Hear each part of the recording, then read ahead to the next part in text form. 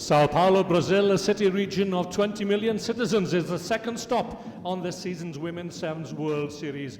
And we greet you warmly from the Arena Barueri, some 40 kilometers from the time, and seen as a huge boost for the game in Canada and for the nation's Olympic ambitions.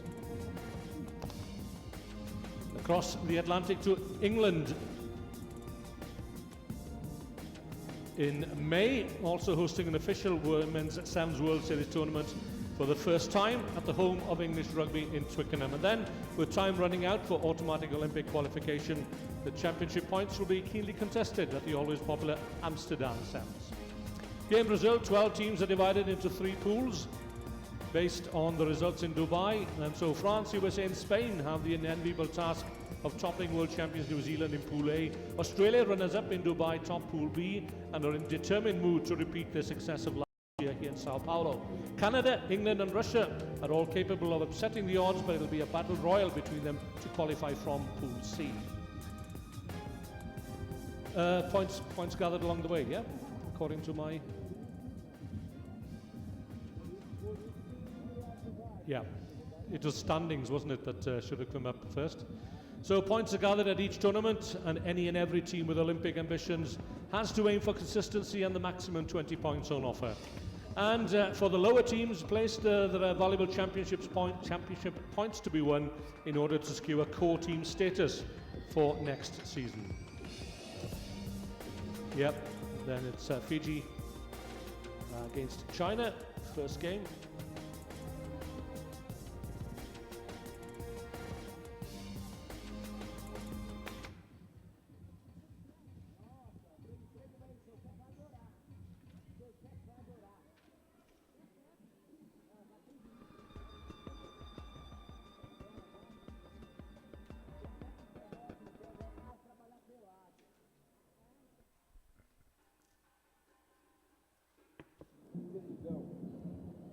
Lê meus dados aqui, ó.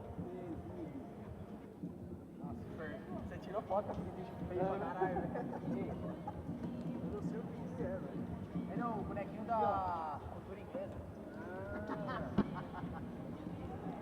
Tem algum fila do sua mãe que tem feriado, botão do meu? O meu fica... Ninguém fala bosta nenhuma. Fala aqui, ó. É, olha lá. Tá bom, tá bom.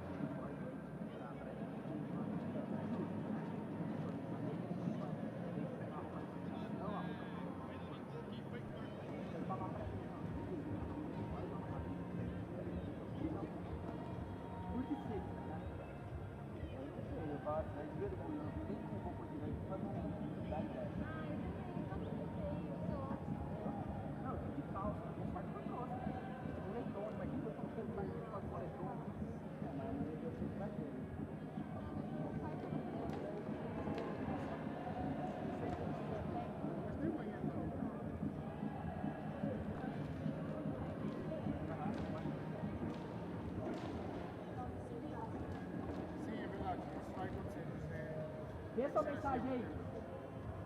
Ok. Vocês vão ficar lá nos Você, né? vê seu celular.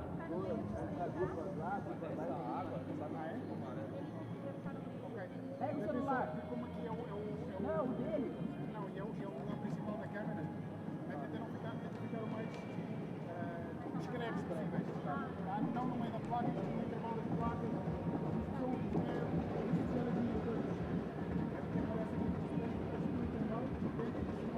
De trás e fica pra trás da placa também. Vou achar um caminho aqui. Pra trás da placa.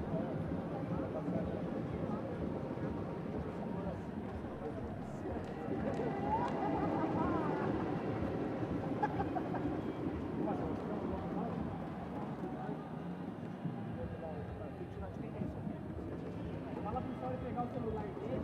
Eu mandei as fotos, eu nem que o pessoal tava fazendo lá. Tá?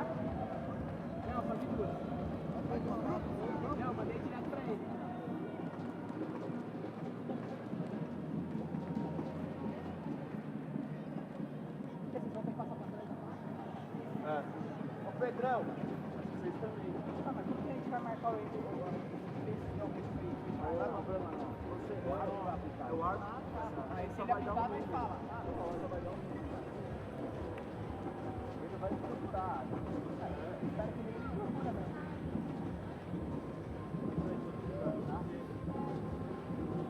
Ó, tem que ficar atrás da é o que acabaram de falar pra gente. Quarta-feira, ele falou que cada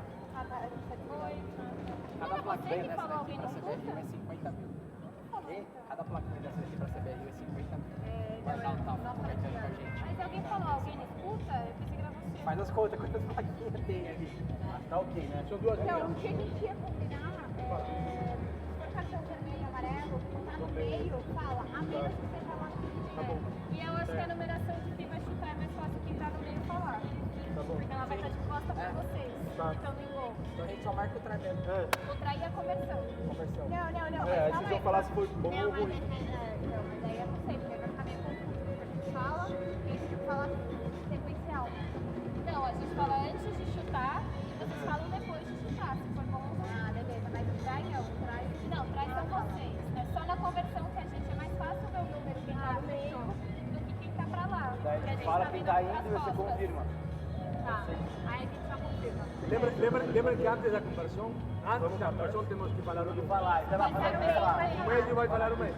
Dessa vez ele vai.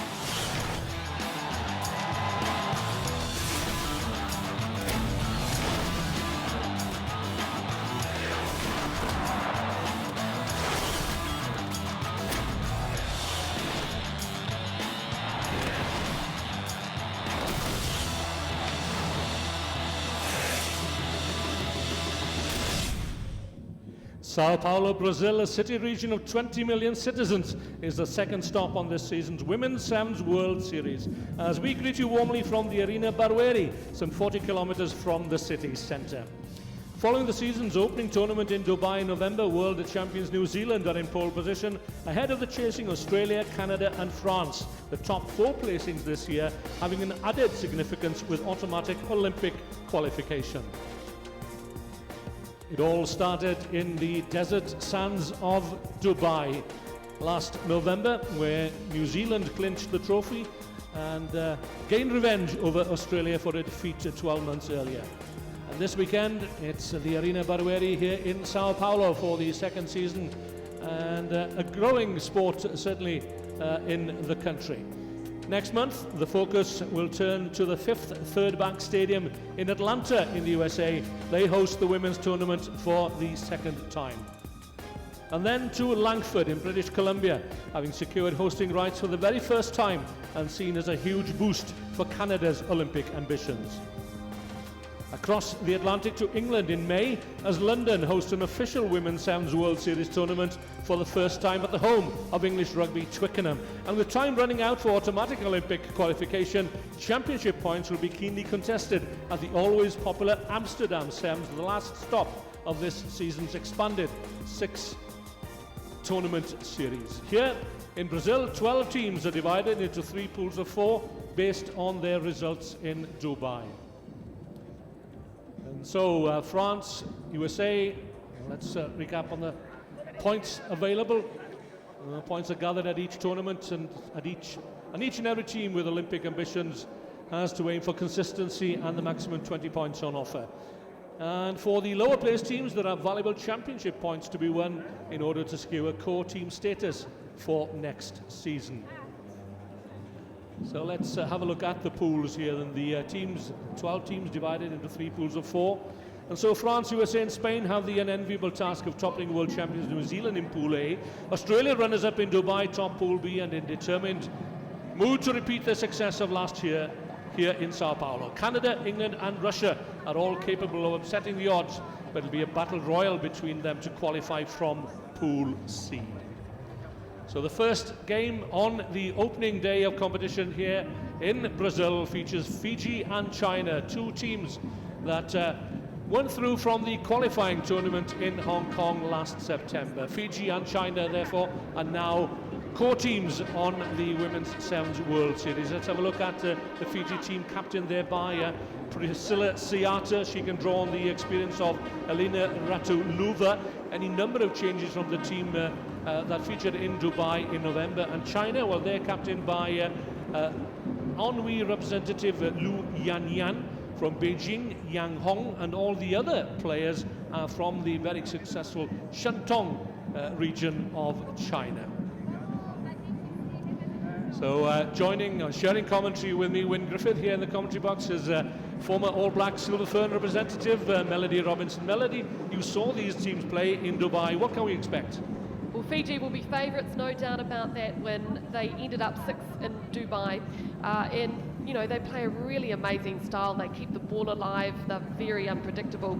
China, they're in a development stage, no doubt about that. But they have around about 300 full-time professional players in their country. They've got money to burn, so they're on the way up. And if there's a smell of an Olympic medal, you can bet you bottom dollar that China will be there somewhere. Well, in Brazil, of course, in 2016. And rugby sevens featuring for the first time in the Olympic Games, and tremendous anticipation here in the country in advance of the Olympic Games in Rio in August of next year.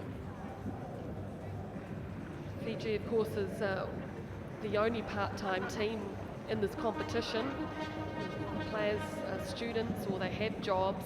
They don't have a centralised program yet, so very difficult for them to compete. But you know, rugby sevens is in their blood. We know that. They watch it growing up, and you know, you'll see from this game the style they play is just fantastic, really entertaining.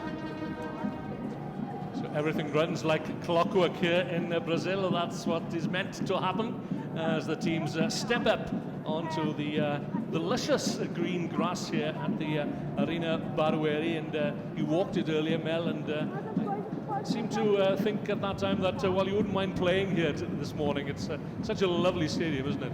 It is beautiful. You know, these women are so lucky now that the series is in its 3rd year, that they get the opportunity to play in cities like this, stadiums like this. It is just fantastic to see.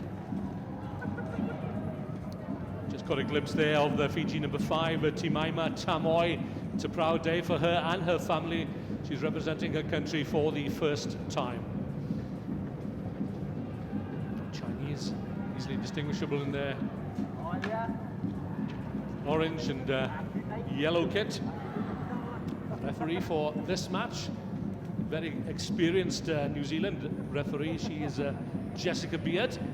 And Fiji then will kick off the opening match here in Sao Paulo from right to left. Let's see whether they can get their tournament underway with a win here over China. They met once before, and that was in Guangzhou last year. And Fiji won by 10-5.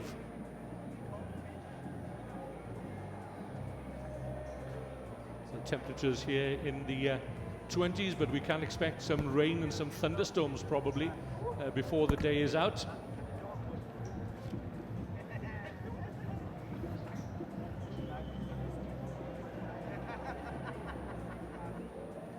Fiji just waiting for the call from the sidelines.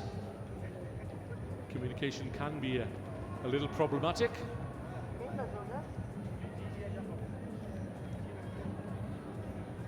call it Brazilian time win. Fijians will be pretty used to that too, Fijian time. We've come to learn that they're laid back here in Sao Paulo, but not this laid back. So again, we remind ourselves it's Jessica Beard having a look at her watch.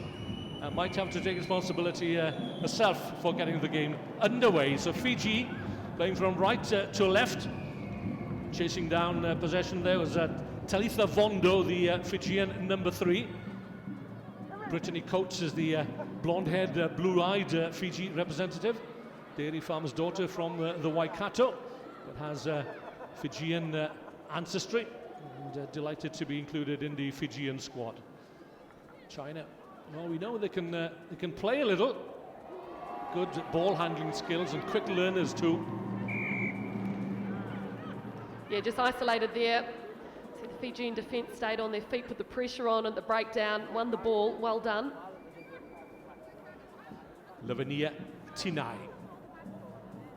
Wild pass back infield. Coates tries to gather. Yeah, they're just sounding each other out at the moment. You can expect in first matches for all of these teams just to get back into the rhythm. Yeah, preparations have been disrupted this week by heavy thunderstorms, but they've been here, since Sunday. And England, I think, they arrived here over a week ago to acclimatise. All teams clearly wanting to finish the season in the top 4 so that they can qualify automatically for the Olympic Games in Rio. China still inside their own half. Still in work on the ground there by Fiji. Taking it up is Anna Maria Rongitha. Could this be the breakthrough? Talitha Vondo back inside to the young lady who started it all, Anna Maria Rongitha, and that is the opening try of this match. Claimed by the Fiji number 7, Anna Maria Rongitha. Yeah, well done, Fiji.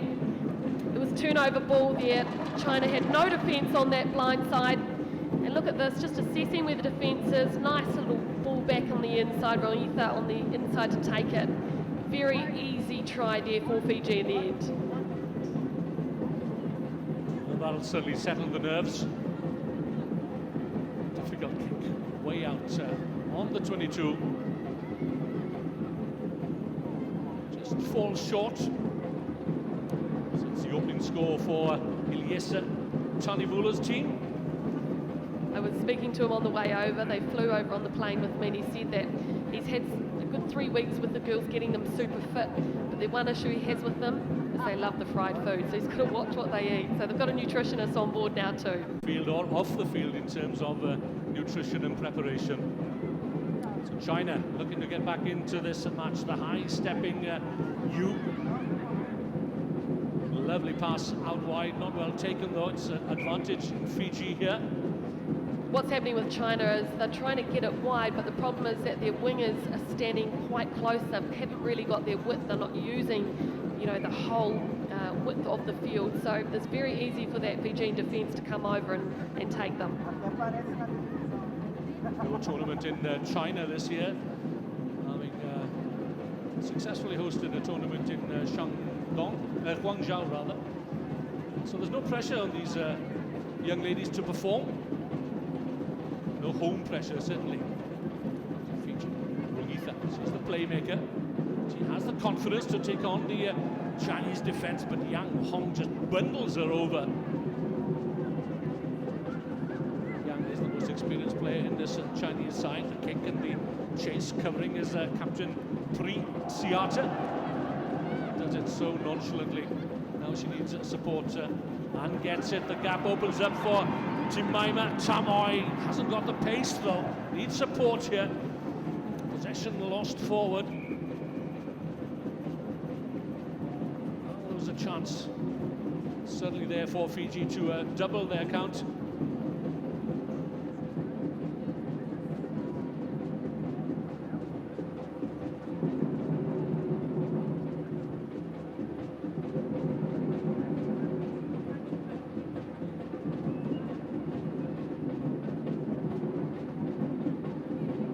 Scrum some 15 metres out from the Chinese try line. A good shove coming through from the Fijiana, as the Fiji ladies wish to be known. China attacking from deep inside their own 22. Hustle there for a second as Coates brings it up for Fiji onto Priscilla Siata, just caught round the ankles. Support is there from Coates once again. Plenty of Fijiana out wide. Could be a second try. Well, they made heavy weather of it, but it's Talitha Vondo who's in under the sticks for a second Fijiana try.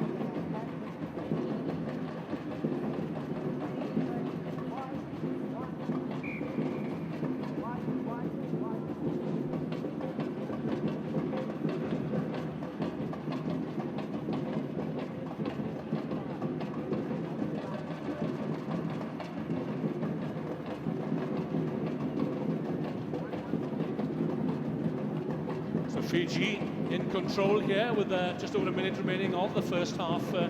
2 tries, 1 conversion, 12-0.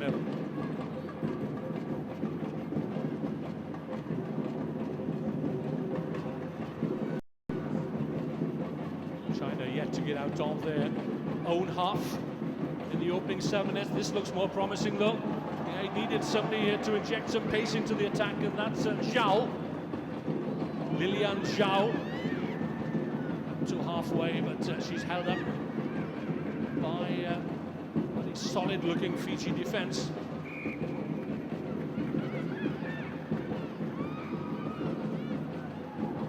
Fiji bring it away quickly. Oh, lovely interpassing here. Has to be a 3rd try, surely. Ratulavwa. She had support. She should have passed, really. Siata. Good defence here though from China as Fiji come again, and as I say, there are 7 newcomers to this Fiji side coming here to Brazil, and it's Brittany Coates this time, the young lady from the Ponsonby club in New Zealand, who extends Fiji's lead just before the break. Don't you love that move? It's just fantastic.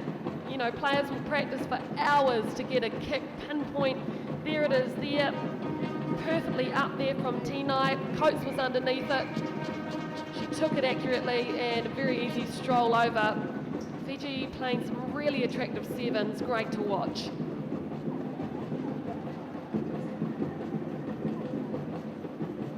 She's played for Auckland Storm. She's played in Waikato, Brittany Coates. Her dad is Fijian, and she's moving from Auckland to be based in Fiji full-time very shortly. And she said the best thing about it is she's getting to learn to speak Fijian and learn a lot more about her culture, so it's just great to see. It's a lovely story, and that's a lovely sight for Fijian supporters everywhere. We've arrived at the break with Fiji leading by 19-0.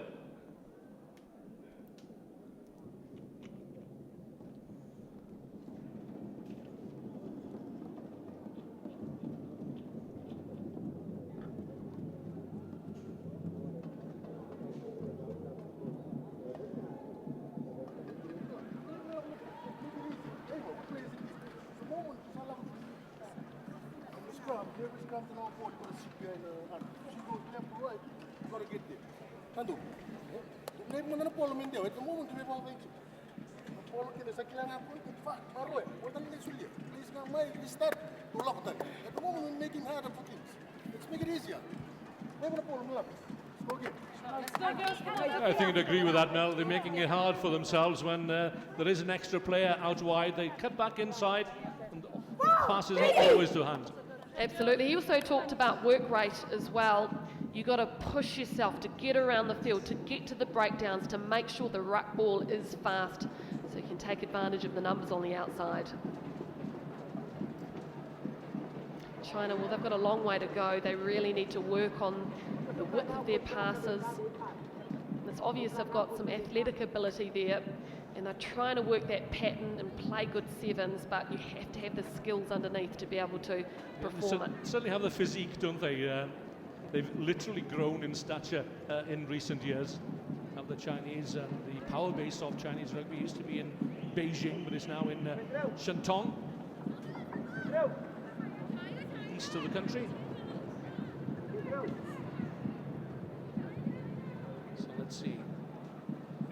response from China in this second period. They trail Fiji by 19-0.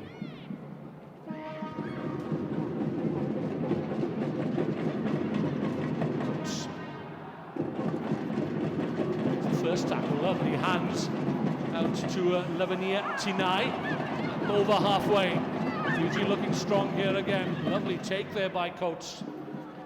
And the floated pass out wide. This time surely it'll come to the flyer out on the wing. Timaima Tamoy, lovely handoff, good pace, good try coming up. A fourth for Fiji, claimed by Timaima Tamoy. Tamoy finished it off. Very well worked try from Fiji, but Brittany Coates was involved there a number of times, and it was that lovely pass that she got out, bounced up. We see the cut there. Defence was poor. The nice fend off straight through the middle. Great start to the second half.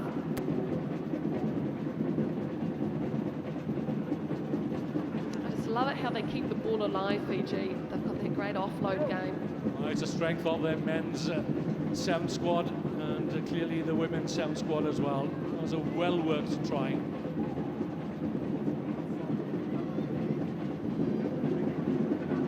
I just think if Fiji gets some confidence going, get a little bit of arrogance on the field, they can bring down any team. Well taken by Zhuang. Called in late to the squad as a replacement. She's based here in Brazil. Good pace being shown. The player getting isolated, but does well to get the ball away. Pressure being applied by Fiji's relentless Anna Maria Runitha. There isn't a lot of her, but she has a big heart. A fierce tackler, according to the Fijiana manager, Salita Karoi, who I had a lovely chat with yesterday. This is Zhong, the newcomer, and she will get China's opening score. Well worked try that too, wasn't it? Fijian defence did not man up. They were stretched too far. Here's the quick tap. You'll see the defence, it's Coates. She comes up. She didn't come up quick enough. And so when she tried to make the tackle too far away, and Zhong, good speed to make it over. Ling Yong from Jiangsu made their debut in Atlanta 12 months ago.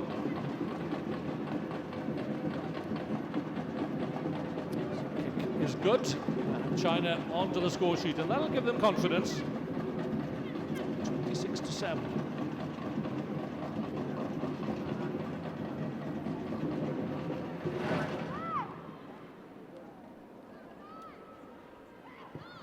Yu kicks long.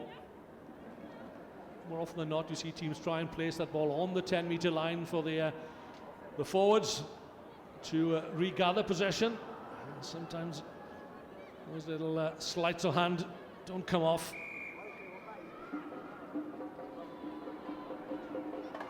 But you can see the ambition in this Fijian side, leading by 4 tries to 1, but China slowly but surely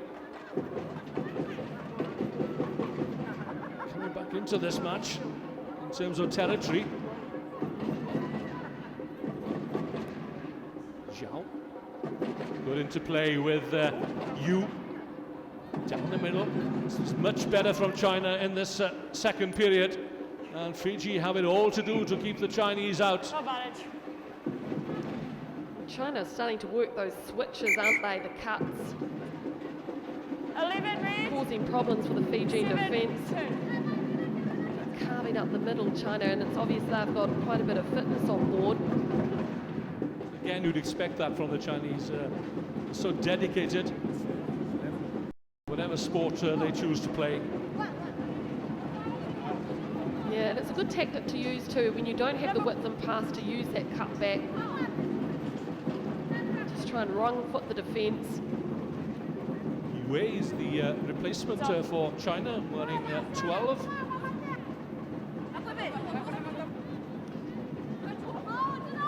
Brazilian drums out there, bit of samba dancing. Yeah, we were told that we could expect that today here at the Arena Barweri from the local universities. So it'll be quite a bit of rivalry, I should imagine, in the stands as well between those samba bands. Let's hope we can hear ourselves think here in the commentary box, way above the playing surface. as China go in search of possession, looking to add to their solitary try at the top of the second half. But Fiji have it. I thought they had it well secured for a moment there. They'll get the penalty. You coming in from the side, have to come in from behind the hindmost foot, and a chance for Fiji to clear the two of the touchlines. Yeah, just giving themselves a little bit of breathing space there by opting to go for the line out. Plus, it's a one-on-one situation, man-on-man in the back line there, if they do get a clean line-out take.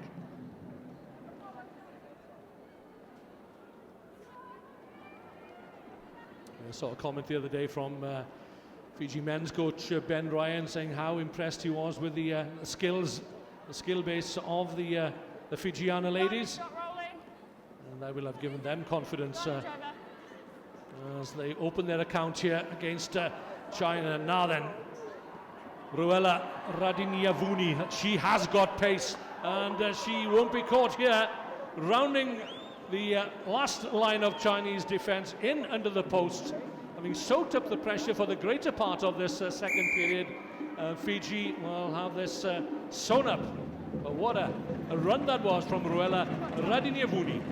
That was lovely. That was a strike move off that line out, and it all came down to a beautiful pass from Rusila Tamoy. She got it out to her winger, Randini Alvuni, who had so much speed on the outside. Here she is, ball under one arm, a bit of a goosey, and that defence here from China, there was no way they were going to pull her in. I don't just love that determined run from Radiniavuni, and she'll remember that score because it's her first ever try in the Women's Sevens World Series, making her debut here in Sao Paulo. 33-7, that's Fiji's lead.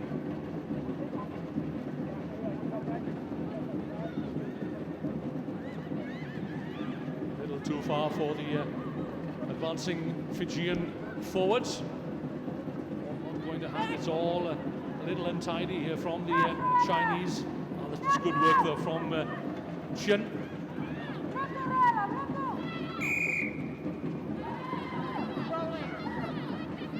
Not rolling away from the tackle area. And a chance as the klaxon goes, the hooter, call it what you will. Fiji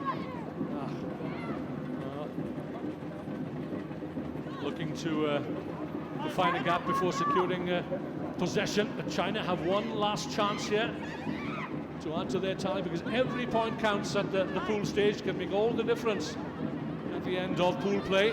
The odd point dropped here and there, the odd point gained.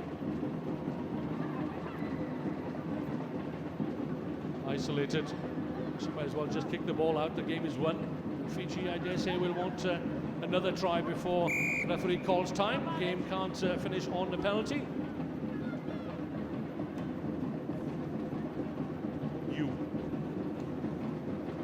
Making you. Fiji won it on the ground. Yeah, that's enough. Let's regroup. Let's have a breather. We've done enough. They've defeated China. It's a good start for Fiji, a new look Fiji here in Sao Paulo this weekend.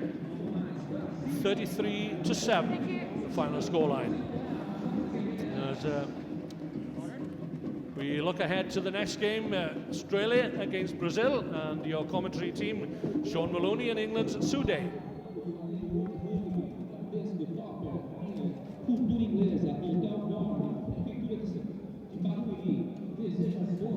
Yes, thank you, Win. And here's how both sides line up for Game 2 here in Sao Paulo. A couple of big names there. See, they look out from the Australian team, in particular Alicia Quirk and Elia Green. Such a world-class team. They've just got class all over the park. Alicia Quirk, you expect to be at the centre of everything good Australia do today. So expect the drums to rev up a little bit more here as the locals launch in for their team. And they're up against the defending champions from last year. There it is.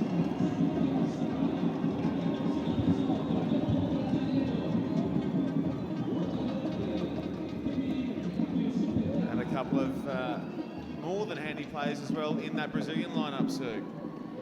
Yeah, they're a good team, Brazil. They've come such a long way in the last 2 years. They wouldn't have been able to cope with the standard of the competition here 2 years ago.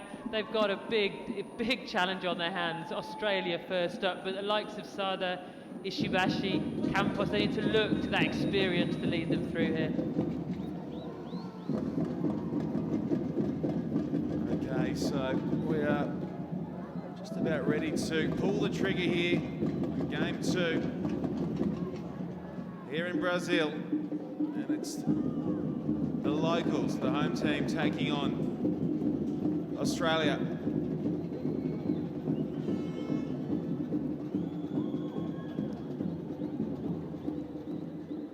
Lee Berard looking after us, and we are off and underway as Green taps it back, but it'll fall into the hands of Brazil early on. Ishibashi fires a pass out to Esteves. Nice tackle from Shannon Parry, shut her down, chopped her again.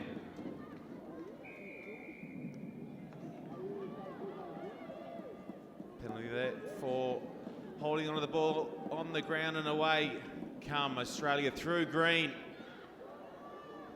Nice shot coming in there from Julia Sada, and forces the turnover, though not rolling away. So possession will stay with Australia, and here's Kaslik going across to Williams, and now long ball out to Parry. Good defence from Brazil early on, holding Australia off, and now sharp footwork at the line from Kaslik. She's in, and Australia are on the board.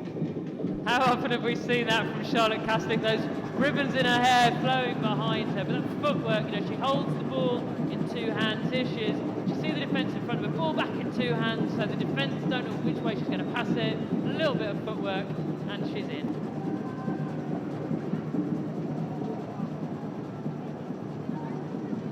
So the extras are good, and they go against the captain's name. So there we have it, Australia 7 leading Brazil 0. What do you make of the local flair, the samba, the drums, the vibe? Great atmosphere, isn't it? Brazilian crowds know how to party. We've seen that in the football. Not quite as many here watching as we've seen over the years watching the football, but they're certainly making a noise. And Brazil, the team, need all the help they can get against this Australia team, it's fair to say. Overcooked off the restart from the boot of Williams, and Brazil will have a crack centre field. Yeah, Australia with Chloe Dalton on the bench. She did a lot of the kicking in the last tournament. Very, very good, accurate kicker. With her not on the pitch, it puts a lot of pressure on the shoulders of Shani Williams. She's captaining, she's doing the kick-off, she's taking the conversions. Gives you very, very little time to collect your thoughts as a captain if you've got all of those responsibilities as well.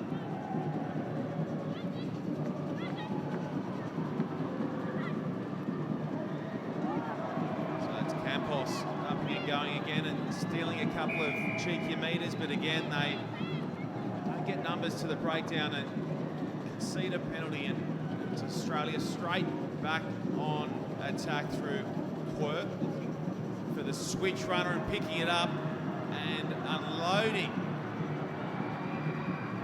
Evania Palit slides through, goes under. Lovely switch ball there to set her up. Yeah, and it was Alicia Quirk that called it all the way, wasn't it? She could see that the defence was drifting. She ran with the drift, we'll see here. She takes the defence with her. You see that little signal there just to Evania Palit, says, come inside, that's where the gap is. And sure enough, that's where the gap was. Evania Palit, lovely balanced runner.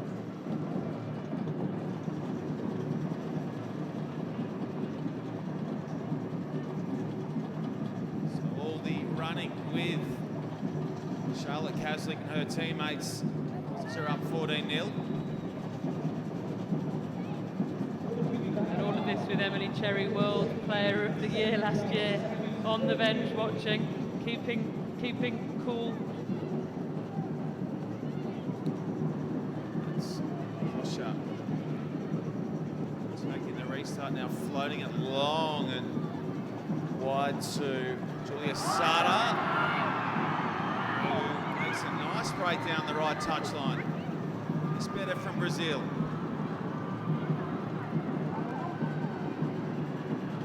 Ghosting in behind the runner, and that's very sharp work there from Parry.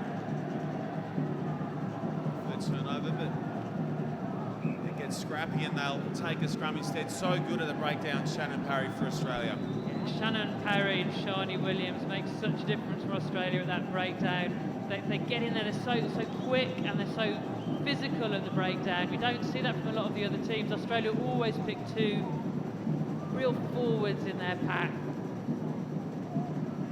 Enables them to dominate possession. The mascot there, the youngest in the Aussie squad, has to lump around them all around the world on the Women's Sevens circuit. There are plenty of youngsters in this Australian lineup as well. Caslick tackle just over halfway. That's Turner. Now out to Green. So much pace. Can they round her up? Nice cover tackle there from Scattron. Super cover tackle. Back it comes now to Williams. Parry cleans up nicely. And they will go back for the penalty.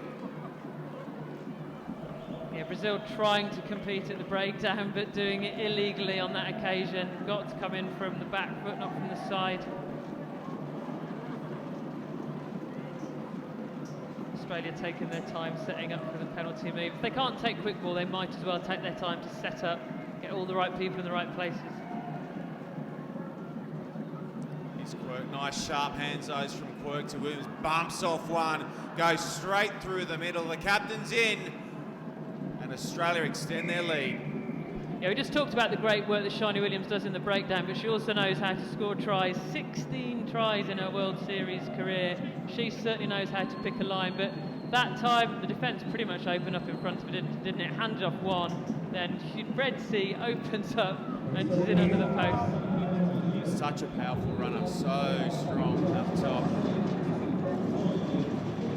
And not too bad. Knocking over the conversions either. Shani Williams adds another 7 to the Aussies' account. They're up 21-0 over Brazil.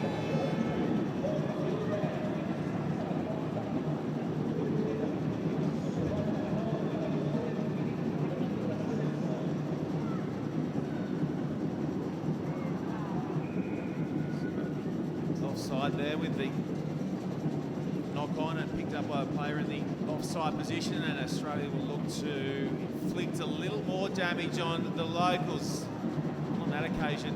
Nick Green just losing a grip, and now it's Brazil who come away through Sada. She's a handy little player, Julia Sada.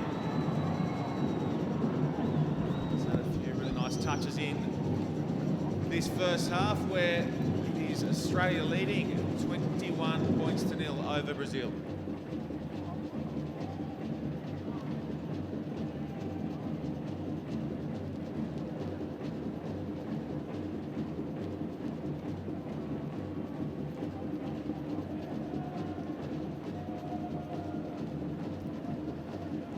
And as always, we'll get you down and close to the action at half time. Take you in near and around the huddles and get some of the chat out of the coaches and players for you.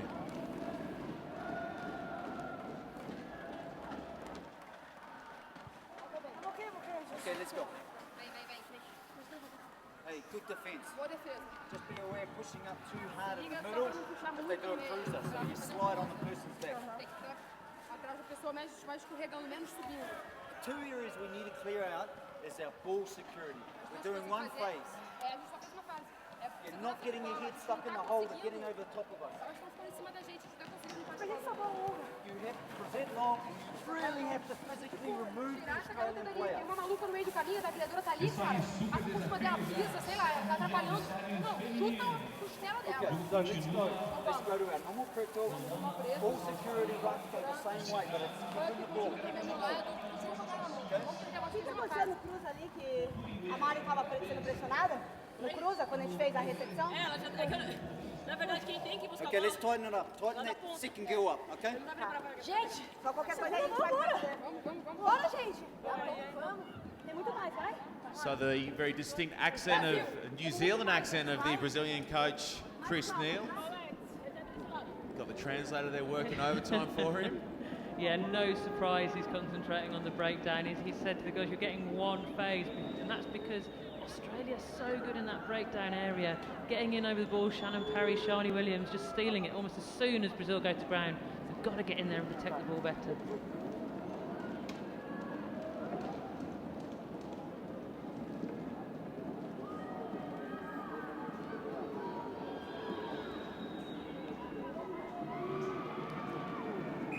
Work with a couple of nice handles in the first half. So captain getting them back underway. 21-0 Australia lead Brazil in game 2 here in Sao Paulo as Parry tries to put some pressure onto the breakdown and reading it beautifully, Shani Williams. That is an excellent heads-up play from the captain, and she has her second try of the morning. We've seen a bit of everything from her already today, haven't we? First of all, it's the breakdown skills, then it's the try-scoring physicality, and this time it's just using her brain. She read the play fantastically well there. Nobody anywhere near her pucks the ball out of the air and in over the line. The dexterous to her own try, and that one away, her first miss. However, the team is ahead 26 points to nil as Charlotte Casling has a quick breather. As will Shani Williams.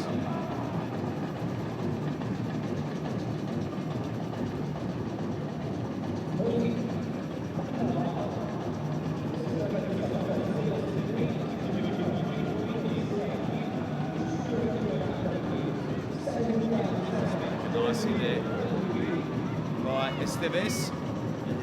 Just looking to feel their way around that short side Brazil.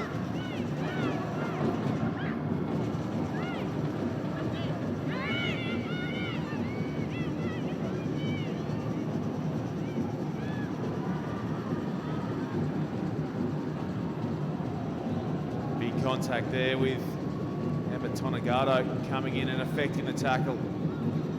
And again, she's up and at the once more looking for the turnover. However, he's penalised on that occasion.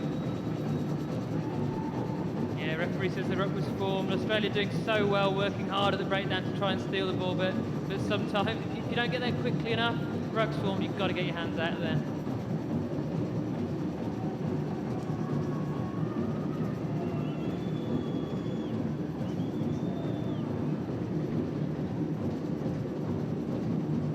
Rare attacking opportunity for Brazil, this, isn't it? I'm not sure they've been this far up the pitch yet. Let's see what they can do with it. It's a little bit scrappy as Zara cleans it up. They turn it straight back to Australia. Just can't maintain possession and affect any real pressure on the Australians at this point. Same problem that Chris Neal identified at half-time. Just not getting to the breakdown quick enough, and when they are getting there, not being effective enough, not getting low enough, not pushing over and past the ball to get those Australian hands out.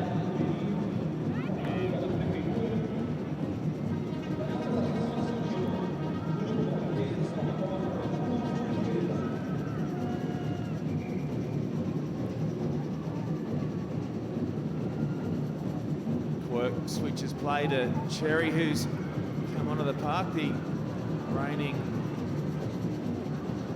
Sevens player of the year.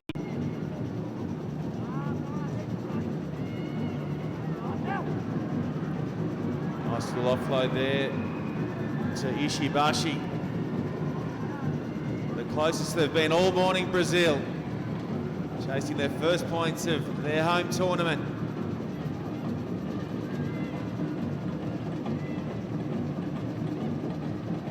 Unfortunately for the locals, they're not going to get points on this occasion, and now charging up the middle of the field is Emily Cherry.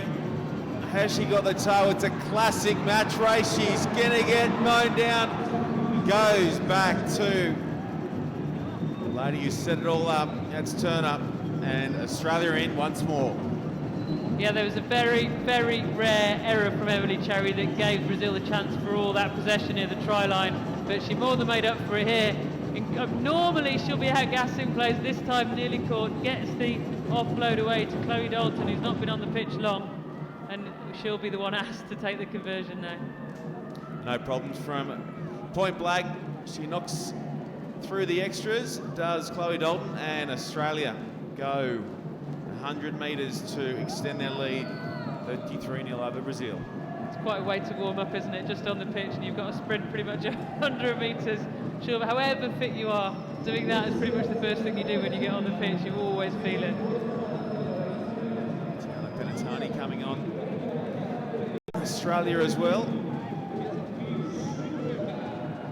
Hard to see it on the screens, but Australia are spread out right across the whole pitch. You'll see most teams load one side of the pitch or the other, but they're right across the pitch, which makes it so hard for the defence, because they could literally kick it anywhere.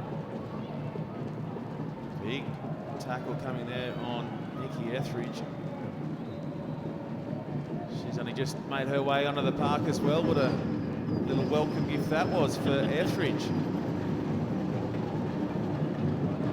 Ouch. Well timed hit, wasn't it?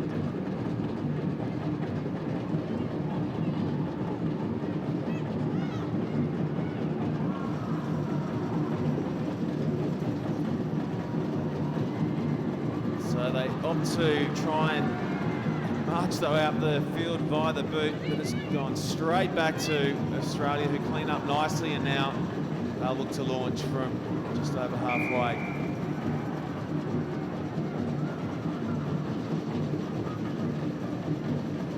Cherry goes across to Quirk, who goes inside to Penatani, trying to bust the line, does beautifully offloading, and Dalton taking play inside the 22. Numbers stacked to the right for the Aussies. Etheridge goes one more pass to Tonagato, and she's in. And that is a nicely scored try by the Aussies. Yeah, good, simple sevens for Australia. Brazil, poor decision to kick the ball away. In sevens, possession's gold. If you're going to kick, you've got to know you're going to get it back. Gave the ball away to Australia, then they just worked it well, didn't they? Down one side of the pitch, back down the other, and their handling skills are so good. It ends up in Tonegato's hands, right in front of her, just picks the ball up out of the air. Lovely sevens play. And Dalton adds another two.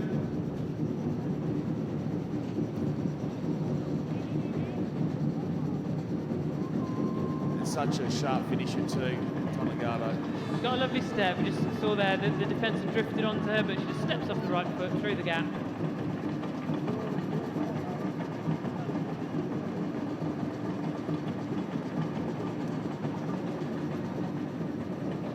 So 40-0, Australia lead Brazil. Into injury time.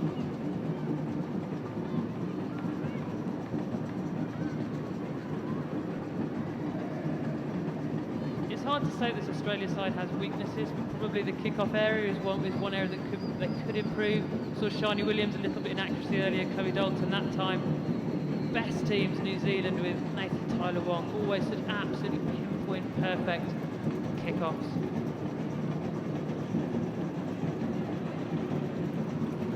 So looking to finish with something to raise the spirits of their home fans, and shooting through and running clear is Araujo. She's going to get mown down.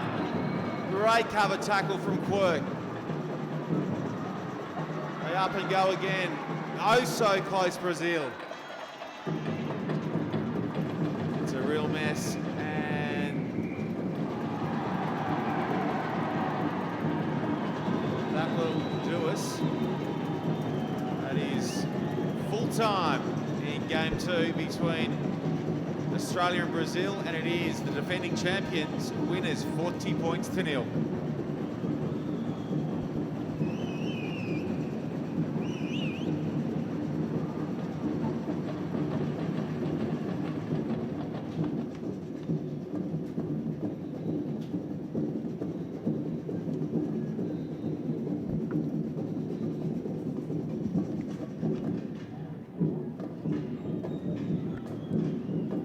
Two high-scoring games on the opening morning of competition here in Sao Paulo, as we move swiftly on to the first of the Pool A matches between France and Spain. No less than 6 members of the French side appeared here 12 months ago. Mayon's been the exception to the starting lineup. And Spain, well, they played off for the bronze medal in the Rugby World Cup Sevens in Moscow in 2013. So this should be an evenly matched contest, Mel Roberts. Yeah, Spain's an interesting sevens team because they played well at that World Cup in 2013, but it seems like they've gone backwards since then. They've got a lot of 15-a-side players in their team. In fact, they're the oldest team on average in this competition. They should play really good sevens, but the thing is that they play a lot of kind of 15 style. They go into contact, that kind of thing. France, on the other hand, I'm excited to see them again because they're putting resources in. They've had a lot of training camps. They look so good at Dubai. They shocked a few by coming in third, but I tell you what, if they keep on that kind of track, they will be beaters of teams like Australia and New Zealand because they've got a lot of talent there. So here they come, France led by Christelle Ledouf in the blue shirts. Barbara Pla is the captain of Spain. And the French, well, all these players now are contracted to the French Rugby Federation. They're semi-professionals, and that was reflected, as you say, Mel, in the results in Dubai. Now a core team as well on the circuit, having got to the final of the qualifying tournament in Hong Kong, where they were beaten by the odd score to Fiji. Yeah, keep an eye out for Mayans in the number 3 jersey for France. She was in the tournament team we selected after Dubai. Absolute standout. Blonde, bushy hair, you can't miss her. It'd be interesting if the Spanish number 2 and she come up against one of Paula Medine, because any number of these Spanish players, including Medine now, play their rugby in France, and Medine plays for the same team as Marjorie Mayence, Gabi Lee from Hong Kong. Well, that's the thing, isn't it? That a lot of these Spanish girls are very familiar with the French athletes, so you never know, an upset could be on the cards. Yeah, the Spanish women, they lack international competition, and I think they've suffered as a consequence. So let's see how they perform here against a very confident French squad arriving here in Sao Paulo. So first possession to the Les Bleus, the all blue of France, and again looking to spread it wide. The pass not finding Caroline Ladanus, the French number 7.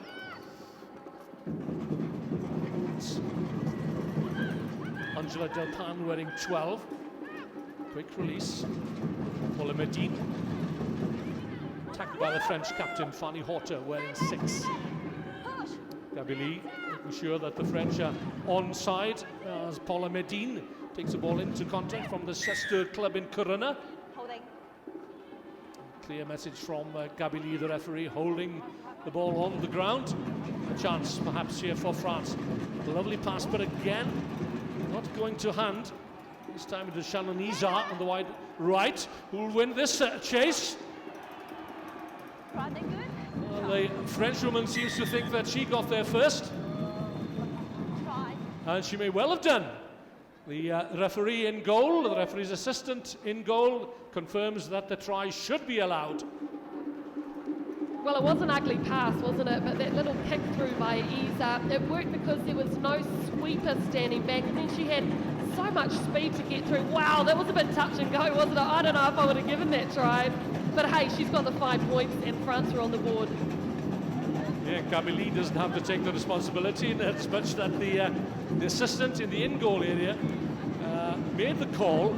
And it's good to see the referee in goal making the call, because very often the local referees, and they're a bit shy, a bit reluctant when they're called upon. But on this occasion, no problem. 7-0. That's France's advantage. So again, they spin it out wide. Change of direction. Fanny Horton, well tackled by Vanessa Rial. Quick recycling, and the ball whipped out quickly into midfield. What's good about this game is that both teams are playing it at pace, and there's a lot of physicality physicality in the contact area. So when that tackle's made, or when the ball goes to a ruck, you can see the impact.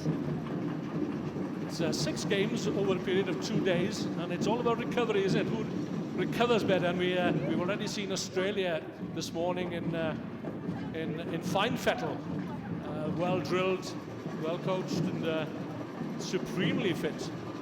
I can't tell you how hard those 14 minutes are. It is the worst feeling you can put your body through. And knowing that you have to do it again and again and again. It's Spain looking to get back on terms midway through the first half. 7 minutes each way. This looks promising. France have the move well covered.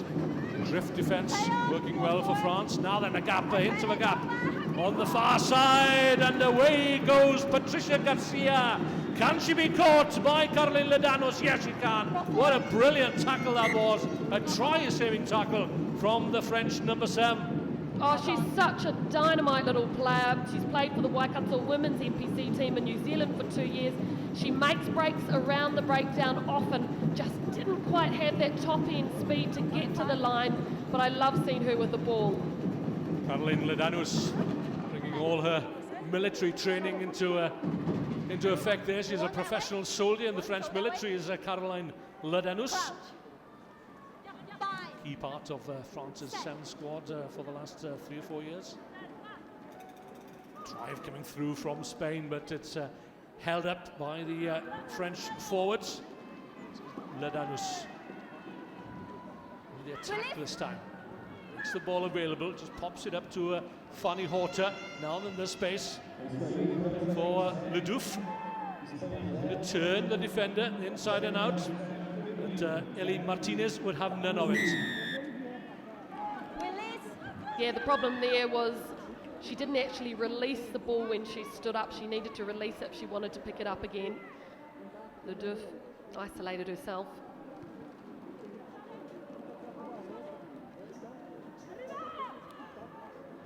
That's a little too far. Good work there by Christelle Ledouf, using all her experience now, releasing Fanny Horta around her ankles. Patricia Garcia, it's a good tackle, lovely pop-up. Finding Angela Delpan on her own in midfield. Good communication from the Spanish ladies here. Tackle from behind there by Marjorie Mayons. Fullback or wing in 15s. Good refereeing also by Gabi Lee, the Hong Kong representative. Half chance. One more pass could do it. Good effort from Vanessa Rial. Spain have it though. Got the players on the wide outside. French looking to hold up the ball carrier.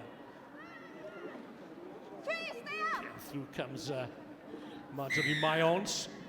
Great defence there from France. They just pushed up, didn't give Spain any opportunity, any room in all of those phases there.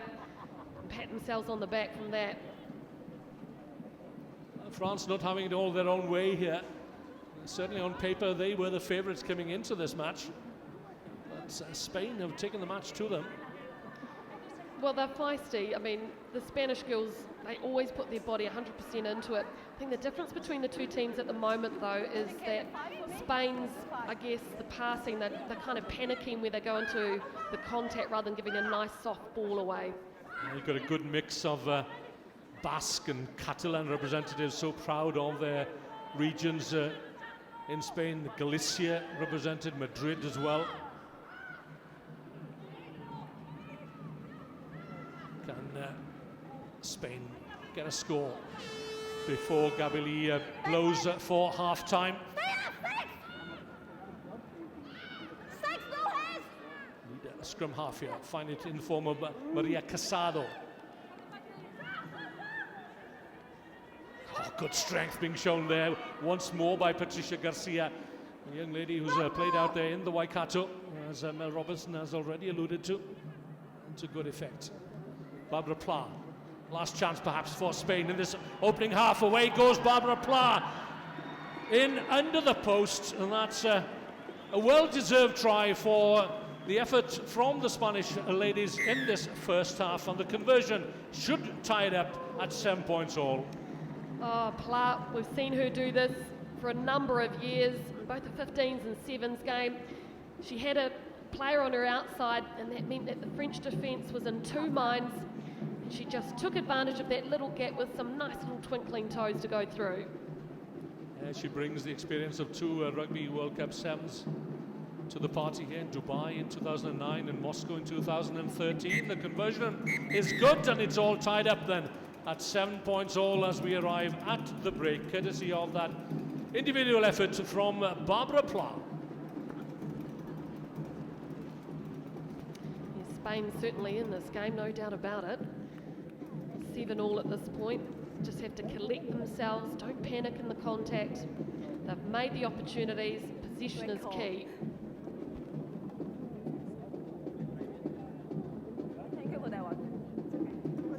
I have to say, as with the French men's squad, so the women's as well, you never know which French side is going to turn up.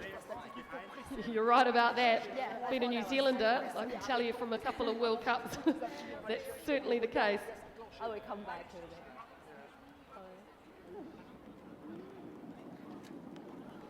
Jose Antonio Barrio is the coach of Spain.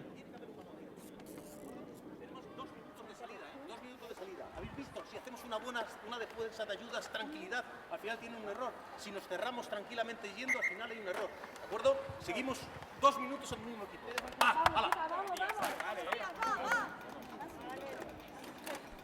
Soaring temperatures here at the wonderful Arena Barueri in Sao Paulo as we approach midday.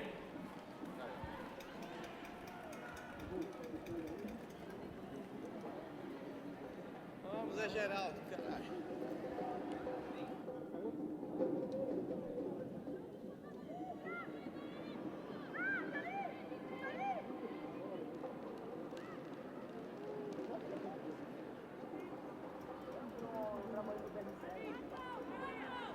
So nothing to choose between the teams as Gabili gets set to get the second half underway. It's France 7, Spain 7, and that's a lovely kick. Well, it looked as if it was going to drop right on the 10-metre line. I think the French player should have let it drop because the Spanish player was coming through to take it. It'll be Spain's free kick. Try scorer Barbara Pla just has a look around her to see what the possibilities are. Support comes in the form of Maria Casado from the Majada Honda Club in Madrid. High tackle is the call from Gabili. See, mentally, France have got to get themselves back in this game, get hold of that pill. Spain a disappointing 11th position in Dubai. As you say, Mel, they've trained hard since then. They don't want to be outshone or embarrassed again, as Vanessa Rial brings it away over the France 10-metre line. Good, quick recycling. Medine to Garcia. Try scorer Pla once again gets the better of the first tackle and steps out of the second tackle from Shannon Izar. Quickly taken by Garcia. The handoff, the offload to Medine. France have this one though. Good work at the breakdown. Just like France to score here on the counter, wouldn't it? Ledouf, Mayons rather. Biscara. See the pace of the French ladies. And the defence of Spain being exposed here by Camille Grassino. Balanced runner, the busy winger in the 15s, and she's no slouch in 7s either. Second try for France. Well, you know, she created almost. Got the ball out wide, near that 5 metre, beautiful little step off her left foot, and then she put the hammer down, showed all her pace, head down. You can see the determination there. Nearly pulled in at the end, but that's the way to start the second half, France.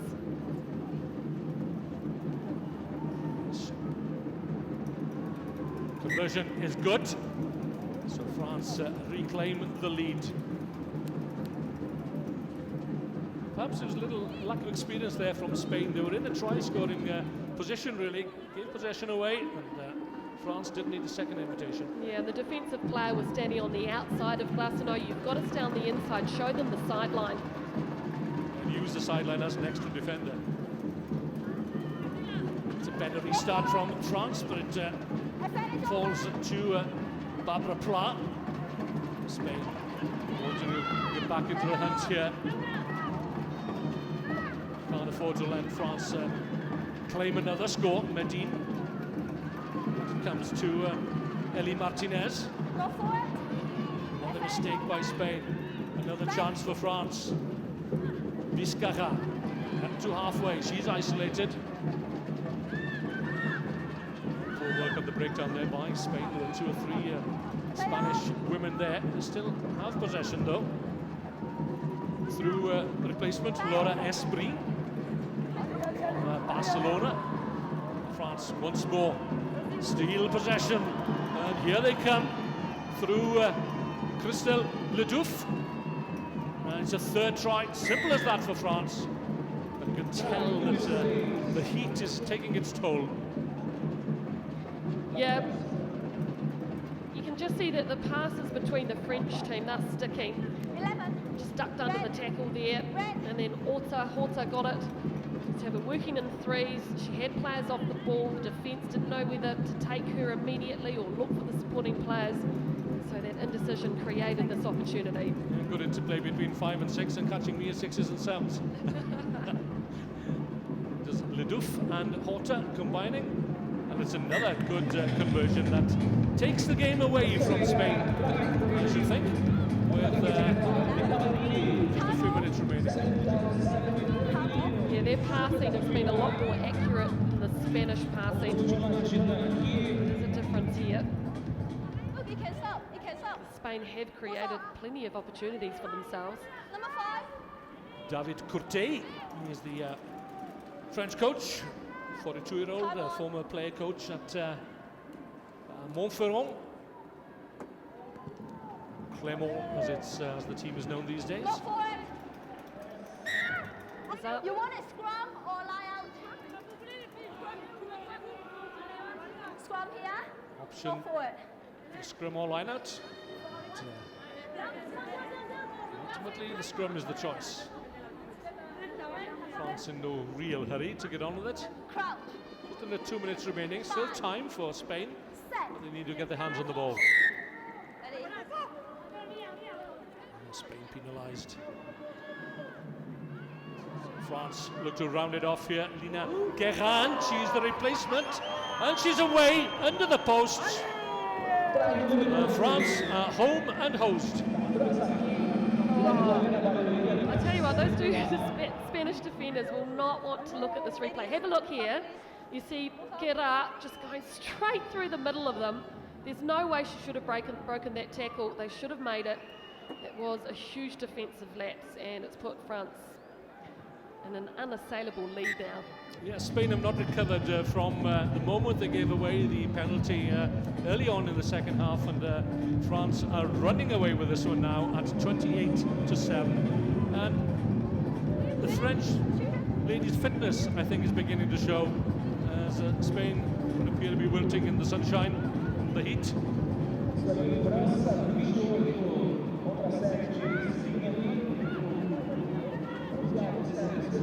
4 tries, 4 conversions to Spain's 3-1. The clock runs down to 0 in this opening match in Pool A.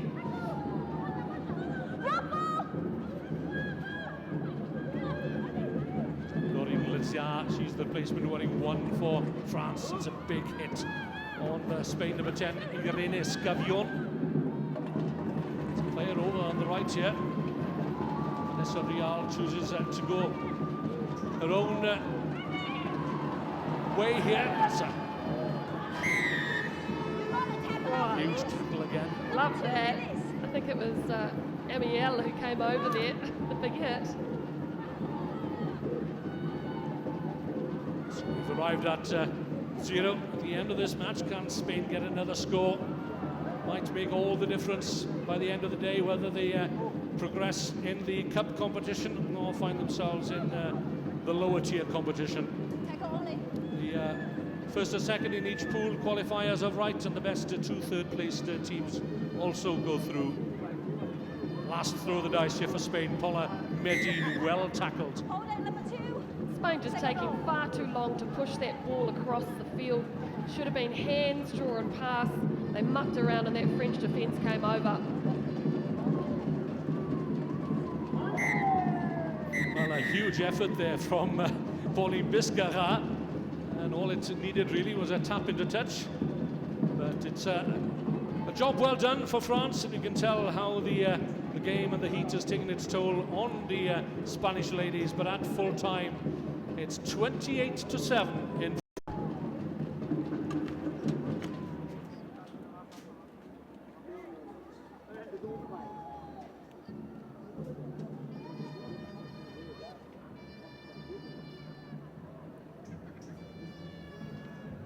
So up next, it is one of the tournament favourites, New Zealand, taking on the United States. They have never lost. Melody Robinson to the United States. You expect that to continue here in Brazil?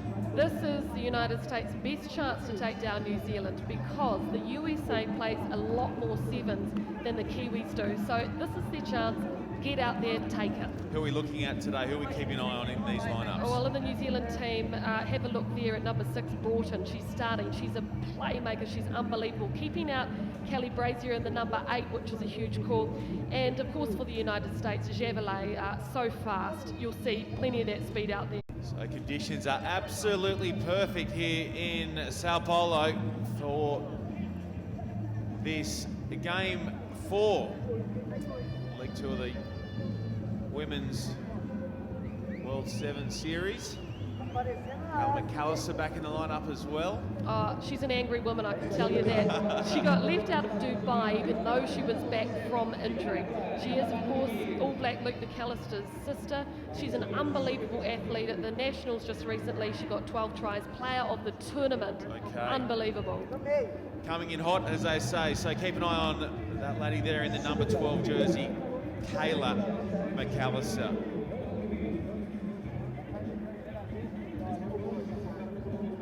Doyle.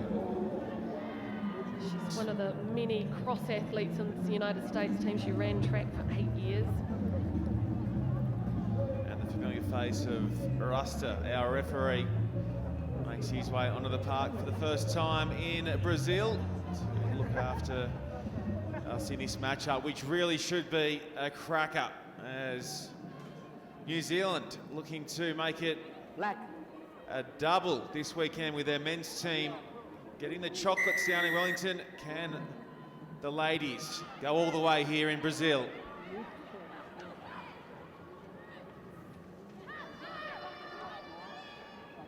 The switch there, and it's loose. Polarian has to go back and clean up the scraps. She's brought down by Goss.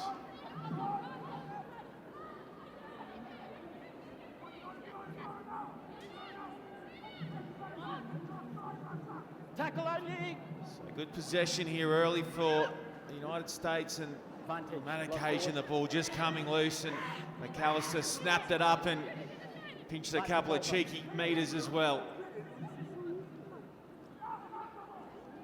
Good skills there from Nathan Wong. Now scrappy as Goss has to dive on it. Good pressure from USA, but they gave away a penalty there, and on they come again, New Zealand. Just holding it up, ghosting it out, switching to Woodman, her first touch for the morning.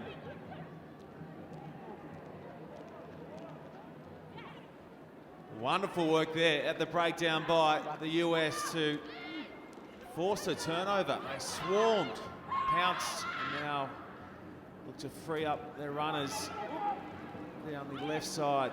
Nice tackle there from Nathan Wong. This is exactly what the United States have to do, be very physical at the breakdown, muck up any Kiwi ball possible. But they've got to speed the game up, and they get an opportunity like that, you've got to take a quick tack, get the girls in black moving backwards.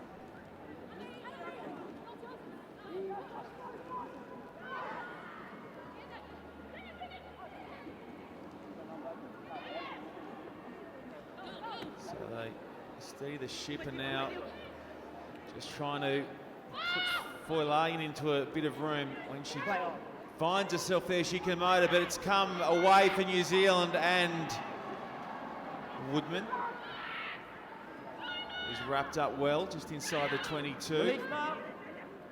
Last feet, move. Montage. An advantage coming here for New Zealand. Goss goes across to Chubik. Good footwork, wonderful footwork, and she's in. Hazel Chubik, that was special. Well, she's playing in the front row for the Kiwis, but she's been a fullback her entire career in the 15-a-side game. So there's no doubt about it, she's got footwork. She knows how to beat the defence. Look at that, off her right, and another one, and another one. How good's that? Nice to see early on. Dancing around, electric feet. Chubik, nice start. And Nathan Wong knocks through the conversion, so it is 7-0. New Zealand up over the USA. That's the beauty of having somebody like Kayla McAllister in the middle as well, because she drew the defence. And that gave Hazel Chubik a little bit of space to play with too. Everybody with the plaits in the hair. Must take them ages to do that before they get here.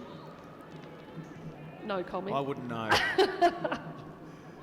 I wouldn't know, as Nathan Wong gets us off and running once more. That falls into the hands of Griffin, who does well to free up a runner down the left touchline. This good play, this great play from the USA.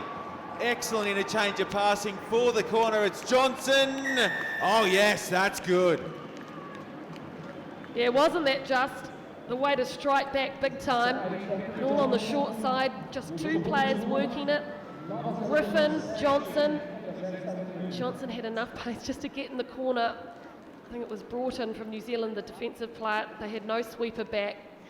So it was great instinctive play, heads up play there from the United States to manipulate that short side. Excellent. Run of passing too. So she's just run all the distance, now she's got to convert it. Bit tough. Johnson, the direction was good, just didn't have the legs to get there, so it remains 7 points to 5. New Zealand over the USA. The United States were 7th in Dubai, which was really disappointing for them. They had moments where they were brilliant, and other games where they really disappointed. They are a very competitive team though.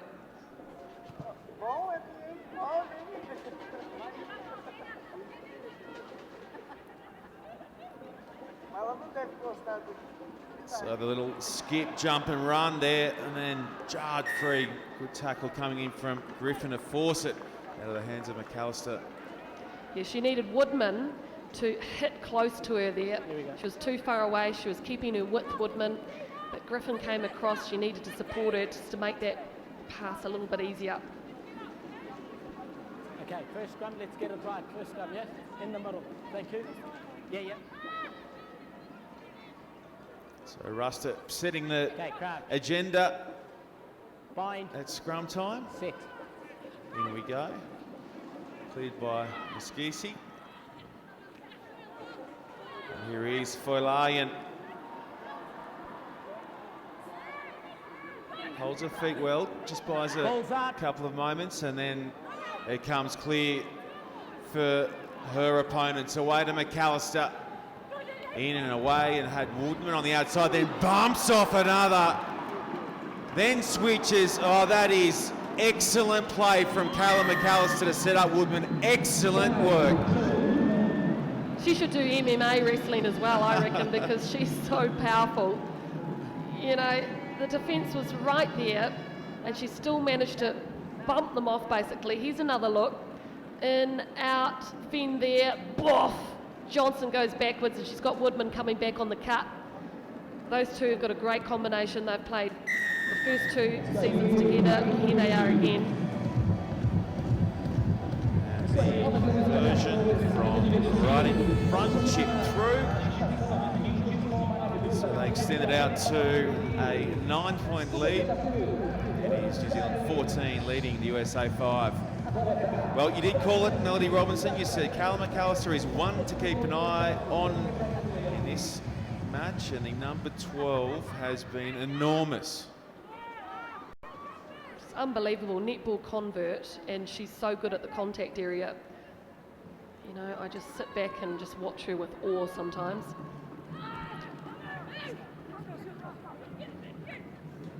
Taken nicely there by Folayan. Maul taken in. Was a maul. Was a maul taken in, half time. So that'll do us through the first 7 minutes of action in this matchup between New Zealand and the USA, and it is New Zealand leading 14 points to 5. Yeah, I think they'll be happy with that first half performance because, as I said, they don't play tournaments around the world like some of these other sides do. The United States, they've had international teams like Canada in camps with them. Yeah, sorry, earlier on I couldn't. They go to more tournaments than just the World Rugby Women's Series as well.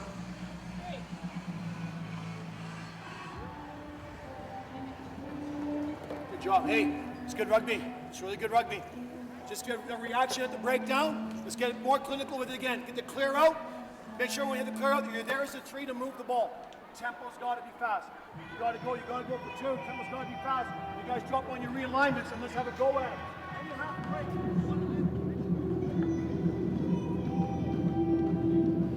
So pretty happy with things, Rick Suggett there, the USA coach, and now we go across to the New Zealand huddle, and it's Sean Horan. Right, mate. Okay, but the big thing we're getting them, our chop and pop. We take this space, we chop and pop. Okay? Some new terminology there, chop and pop.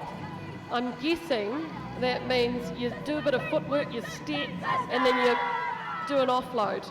So just before you hit the contact area, you push the offload off. Did you say chop and pop? That's what he's saying, chop and pop. Sounds like the sort of thing Carl Tanana In his dreams. would make happen. Slack. Yeah, no, You're good to go. Carl Tanana was a legendary player for New Zealand, as is this young lady here, forging herself an amazing reputation.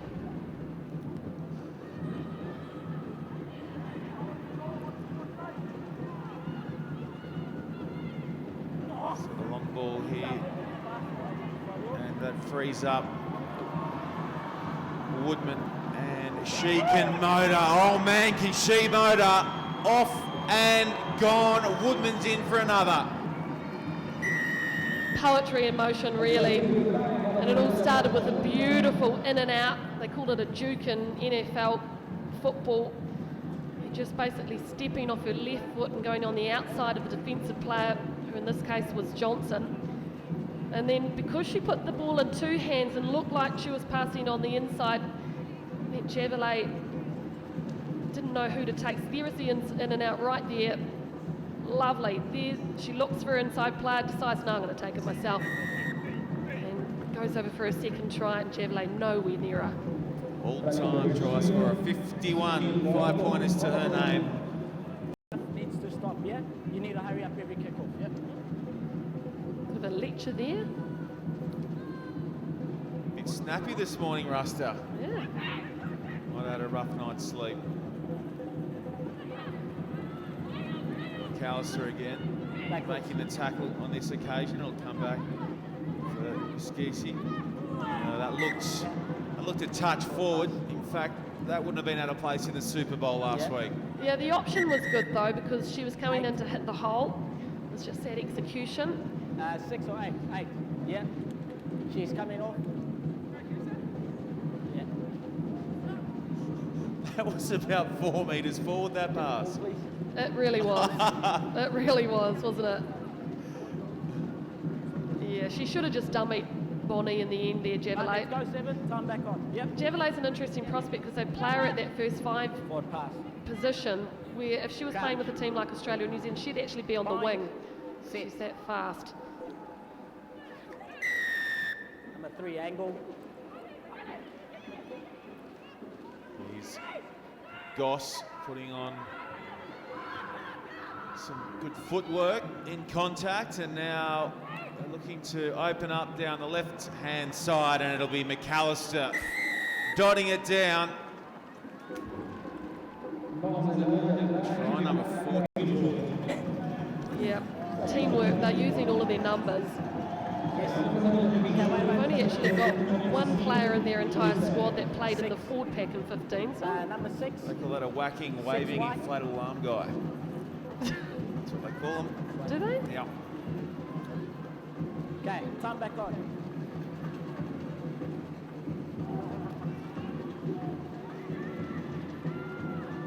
Play on. Just going to squeeze past the 10 metres, so all good. There we go. In a touch. Runner. The USA throw.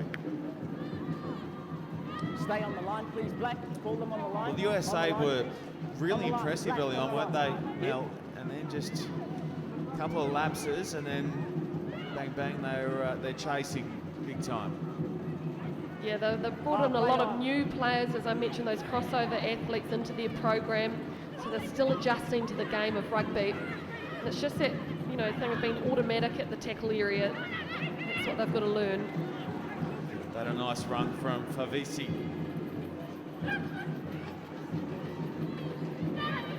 I've looked down the left touch line. Good ball that.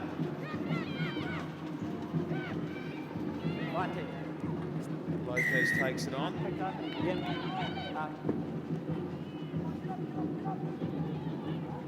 Big contact there, good tackle.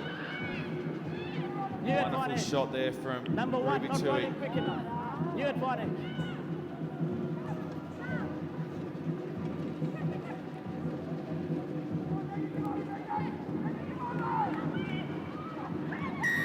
Number 1, roll away out of the tackle zone, please.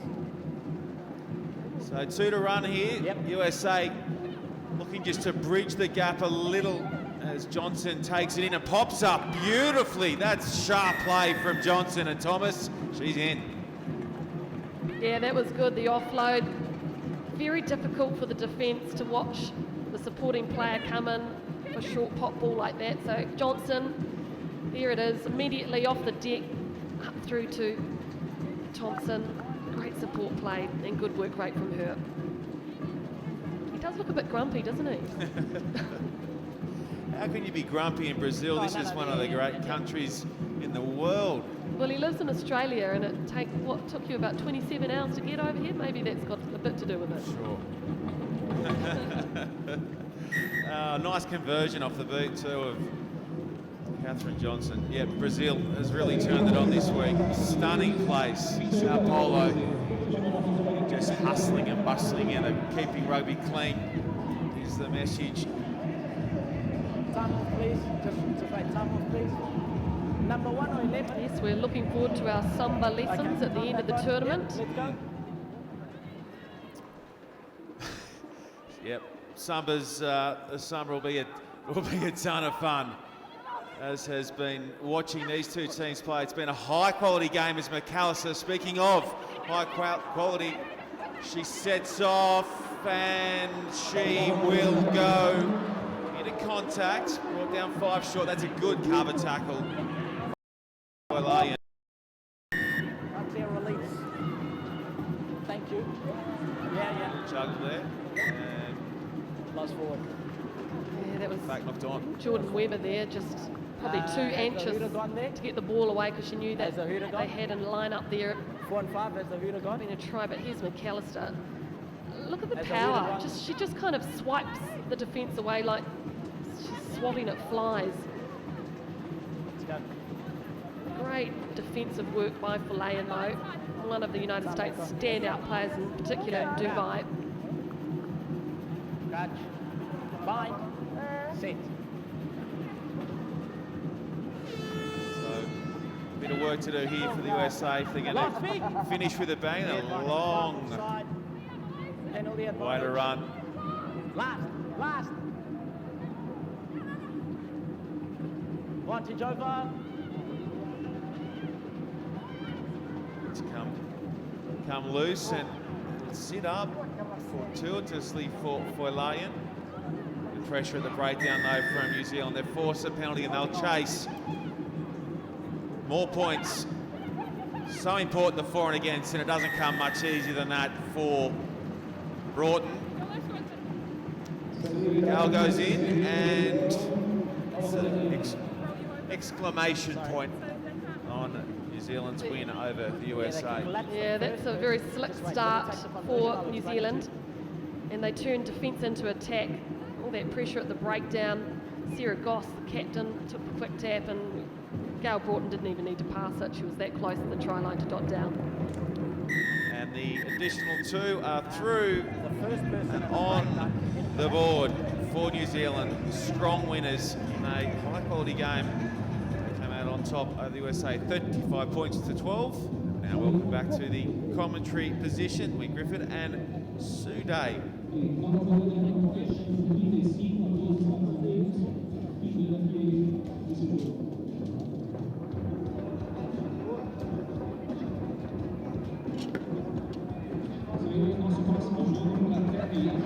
Thank you, Sean. So the world champions on their way. Winners in Dubai in November. Topping the pool at the moment. Looking ahead then to the game between England and South Africa. Tied 1-1 in the series. Last met in Amsterdam 2 years ago when England won by just the 1 score.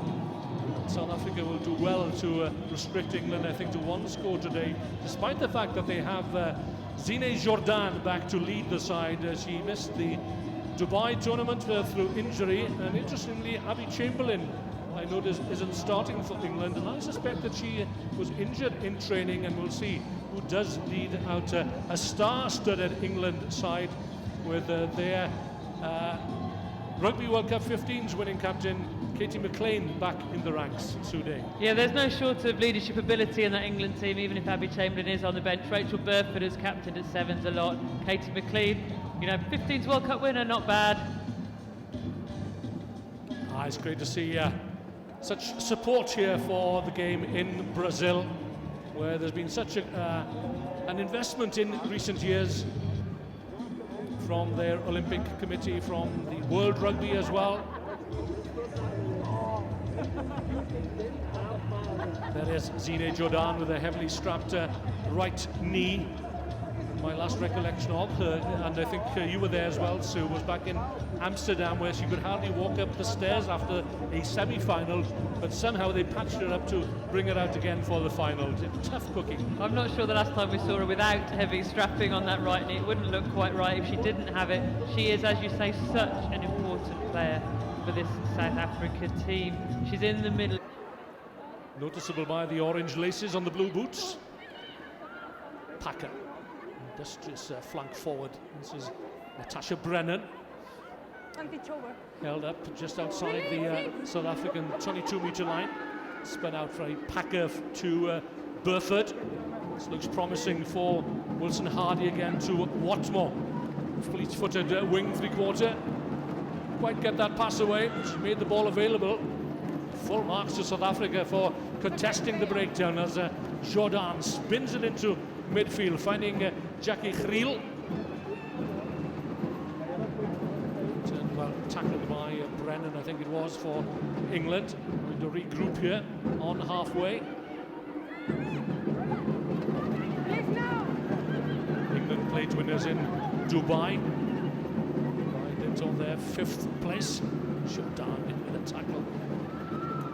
It is a supreme effort to bring this lady to ground. That's Joanne Watmore, and this will be the first try for England to stroll into the posts.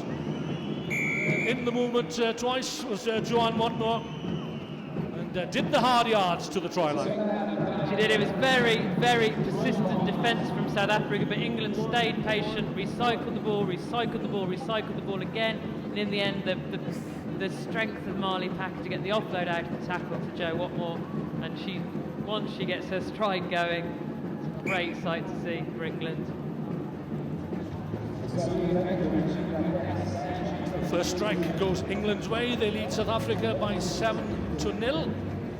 So, a confident start from the English. Yeah, an interesting tactical call from Simon Middleton. In Dubai, we saw Joanne Watmore play wing in every game, just out on the wing. This game, she's in the forward. She's, you know, the fast prop, so waiting out on the other side of the pitch when the ball comes back. So far, so good for her. Good chasing there by Watmore. Quite gathered. Marley Packer is there, and you'll seem to expect the flanker to be crowding out the South African players. It's advantage England here. Good strength being shown by Katie McLean. Back. Advantage, not 10. It's advantage here to England. South Africa not back to 10 metres. They don't need the advantage because they had the second try claimed by Natasha Brennan. Yeah, good addition to the squad for England, Natasha Brennan, after Dubai. 20 tries in the World Series, so a prolific finisher. And here you'll see the ball comes from Claire Allen, then the little footwork from Tash Brennan, holding up Creel in defence. The defender ends up flat-footed if you've got that step, and just goes on the outside. England clearly in determined mood. Katie McLean, she kicked some important points for England in their World Cup winning series in France. Just missed that one, but England are well in control here and lead South Africa by 12-0. Yeah, if you're talking about important, useful additions to a squad, being able to bring in a World Cup winning captain with all the experience that Katie McLean brings, just gives the team calmness, assurance in big games. Well taken by Marte Pienaar.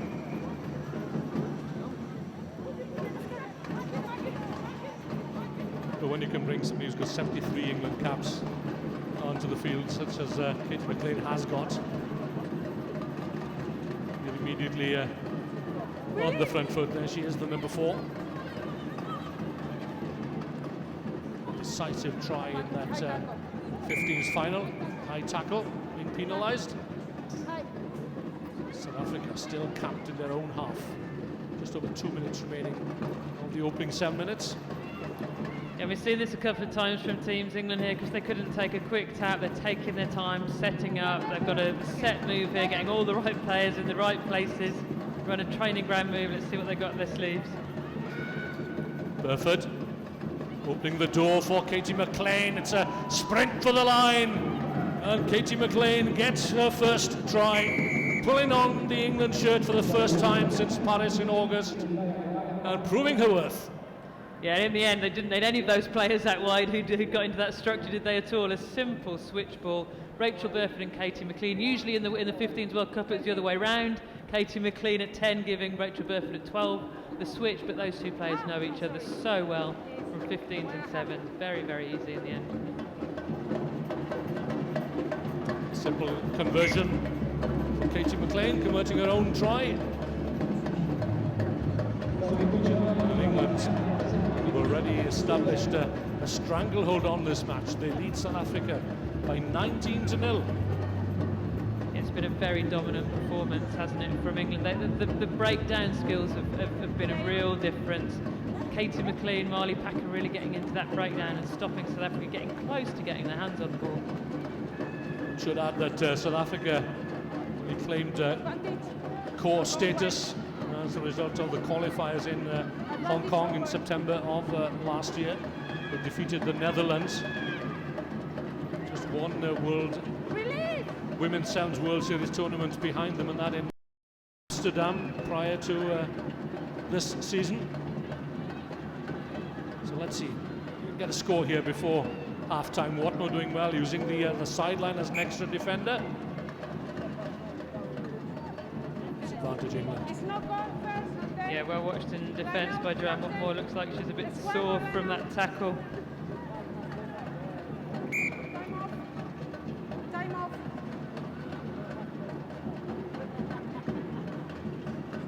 Captain, scrum or line out? Line out? Okay. She's still in some difficulties, Jo Watmore. She be exactly what did happen. could be a dislocated finger or something, couldn't it? One of those. It was quite a high tackle, a grabby tackle. One of those ones where you can't get your fingers caught. Could be something like that. It'd be equally painful to reset if that is the case. Watmore's still down as the klaxon goes for the end of the opening 7 minutes. An opening 7 minutes completely dominated by England, 3-0. And Joe Watmore comes off, and England bring on Michaela Staniford, probably an even more experienced sevens player. They really have got a strength in depth at this tournament, England. Joanne Watmore holding her wrist. She's in some discomfort. I sincerely hope that her weekend is not over, especially if they've lost the services of Abby Chamberlain as well.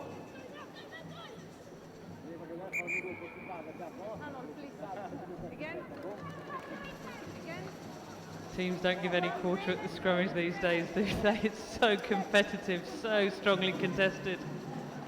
Well, the game has certainly moved on, hasn't it? As more teams now commit resources and contract players. South Africa, another country that has contracted its sevens squad. Good drive, powerful drive there from England. More scrummage resets than a 15s game at the moment. Yes, you're right, very, very strong drive from England. South Africa managed to get the ball away though. It's Michaela Staniford, replacement on the loose head here. Play on. Release. Go, wing. England have it. Out it comes to Marley Packer, just running out of space on the narrow side here, and that'll be half-time. But it's a solid start to England's campaign here in Brazil. 3 tries, 2 conversions. England 19, South Africa 0.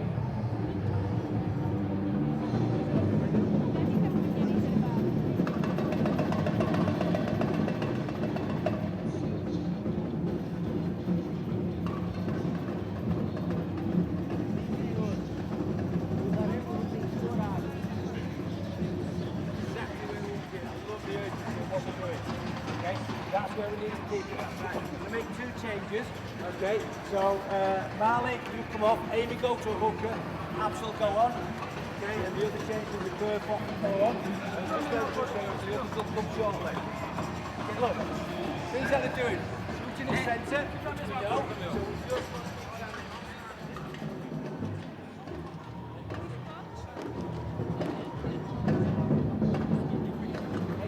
And then on defense, we're not going to win the ball at the breakdown, they're stronger than us.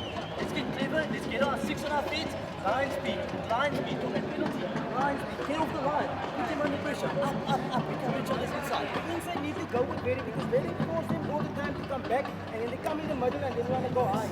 Go low chop them. Come on guys, attitude now, come on. Wait.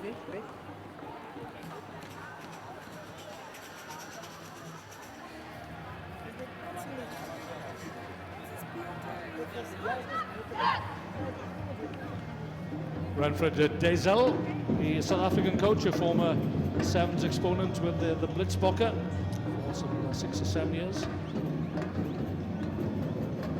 2005 to 2012. Simon Middleton is the England coach, and he'll be more than happy, I should think, with his team's effort in the opening 7 minutes. Yeah, it's been very controlled and dominant from England, hasn't it? Nothing too flash. They've just kept it simple, played simple sevens, got the ball to the right places, looked after the ball, and they find themselves well in the lead. Yes. And they'll need their reserves of energy as the weekend progresses. Katie McLean, it's the second half underway. Hoists the ball high into the South African half. England confined the Blitzbokke to their own half in the opening 7 minutes. And it's the first penalty of the second half for England. Yeah, England's kick-off chases haven't been that great. They've not been able to get the ball straight back, but they've put enough pressure on South Africa to force them into mistakes. Claire Allen goes to ground, sets it up just outside the South African 22, Wilson Hardy. Well, this is Abby Chamberlain, captain, who didn't start the match. Thought she was injured, but clearly not. McLean, well tackled around the ankles by Zine Jordan. Release now, green. South Africa hardly had their hands on the ball in this match. Play on. Just nudged forward, taken quickly by South Africa. Now then, Jordan. It's been called for by Vereshka Grein, wearing 6. Release. Attractive player, also plays for the Western Province. England has stolen it on the floor. Lapse of concentration from Tasha Hunt. It was Katie McLean again in the breakdown, playing like a flanker. England's England's playmaker at the moment, stealing ball all over the place. Okay, thanks. Katie McLean built like a flanker. Please binding.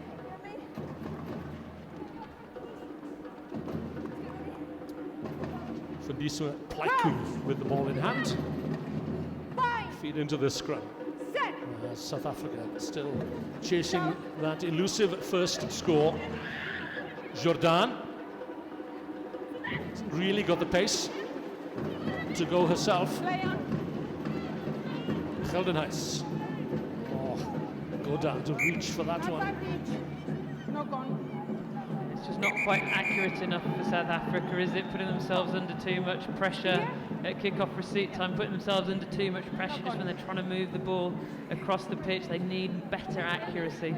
Yeah, South Africa, another side that need consistency and a need to reach the Cup semi-finals in tournaments to have any hope of realising their Olympic ambitions. It's a very tough pool, this one, with Canada and Russia. Oh, the huge gap opens up there for Natasha Hunt and strides through. Surely she'll get there, of course she will. First try of the second half for England. Yeah, those centre field scrummages in sevens are so hard to defend. You've got 4 of the players in that little space and then 3 players to defend the whole of the rest of the pitch. And you can see there that Vereshka Grein was looking at Natasha Brennan, worried about the speed on the outside, moved a little bit too wide, left a huge gap for Natasha Hunt to run through. And she said thank you very much and ran straight through it. That's a good scrum half try, isn't it? For the scrum half in 15s, Natasha Hunt.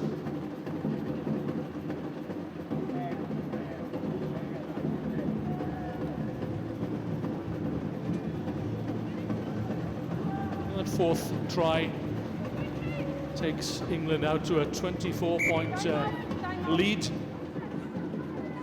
South Africa ring the changes here. On Mathreen Simmers, wearing number 10.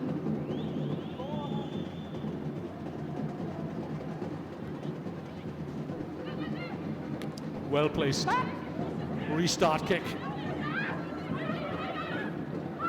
There it is, on the plate once more for England as they look to turn the screw here. Nolly Waterman having a run out. First touch of the ball.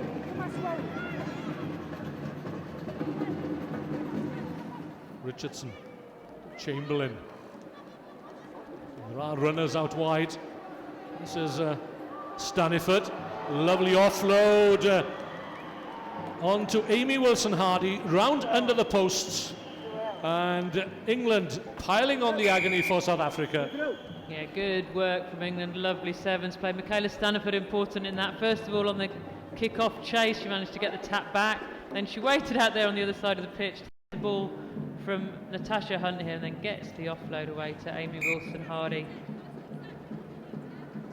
Goda's there trying to make the tackle, but 2 players on 1. She's got no chance, really, unfortunately. And a nice finish in the end for Wilson-Hardy.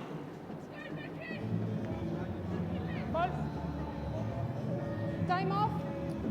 England closing in on Australia's score earlier on today. They defeated Brazil by 14 points to 0. Still time.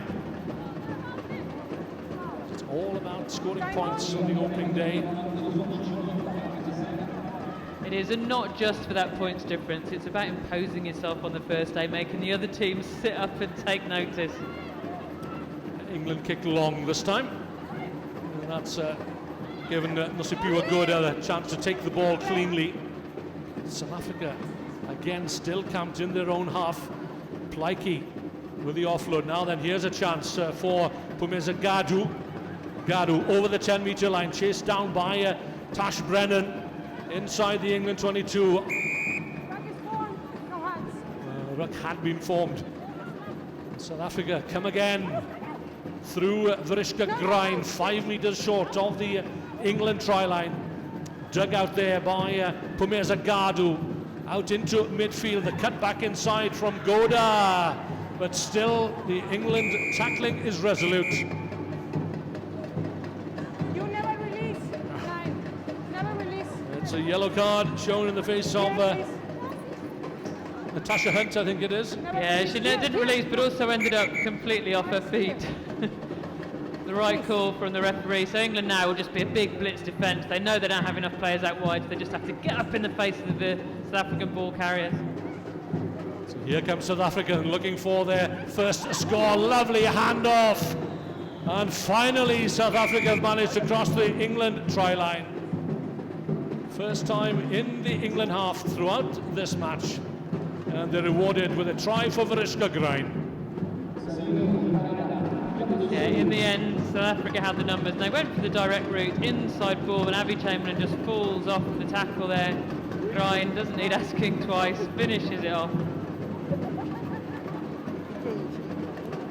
Yeah, the squad, they've trained hard, really hard for the last month since Dubai. They've raised the intensity of their training to match pressure situations. But they've come up against a very determined England side in the opening match this morning. 31-5 then the score. They won't be whitewashed. And England down to 6 players for the few seconds that remain. It's okay? Time out? Simon Middleton, I should think so, will be more than pleased with his team's performance. Yeah, it's been a really solid, dominant performance. As we said before, nothing too flash, but they've certainly controlled the game.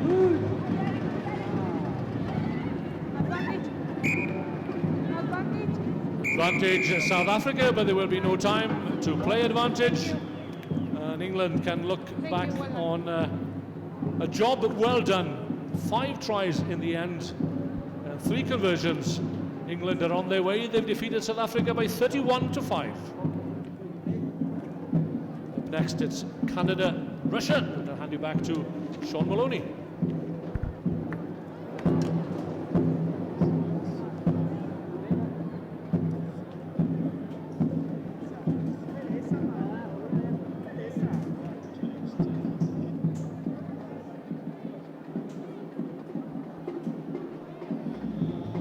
So Suday, Russia have never gone down to Canada, but could be really tight today here in Brazil. Yeah, it's a surprising statistic that Canada have been one of the dominant teams in the tour for the last couple of years. So you put your money on Canada, but it'll be close. And who are some players to watch out of these 2 squads? Well, with Canada, you don't look past Jen Kish, the captain, for starters. She's such an important player for them, does everything. Landry's the one who's the really exciting runner. So we expecting quite a lot from her. And Russia, Hamidova, number 5. When she gets the ball in her hands in a bit of space, nobody catches her. Well, looking forward to seeing a grouping of players get about their business in a few moments. In the sunshine here in Sao Paulo, it's really turned it on for us, hasn't it? So after a bit of rain earlier in the week, and it's cleared and freed us up for some great running rugby here at the Arena Baruri. Good pronunciation. Say, how was the Good pronunciation? work. Do we get it? I think that's just about right. You're right, the rain yesterday, the thunderstorms, the lightning, pools of water all over this pitch. It could have been a very, very different tournament if it had been raining like that all day. Oh, it's worked out really well for us, and the locals have come in and had plenty of voice and colour to the setting, the drums. They get your foot tapping, don't they? The Brazilian drums. They do, they never seem to tire. They've been going the whole time we've been playing so far. They have carried us through from the get-go this morning, where Fiji were too good for China in the opening game, 33-7. Australia, the defending champions here in Sao Paulo, were too good for the locals, 40-0 winners there. France, 28, defeated Spain 7. New Zealand were ultra impressive down in the United States. England strong there too. Your pick thus far of the team, Sue? Hard to call after one round. Hard to call. England much improved from Dubai, I thought, but the firepower in the New Zealand team with Woodman and McAllister and Braunton, that's going to be hard for any team to live with. As another contender, two contenders most definitely here in Brazil made their way onto the park. That's Canada, got the ball off, led by Jen Kish. Easy to distinguish with the bright bleached hair and the tattoos, the sleeve tattoos up and down almost. Yeah, she is so easy to spot, so can't ever get away with anything. Referees know exactly who she is. Speaking of referees, it's James Bolabiu who will be looking after us in this fixture. As the drums rev up once more, we are off and running. Canada v Russia. This will be a cracking game of sevens as Oleski does well. Kish comes away with the ball and steals a couple of metres, and now they reload down the right touchline, the dummy, and then tackled heavily was Stacey. Yeah, and a fumble in the contact area, hands the ball to Russia first, blood to Russia first, chance to attack. Okay, listen, steady and square, wait for the ball, okay? Thank you. Crouch! Bind! Katarina Kazakova Set! Fit! looking for an early touch. Cleared there by Kudanova. Oh, great tackle. Rushing up, making the hit was Molesky.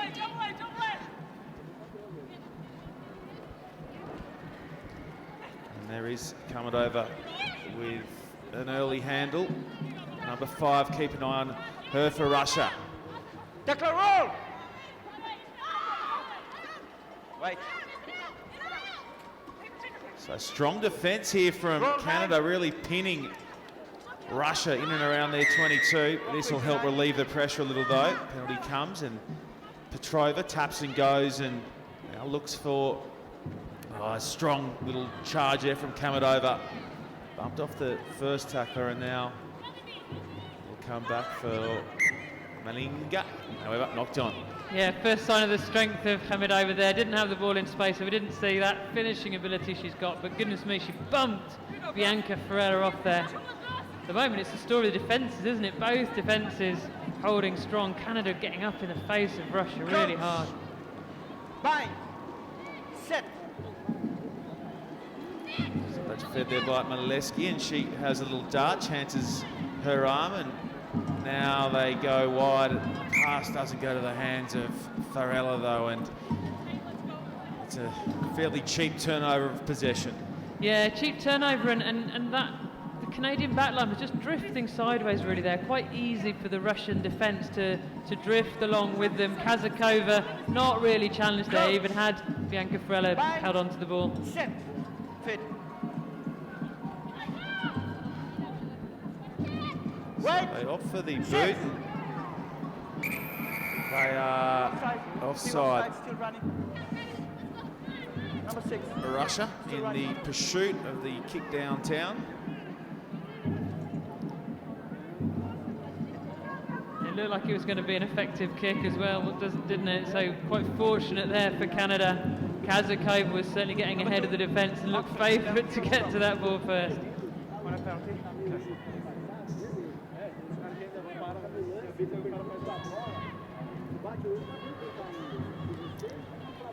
It's better passing, much better out in front of the player, and it enables Canada to work up towards the 22. 0-0 3.5 gone. Here's Kish. Ducks under one. Slides past another.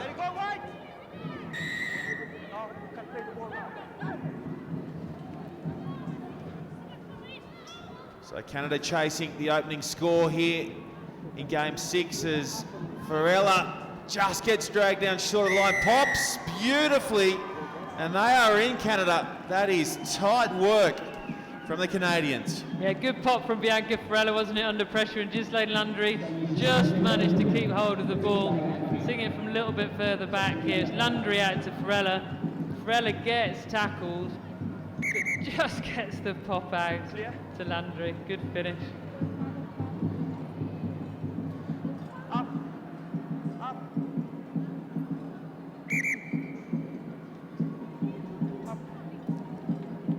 Landry looking to have all 7 opening points. Kick is waved away, so 5-0 to Canada over Russia.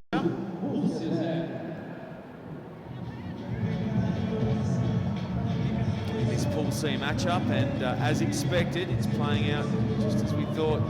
Sude, a tight game between these two high-quality teams. Yeah, very tight, both with good defence. Russia just need to get their hands on the ball, get a bit more depth. They tend to play very flat as a team, which allows defences to get on top of them.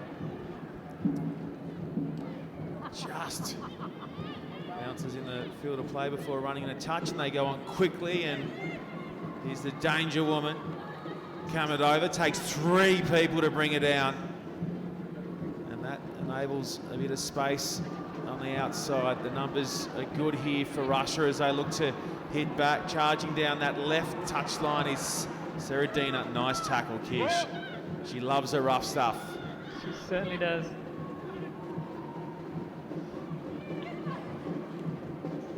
Good interchange of passing here for Russia.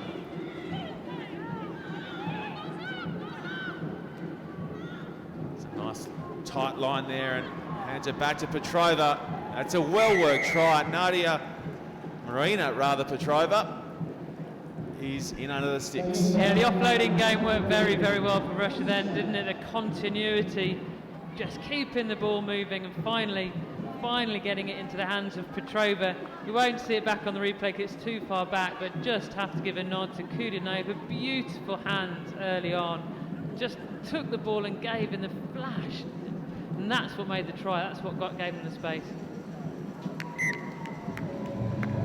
The kick is good from bang in front, and Russia reclaim the lead. They're up 7-5. Look at the Canadian boss.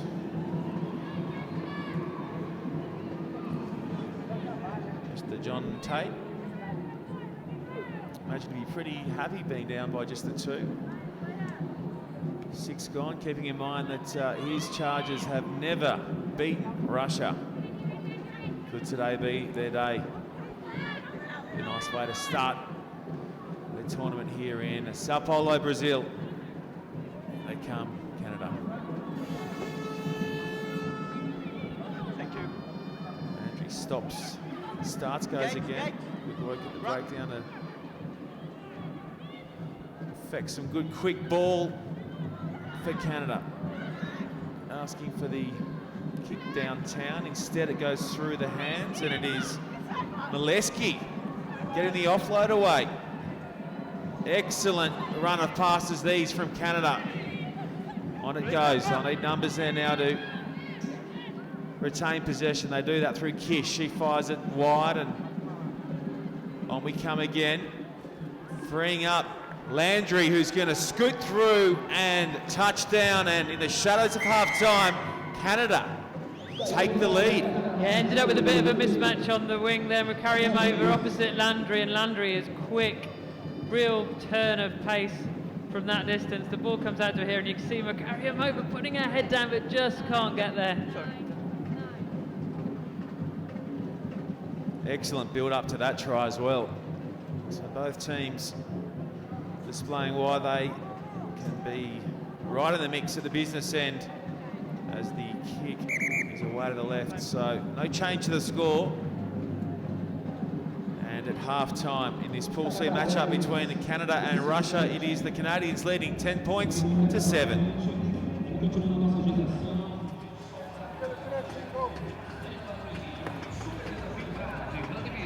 One, two, three. Okay, ladies. Good job over keeping the ball. We're getting the rugby out. We have the donation wall. Right, twice we go down the sidelines and right down that sideline, and we know what happens.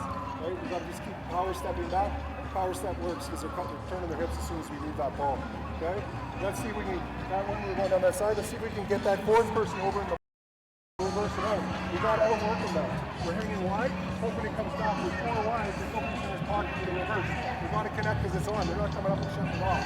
All right, we do that. Patience, we score next.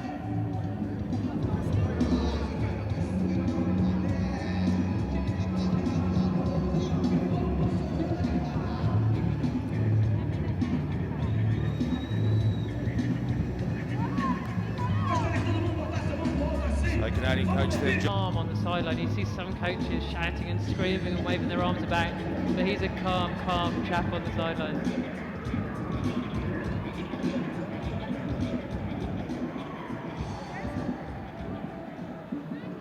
So Ashley Stacey will be the one to get the action back underway.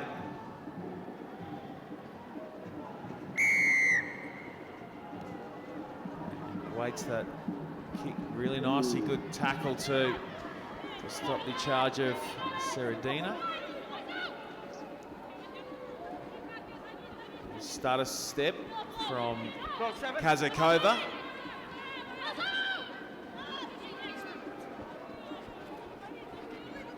And again, the defense from Canada, excellent. Just pinning Russia down for the moment. Now they look to free it up, and they'll come to the left side. It'll be Seredina again. Flicking the ball back infield, but in turn bounces in a touch, and it'll be a Canadian throw. Option. Scrum line up. You want scrum line up? Line up? Okay.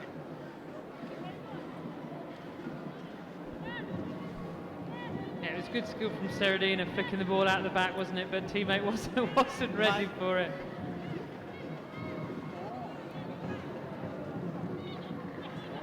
So Kish soars and plays it down to Mileski. Runners it so deep there and past misses the intended player. So it's up to Farella to try and bust them open, and she does just that. Work, good turnover there from Russia. Excellent. Excellent bit of play from Kudanova, the captain. Here's Petrova. Their sole try scorer.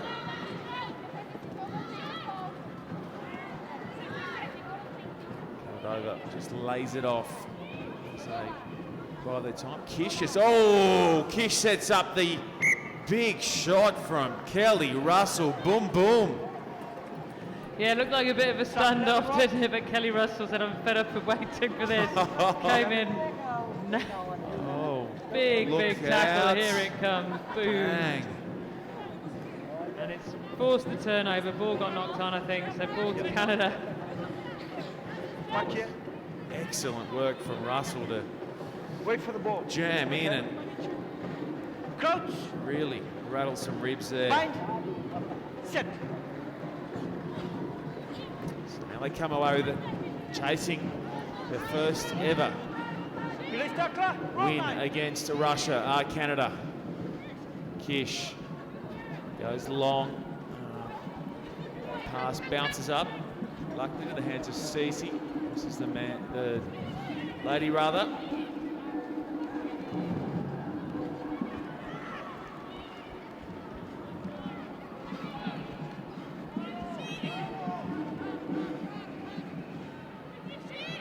Mileski, she's been busy, has had a number of excellent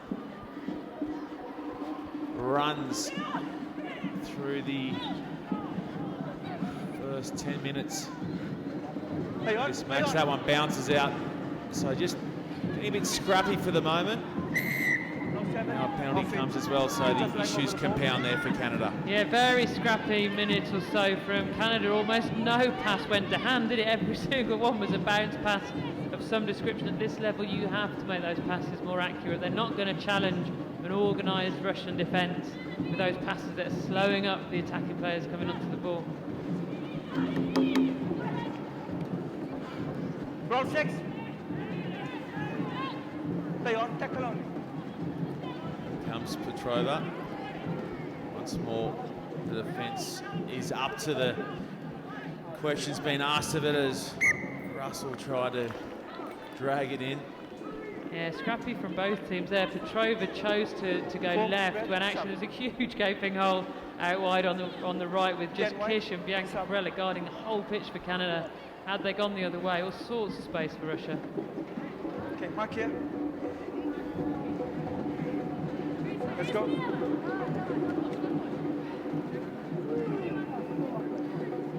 Crouch. Up. Okay, you want to take that side? You can come here if you want. Okay. Crouch.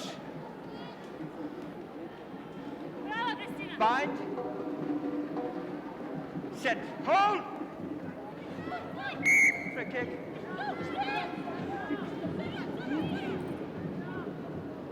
So Canada with a chance now to extend their lead and perhaps set up a match-winning buffer with 2.5 to go. They're up by 3. Yeah, they've brought on Karam Paquin, Canada, incredibly quick. Plays back row forward in 15. For goodness me, could be a winger. That's a much better pass, right on the money. Out it goes to Farella. And that might be enough for Canada to get home against Russia. Yeah, I'm talking about Paquin's a speedy girl on one wing. Farella's hanging around on the other wing. We've seen her pace in the World 7 Series so many times. A good ball from Landry, and it's a simple finish for a player of Farella's calibre there. But finally, Canada strung together those accurate passes, didn't they? It's easy when you do that. Last one there from Landry. Perfectly timed.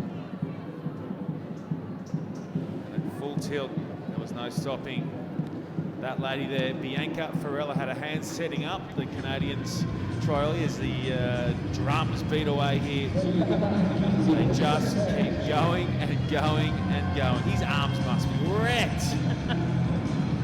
He's obviously put months and months of training in for this, hasn't he? That's a big You're right, he has not stopped.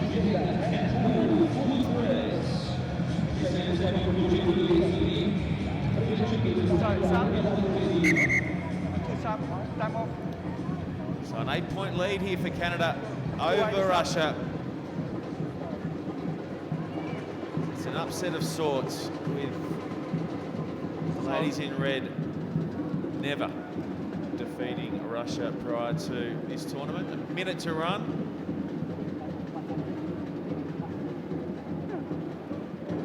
Okay, time the code.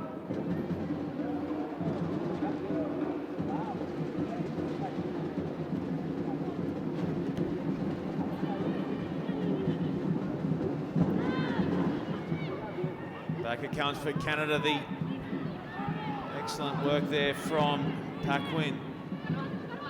Takes play deep into the Russian 22. Can they put a little bit of juice on top of this result, the Canadians?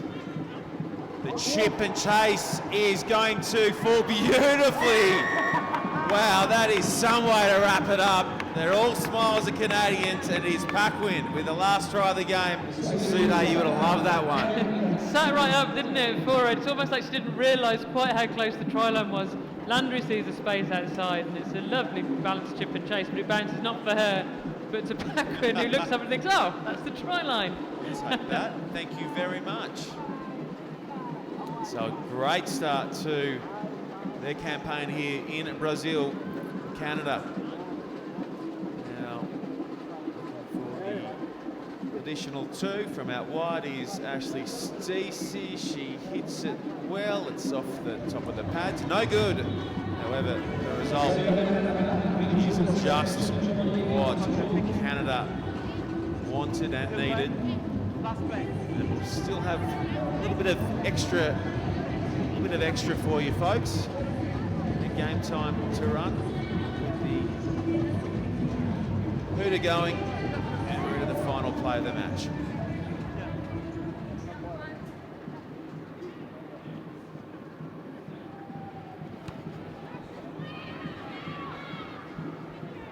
Straight into it again. Paquin has made a real impact since coming on. Kish. That looked a little forward out of the hands. So that will bring us to an end in this Pool C matchup between Canada and Russia, and it is that team there in shot winners, 20 points to 7 over Russia.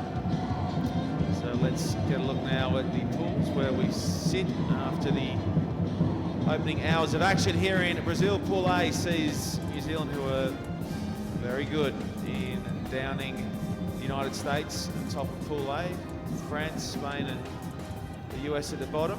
Pool B, Australia 40-0 winners over Brazil earlier today. So that puts them atop Pool B with Fiji and China also chasing. And then it's Pool C with England also very impressive earlier today, and Canada with the wins, with Russia and South Africa at the bottom. We're going to have a quick break here in Sao Paulo, and we'll be back in around about 30 minutes or so. So we'll see you all again then for more Sevens action.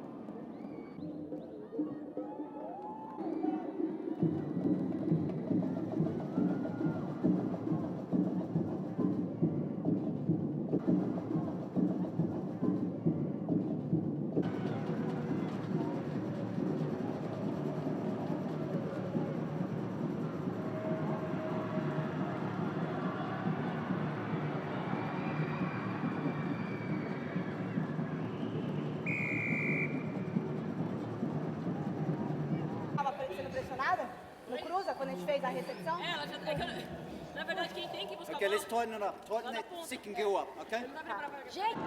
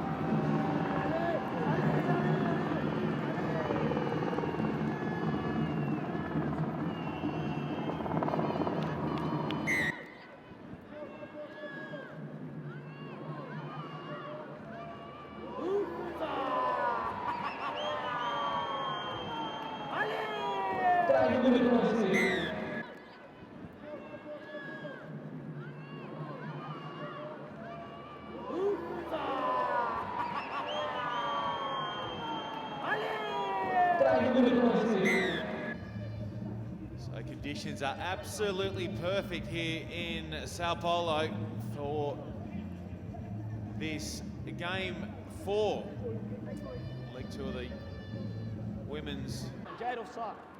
Vonage over.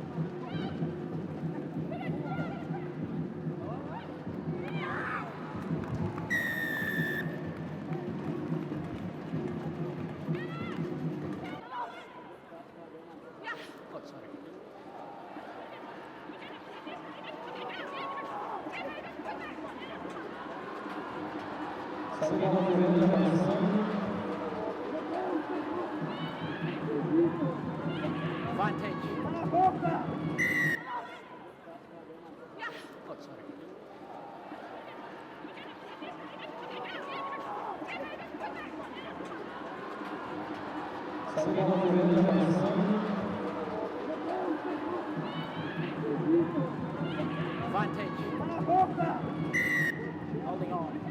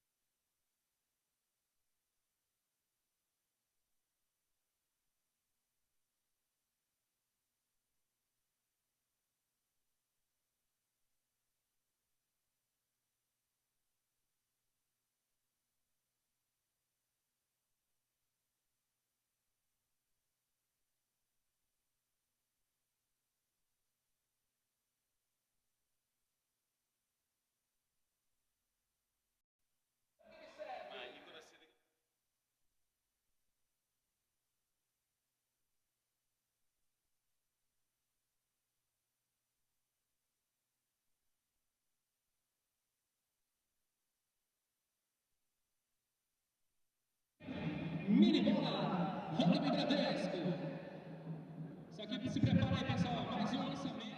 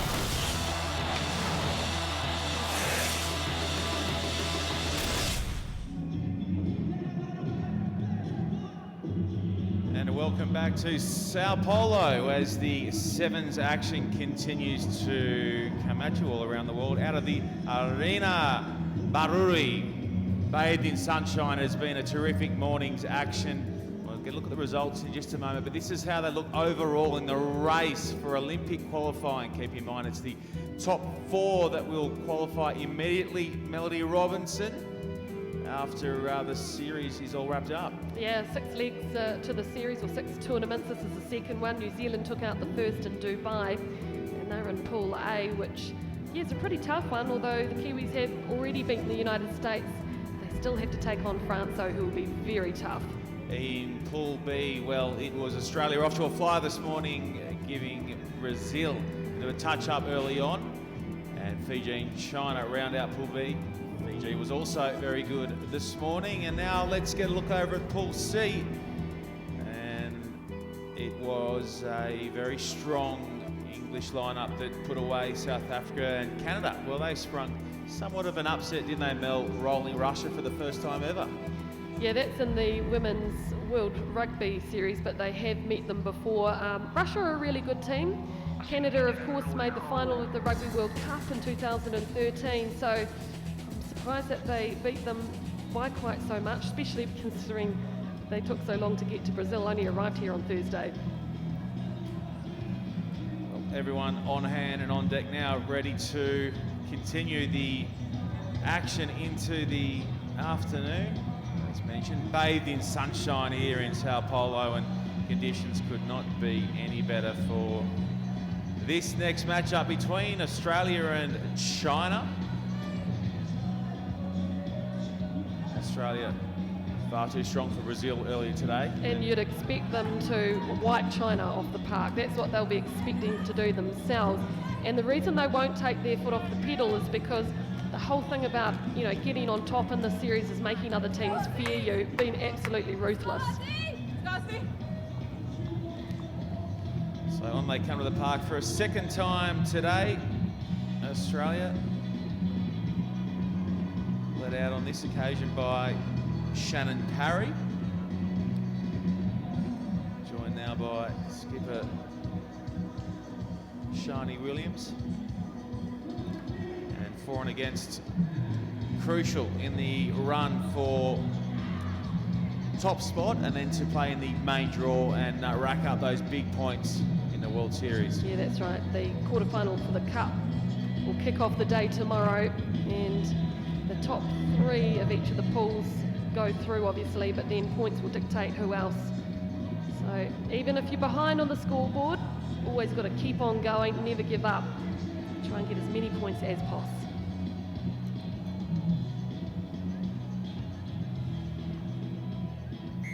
So we are off and running through the boot of Zhao Ming. And that comes backwards out of the hands of Parry, and immediately Cherry fixes them in the midfield and looks to free up Quirk, who spins it long and fast to Tonagato. Excellent play here from the Aussies. Penatani just eases onto the accelerator. Too much gas.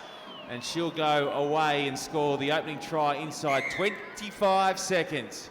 Wow, what a start, Australia. And you just saw how perfectly they executed that. They brought the ball all the way from one sideline to the other. They were working in threes, which means when they came to the wing closest to us, she still had the support of 2 players on her inside. And there is the eventual try scorer there. Really good run by Penatani. She looks powerful, doesn't she? She is an ex-hurdler, made the transition from athletics into rugby, did so well, was the youngest ever player to represent Australia at 7s or 15s when she took part in the Sevens World Cup in Moscow. Yeah, 17 years old. Ridiculous. Yeah.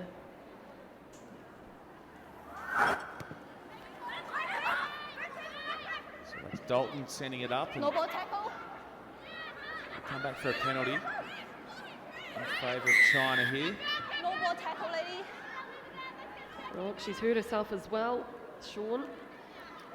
That's just a little bump for Shannon Parry. Take a lot more than that to keep her out of the action. I like those kickoffs that Chloe Dalton does, though, for Australia. She puts them so high and they really contest them. Even though they're kicking the ball to the opposition, they still try and get possession back.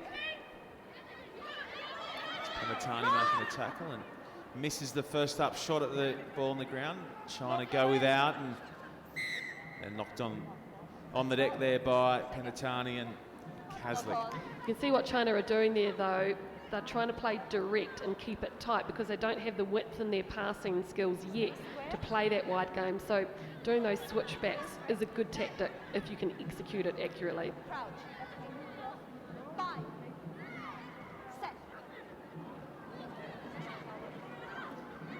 Kaslik pops up for Quirk, who throws the pass. It's forward to Cherry on the outside. She was scooting away for yet another try.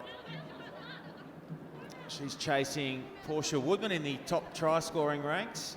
Well, she was World Rugby's Women's Player of the Year in the Sevens Circuit for last season, and she ended that season top all-time try and point scorer. She's such a great weapon to have out wide.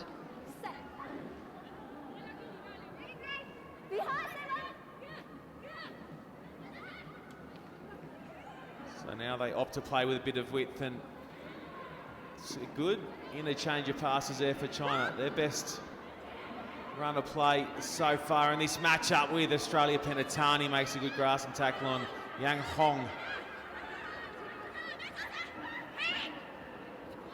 Now trying to free up on the outside is Huang Miki. Bounces out of the first up tackle. Yeah, once again, smart play from China. That time they used the double wrap to get to the width, the edge of the field, and then recycled it back to the middle very well indeed. Playing to their strengths at this point.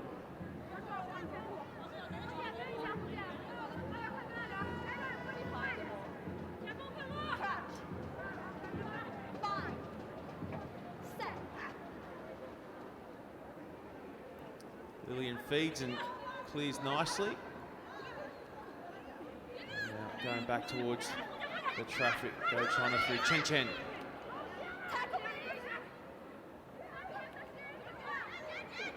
Switch ball there from Lillian.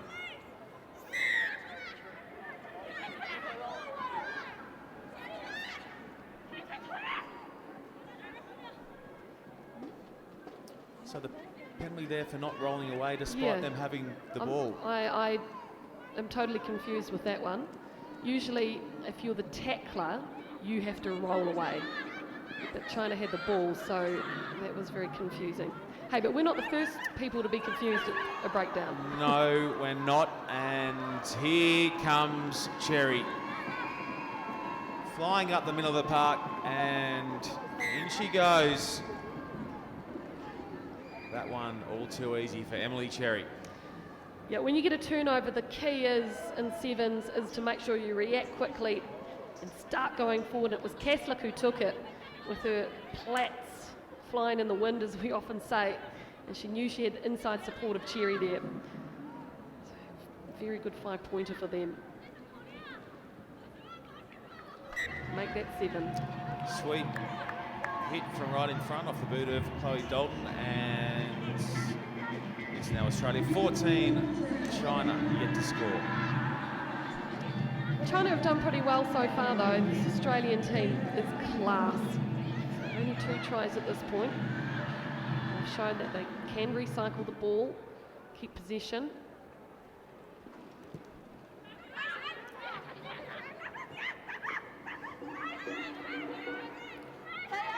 Oh, that's excellent work from Parry. Made the tackle, then forced the turnover, and now her teammates will look to make China really pay. That's working.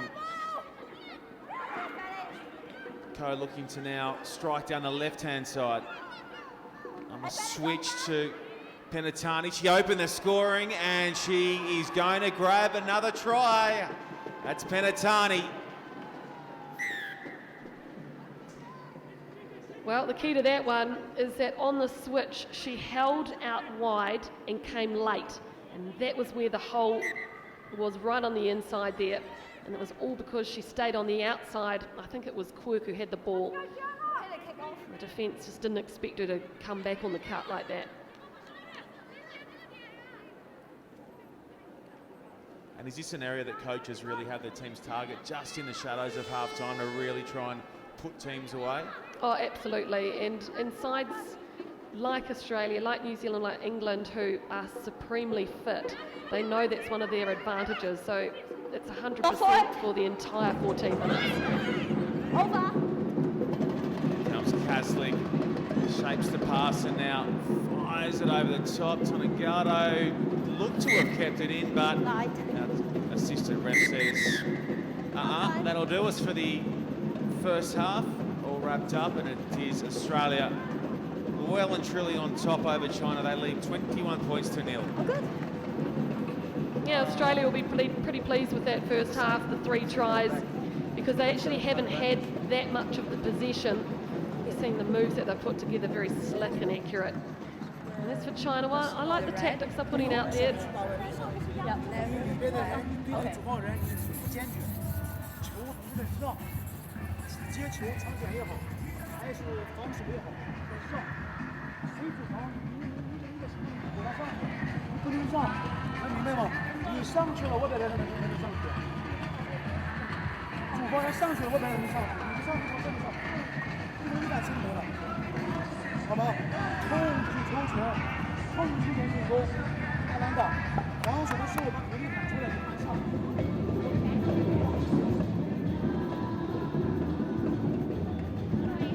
Bring so much colour and life, don't they, the Brazilian fans to the mix. I just love this place. Tim Welsh will be fairly happy, you'd imagine. His team's yet to concede a point here in Sao Paulo. Yeah, we saw him at lunch about an hour or so ago, and he's got such high standards for his team. He wasn't overly pleased, despite the fact that they were keeping the opposition scoreless. Good sevens player himself too. Captain Australia. that's a mascot carried around by the youngest in the squad, and that is Tiana Penatani, who has 2 tries to her name already in this Pool B match-up against China.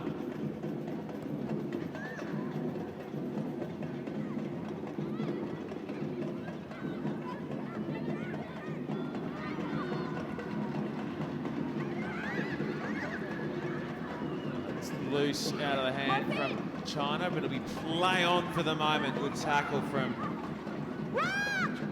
Alicia Quirk there. Flirting with danger here, China. The pop pass came from Nagato off the ground. Numbers to the left now. Draw and pass should be enough for Penatani, who just pops it back inside. And now we'll grab her 3rd try. There's a hat-trick. 3 for the number 3.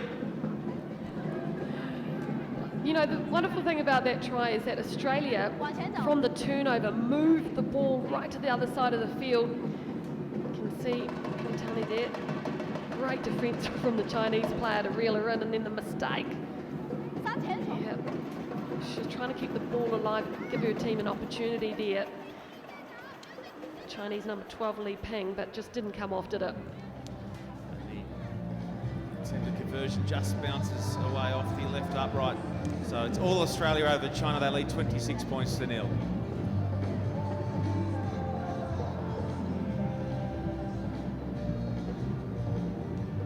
Charlotte Keslick there. She was an Australian touch rugby representative as well. Go forward. Over.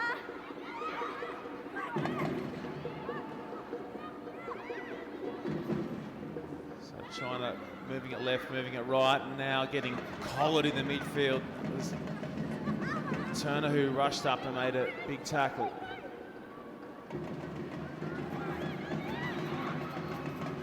So now they go to the boot, trying to move their way up the park. Kaslik goes back to pick and go and gets past one, gets past another, now pops to Green, who just steamrolls over the top of Yu Li Ping. And Quirk now goes away on the outside to Dalton. Good lead up, and it'll be Dalton getting collared. Wonderful cover tackle, but the numbers are many for Australia. Tonagato gets it away, and at long last, Emily Cherry will go and pop it down under the sticks for her 2nd of the afternoon. Yeah, look at all the numbers Australia had. Support play. They really pushed themselves to get there. In fact, Charlotte Keslick had actually made the break herself earlier on. And there's Dalton, the basketball convert. Just didn't quite have that top end pace, did she? But look, Tongagato's there, so's Cherry. And in the end, teamwork prevailed. Prior to that, the work of Kaslik down the left touchline, she had no room to work with, and somehow found a way to break clear and help set Dalton in motion. She's a happy camper. She broke her arm in Dubai first weekend of December. What a recovery, back already. She's very highly regarded. Chloe Dalton by the guys that matter. Is that one fine? Finds a turf, and now go away to the left as China chase points. They won't get them that way as Tonagato scoops up the loose pass. Drop 10 from the line. Cherry, oh, that's slick footwork from Emily Cherry, and she too has 3 tries, 2 hat-tricks for the Australians. First it was Penatani, and now it is Cherry. Yep, they are stamping their mark big time on this game, aren't they, Australia? Cherry with the hat-trick. And really, Chinese only have themselves to blame on that. Chase coming across, Tongato pulled down. Wow, talk about balance. She shifted her hips to the right-hand side. Really lovely to watch.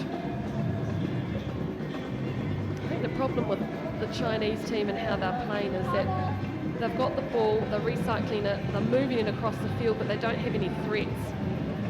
No one's making any half breaks. You really need to have one or two strike weapons, don't you?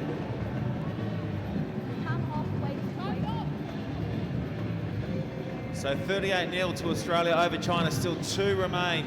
2 minutes to run here in warm conditions in Brazil. Really starting to heat up out in the middle now. So in front of the kicker there, the Australians chasing through Chloe Dalton's kick. So resume play with the ball in China's hands. I think Li Ping's probably very happy with that result because she could see that wall of yellow coming towards her.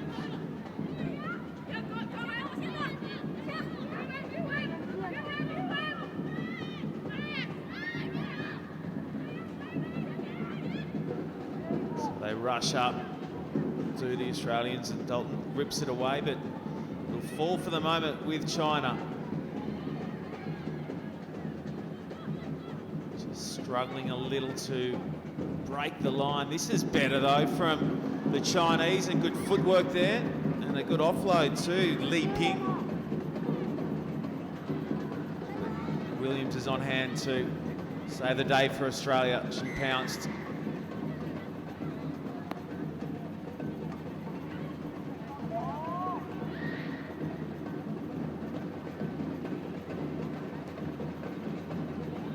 That's Yang Min.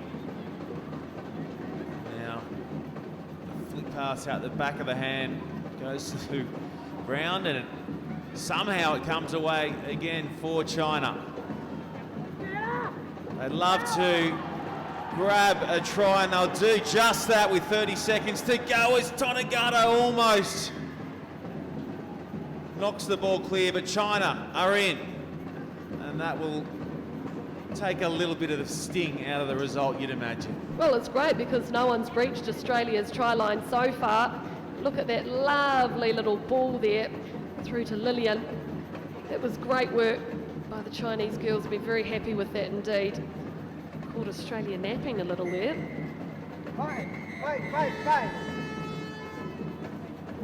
So that's how we'll stay. At full time, it is Australia 38, winners over China 7. That's 2 from 2 this morning for Australia, whilst China are yet to post a win.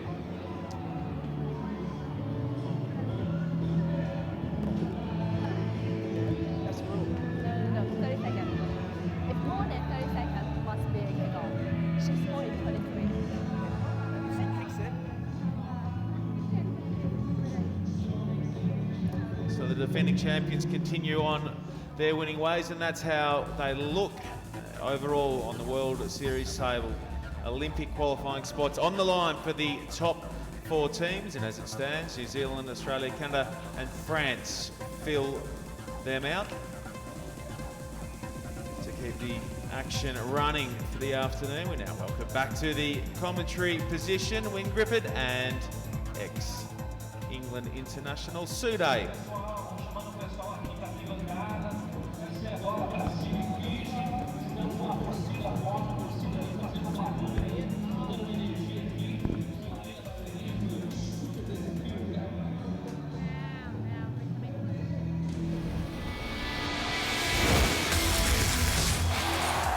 Seven-a-side rugby, that's what we enjoy watching. Some tackle that. What a thriller here in Dubai. That was bang, bang, thank you. This is superb. Just confidence from the youngster.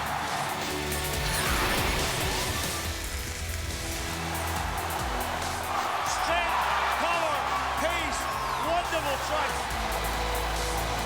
Beautiful skills. Back try.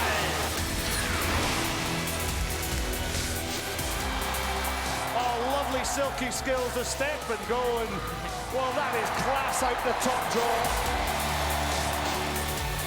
This girl has got real class.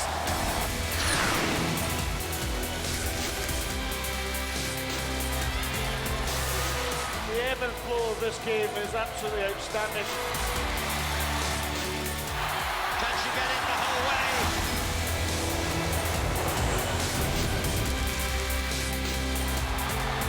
We've been treated to some magnificent seven-a-side rugby. And this is the future of the women's game.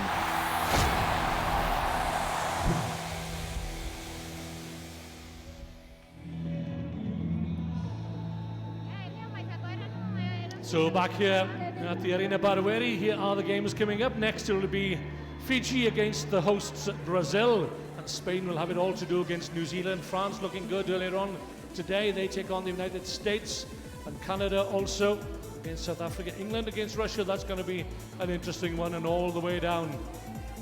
Russia, New Zealand, the last game of the day. But coming up, it's Fiji in 6th position on the table at the moment, and they could do themselves a power of good here if they could finish in the top 4 in Sao Paulo. Here are the teams. Fiji led again by Priscilla Siata, Ella Marama and Ruela Radiniavuni get a first start from Eliesa Tanifula, whilst Chris Neal keeps with the same 7 that started earlier on today against Australia, led by Paula Ishibashi.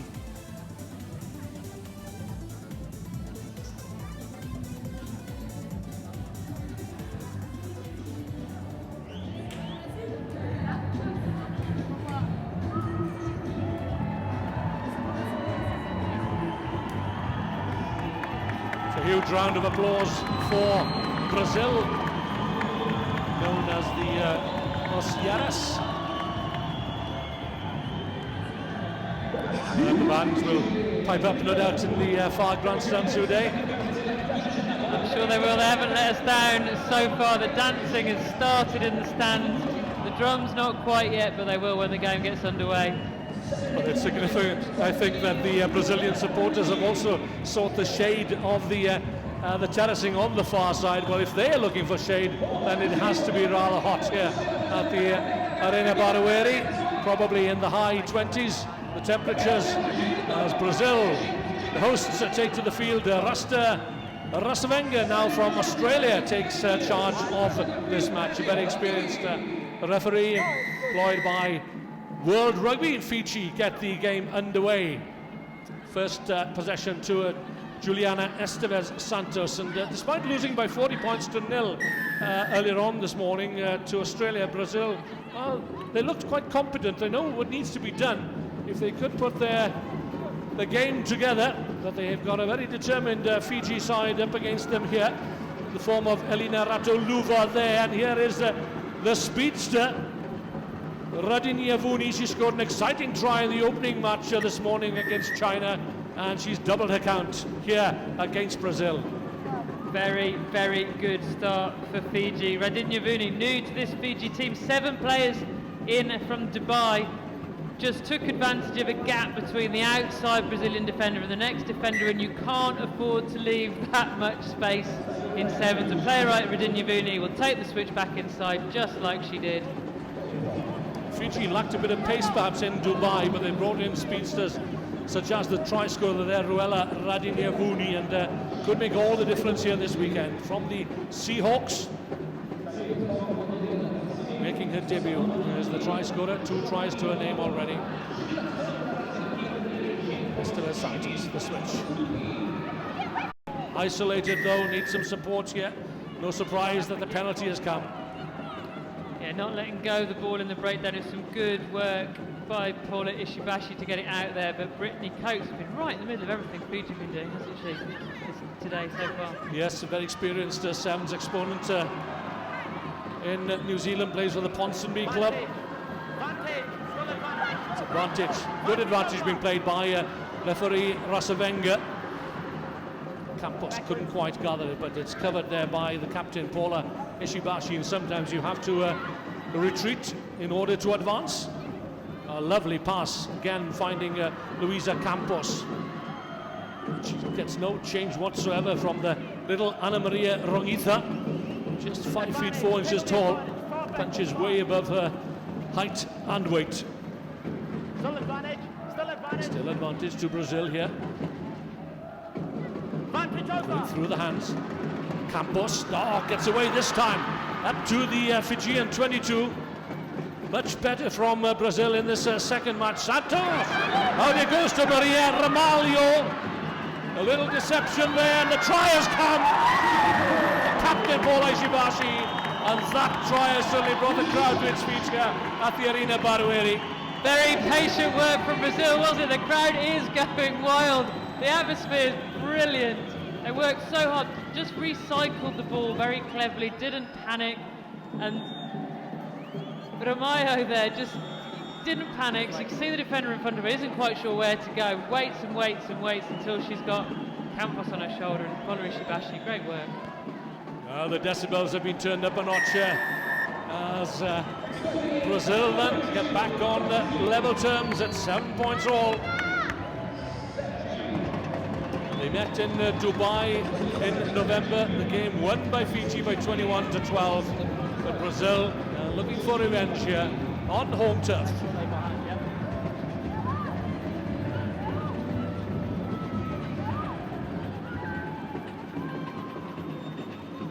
Let's see how Brazil cope with the restart here, if they could regather the kickoff. It's just a little too far perhaps, or is it? No, palm down there by Esteves Santos.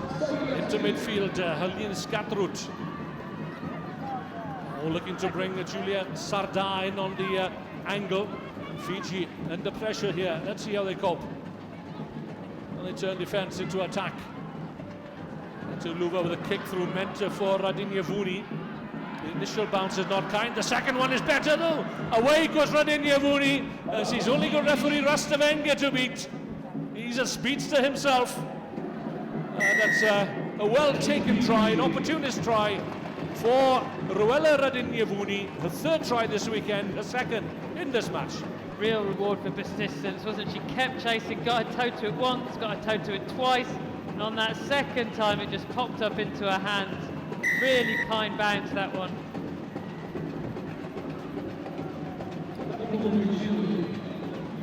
Yeah, you never give up in this game. You never know which way the ball is going to bounce. And wonderful scenes here all around the ground. And they've taken rugby to their hearts here in the suburbs of Sao Paulo. I dare say a lot of these people don't even recognize the names of the Brazilian players, let alone what the game is about. So Brazil have it all to do, and wisely letting that ball dribble over the try line. No, no. You picked it up and dotted it down 22. You picked it up and dotted it down 22. Yeah, well done, Rasta. No, immediate. Yeah.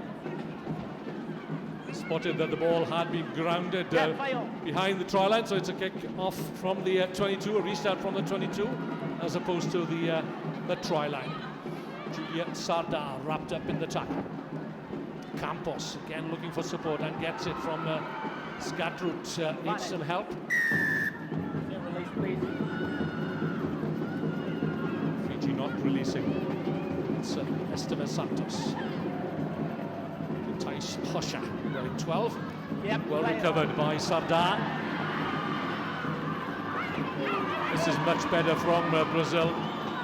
Each time a gold shirt gets the ball in hand, there's a huge roar coming up from the grandstand on the far side. Advantage Brazil, almost a cutout, it's still advantage. Campos straight down midfield. Campos for the try line, and Brazil look to get back on terms once more. Campos looked up and she could not believe her luck. The Fijian defence was clustered on each side of the pitch with a huge gap down the middle. She just looked up, cleared up the ball that was bouncing. Here she goes, the ball's bouncing, she picks it up, runs onto it, looks up, and there's just an enormous gap in front of her. Thank you very much, she says, and she's in under the posts. Well, that keeps it interesting. Conversion is good. So for the second time in this match, Brazil are back on terms.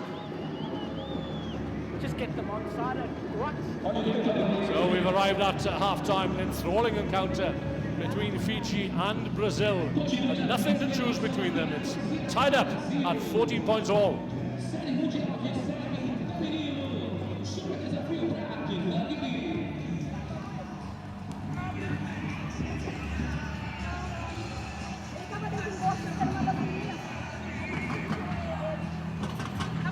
Okay, meninas. Change the defense to more of a like Australian, but it's not a fast. It's a push to the side. Okay? And it's a deep out. Right now you're too slow.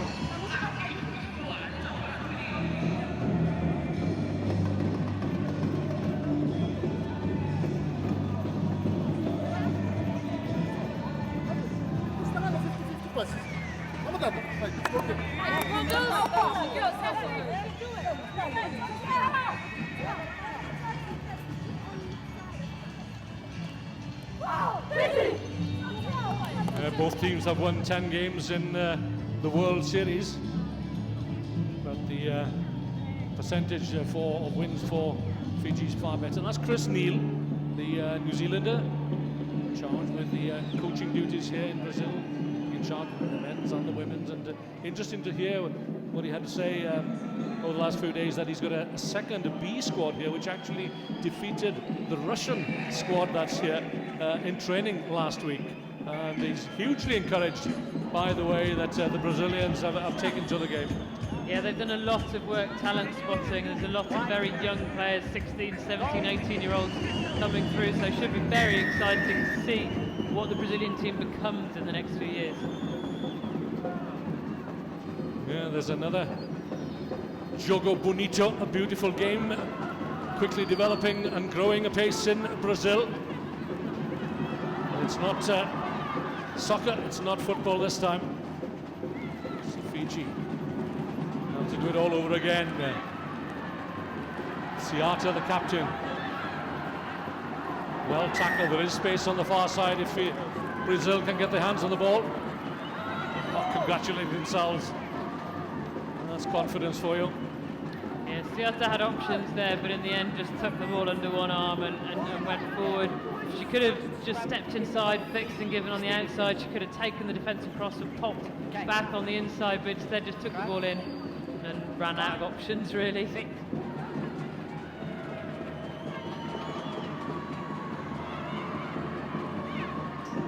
Oh, a little kick through there. See what the idea was. Played straight into the hands of Radinyavuni. 2 tries to her name already. And the Fijians come again through Rongitha. Well brought down though by Paula Ishibashi, the Brazil captain. Ball knocked forward, so it's an advantage to Fiji. Coates. 2-on-1. In goes Contest is good. Ramalho. Win off your feet, Yep. right? Off your feet. Getting her hands quickly onto the ball in the contact area. Now then, can Brazil take the lead here?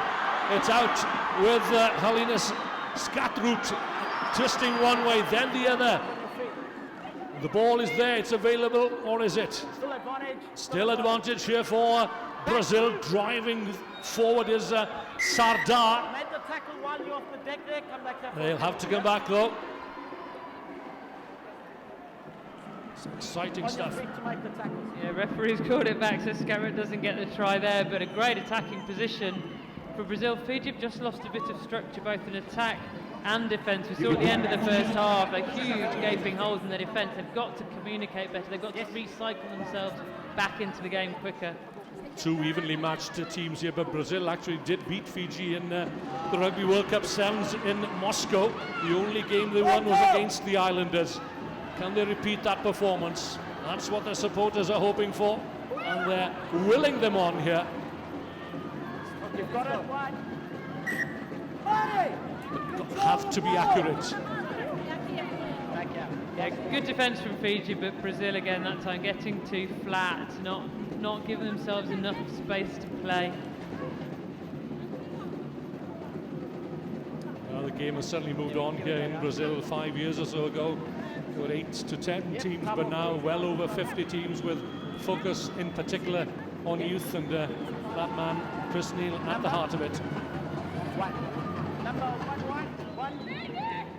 Some last-minute orders dispatched to the replacements.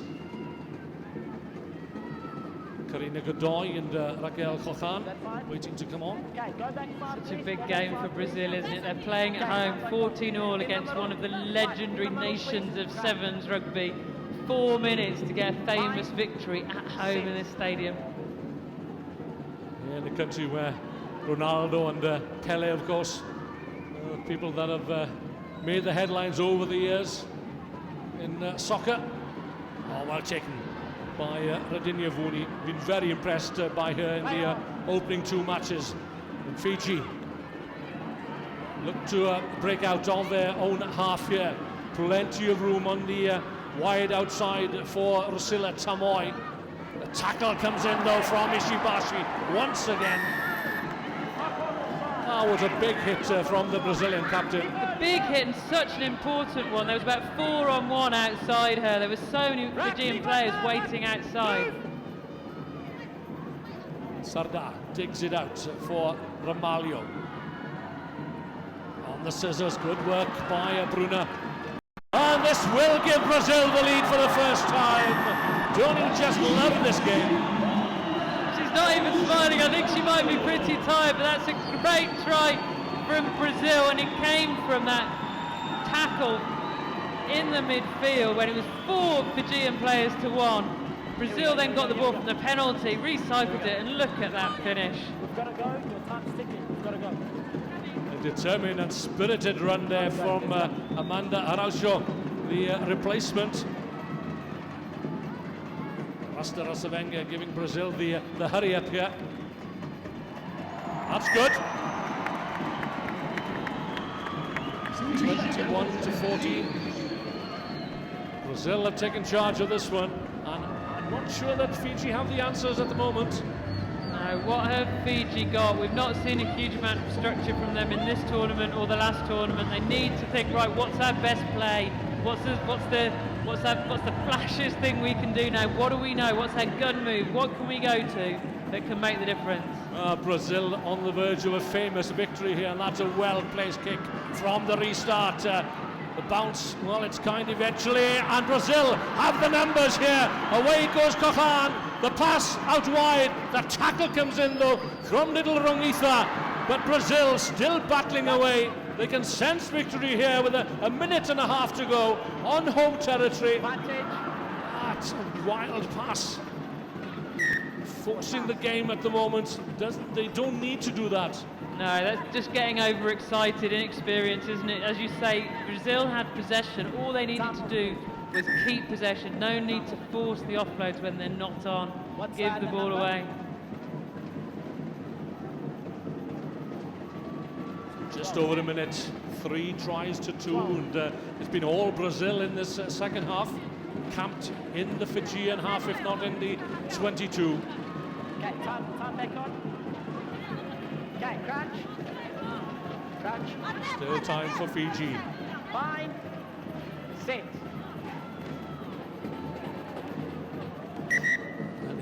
Shove came in early from Just wait Brazil. till the ball is in, yeah? Wait till the ball is in, yeah? Less than a minute. It couldn't be more tense, could it? Brazil desperate to keep the ball up this end of the pitch. Fiji desperate to get their hands on the ball and just get it into the wide open spaces and have a run. Brazil wouldn't mind another scrum reset here. It's a little untidy, a little scrappy for Fiji. And up comes the Brazilian defence. As Fiji look to break out of their own 22. The tackle is good and solid from Araujo. The drive, look at the leg drive from the Brazilians, and they've won the turnover. It's there for Godoy. I mean, her first taste of sevens and her first taste of success. Karina Godoy seals it for Brazil, surely now. Excellent defensive work from Brazil. Got the tackling first of all, then competed at the breakdown. Then Godoy picks up from the base, looks up and sees, well, first of all there's a handoff, then there's shrugging out of the tackle, then those powerful legs take her over the line. What a feeling for her. Well, you'd expect power play from Fiji, wouldn't you? We don't expect it from Brazil, but they have found a new star here in Karina Godoy from the local San Jose club. And she's waving to the crowd, and quite right too. winning a home game against the legendary Fiji. What a result. The crowd have responded to that excellent effort from the Oceanas of Brazil. They've secured a famous win here against Giants Fiji by 26-14.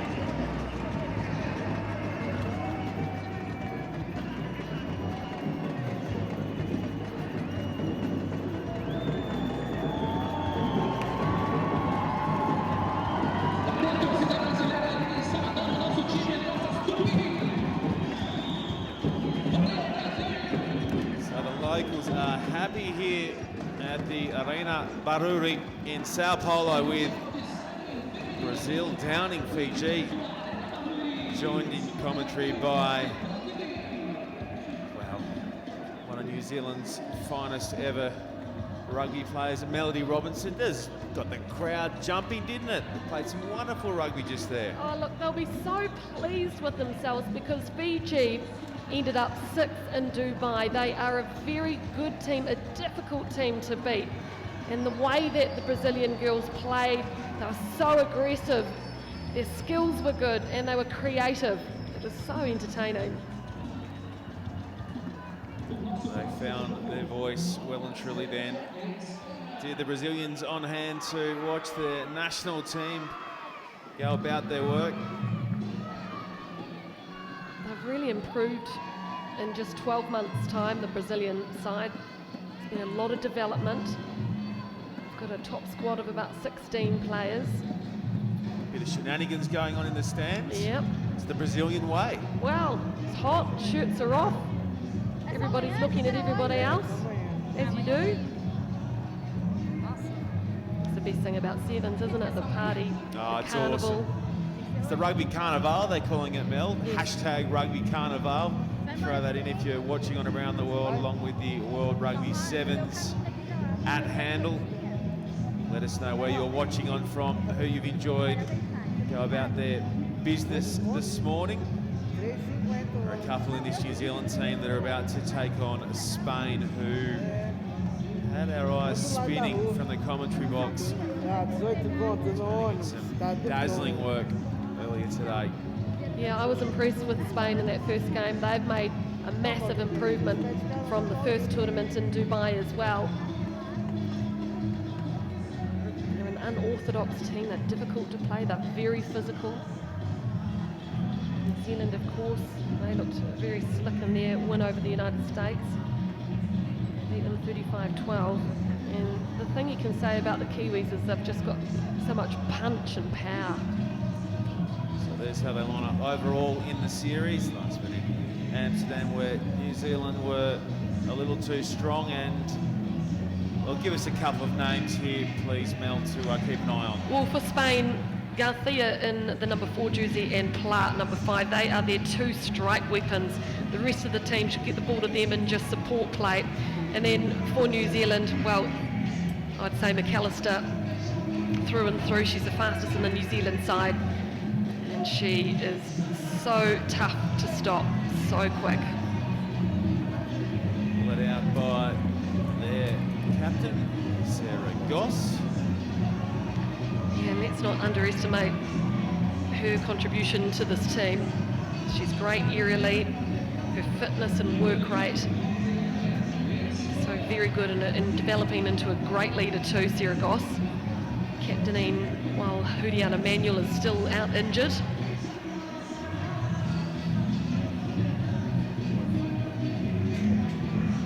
They are a difficult team to play, Spain, because they don't play conventional sevens. You know, you get used to 7 sides playing to the edges, spinning the ball wide to wide. Well, you won't necessarily see that from Spain. Lee Berard will look after this matchup between Spain and New Zealand.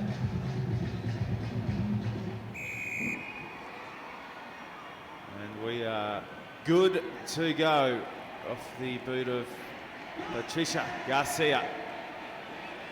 It's a well-weighted kick, and Goss soared, reeled it in. Nice clean take there from the captain, who get things started for her team. McAllister, incredible in game 1 today. So too was this lady, Portia Woodman. She and McAllister formed a lethal combination, working off one another. So we'll see more of that here against the Spaniards. Goss shoots the ball across to Charlotte Scanlon, fends off one. Eventually brought down by Delapan. Nice long ball across to Woodman, just pushes away with ease and then scoots into the corner, and they are on the board early, New Zealand. Oh, I love that fend that she's got. It's like an open-handed punch. Let's take another look. So she's not even going at full speed, and bam, just like that. That's Barbara Plough who hit the deck. Strong work from Woodman to go in. Good to see Salika Winiata back too. Missed out of the squad in Dubai. Domestically, she is one of the most dangerous players that we have in New Zealand. Very famous for scoring last-minute tries for victories for Manawatu.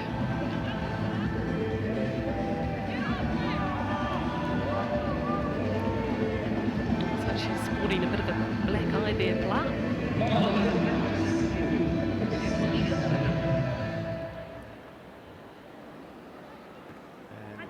Again, excellent aerial skills from Goss to bring that in, but somehow it's fallen forward in the maul, and it'll be a Spanish feed to the scrum. Yep, that is what you call turning your kick-off into a weapon when you've got somebody like Goss there who can retrieve it and get possession back for you. She does it so often. And the kick was just pinpoint too, wasn't it? Spain, though, have a very good opportunity here.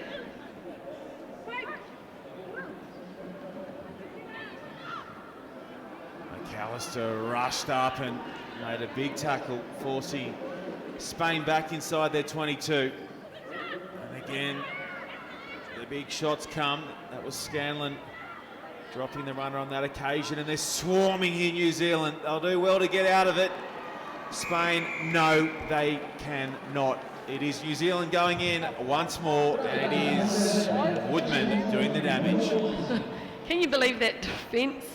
Every time Spain got the ball, they got pushed back, and that was just a pretty awful pass that went over the top there. Just handing the ball to the Kiwis into Woodman.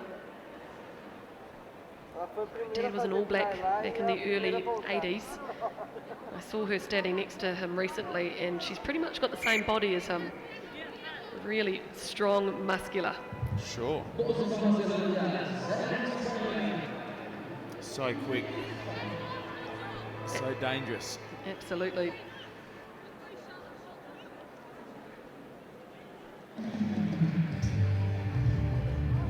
So all the running with New Zealand at this stage. They have dominated field position. Possession bounces into the hands of Barbara Platt. McAllister again, oh, she's a weapon in the midfield.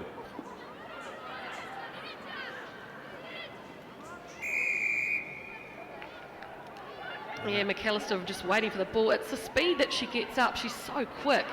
Garcia just doesn't have a prayer. Now she gets a chance with ball in hand, McAllister. Goes on the outside and inside. 4.5 minutes. Portia Woodman has retries. Lovely hat trick. Great finisher. And it was McAllister who was the distributor of the ball. So a lot of the time you'll see McAllister attack herself here, but she saw that the wing defence of Spain was in two minds, and there's a little bit of space here for Woodman, and she took advantage of it. Wow. Well, Mel, you were saying earlier how important it is to make a statement in these pool games, and it's fair to say New Zealand are doing just that here against Spain. Yeah, it's really important to put fear into the hearts of the opposition. That's the message that New Zealand teams have been given through the years. get massive wins like this, it just puts a tiny bit of doubt, perhaps, in the opposition the next time New Zealand plays. Just so ruthless. Switch of direction, brings it to our near side, and it's the triple try scorer, Woodman, making the tackle. And again, in the mix as McAllister tries to shut down Skiavon. It's okay. No, up.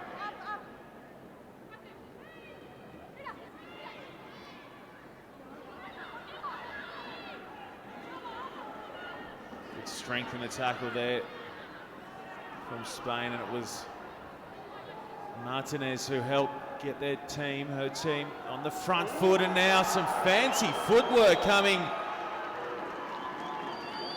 from Platt, and she goes in for Spain's first. Great work from Platt. It was actually a 4-on-2 situation for Spain. They could have scored if they got it out wide anyway, but because of that defence from New Zealand, they were drifting across. It was Salika Winiata who got wrong-footed there, and Platt, the veteran of 2 Sevens World Cups, shows all of her experience and flair.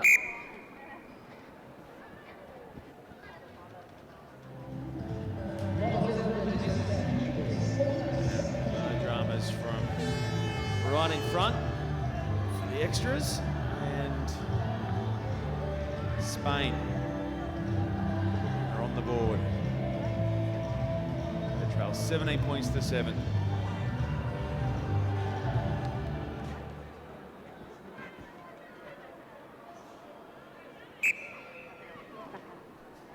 Oh, a bit lucky there for New Zealand, wasn't it? Nobody claimed that kick-off ball.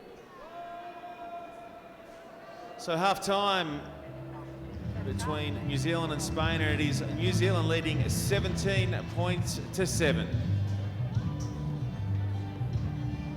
Yeah, very simple sevens New Zealand is putting out there. They're playing the 5 metre, which means they're throwing the ball out to the edges where Woodman is. Let's have a listen in to find out what feedback the Spanish girls are getting.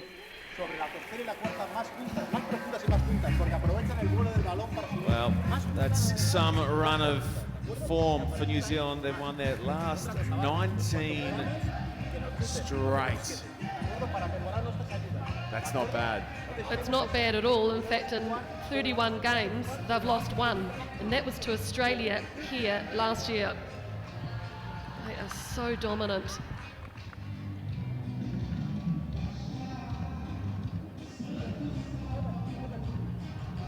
Okay, 6 minutes. That's what it was. You demand 7 from each other now. From each other. We demand high standards, we go and get them, okay? We do not sit back and wait for them. Go get them, girls. Sean Horan, he actually looks a little bit brassed off in that first half performance. And they have let Spain get into the game though, as that 7 minutes went on. So important the start here in the second. Well, I'd hazard a guess and say he would have been pretty happy with the performance of Patricia Woodman. He's number 11 in that first half, bagging 3 tries inside 4 minutes. Yeah, she did everything a good winger does. Stayed wide, was powerful, and now they're kicking to her here again. Timing. So Woodman penalised there. A bit harsh, perhaps. Or maybe I'm looking through my Kiwi eyes here. That's fair cop. So Spain throw a fairly forward pass there, and they'll go back and pack a scrum down with New Zealand feeding. Yeah, you can't make mistakes like that, can you? You immediately give the ball back to New Zealand. They're in the Spanish half. Every opportunity for them to score now, because man on man, very difficult to take players like Gail Broughton and Portia Woodman and Kelly Brazier down. Winiata goes to the short side, and here is the try-scoring machine, Woodman. Takes 2 Spanish players to bring her down. Goss just ghosting across the park, and now we just prop and go again through Brazier, and breaks clear, and she's going to extend New Zealand's lead. That's sharp work from Brazier. Yep, she's been a Blackburn for many years, played in a couple of 15-a-side World Cups too, Kelly Brazier. Well known for her step. That time she just put on a little bit of a fend too. Definitely a ball player, loves to create.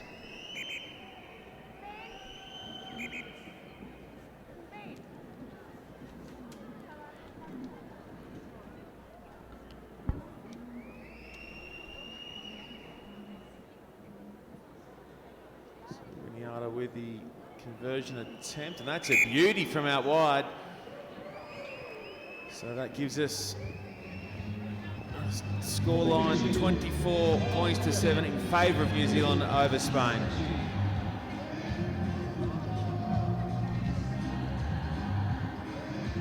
Salika Winiata there just listening in, hear what the call is. They've used quite a bit of variation on their kick-off, haven't they, New Zealand, going to both sides?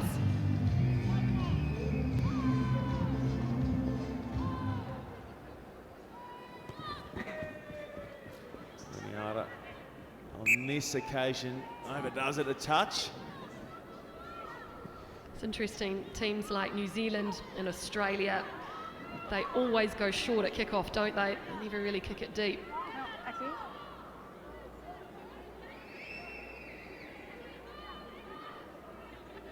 The try scorer for Spain, Pla. Getting us off and running again. Oh, there's some sting in that shot from Scanlon. That's heavy contact. Oh yeah, well she's played lead for New Zealand, so she knows how to smash people. Let's have another look. Yeah, wonderful. Her body position was low and underneath. Just smacked Alpan backwards. Time is off. Time is off. Time is on now. Time is on now. Crouch. Low. Bind. Set. So Winiata feeds, and now shimming on the outside is Fata Simpkins. So a couple of changes being made by New Zealand here. Some fresh legs on the park. Brazier, she already has 1 try to her name. Nice switch ball there back to Weber. Calls out.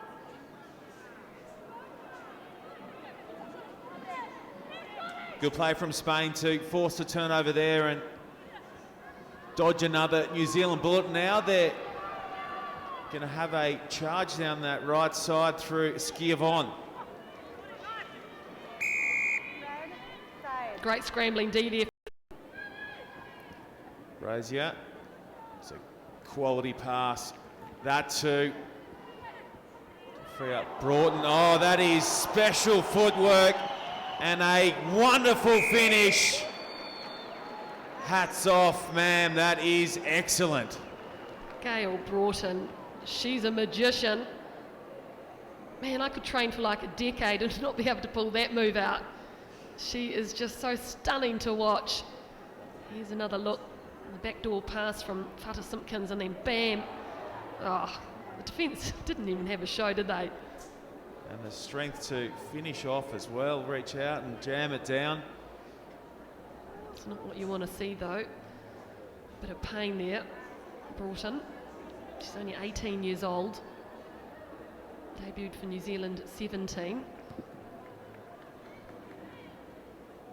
Conversion is away, but that one's going straight on the highlight reel.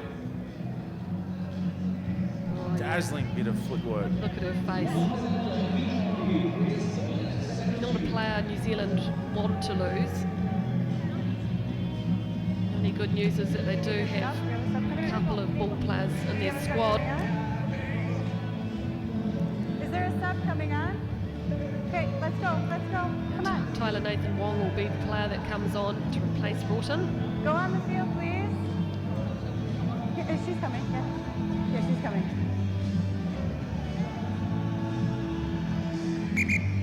Yeah, usually Salika Winiata will go off when Tyler Nathan Wong goes on, so that's why there's a bit of confusion out there for New Zealand.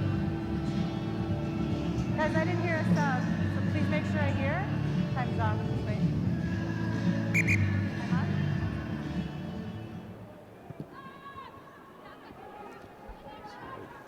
On this occasion, Winiata does go long, and they'll back their defence again to Stay up, Black.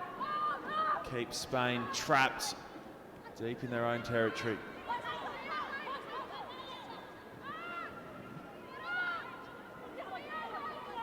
Stay up, Black.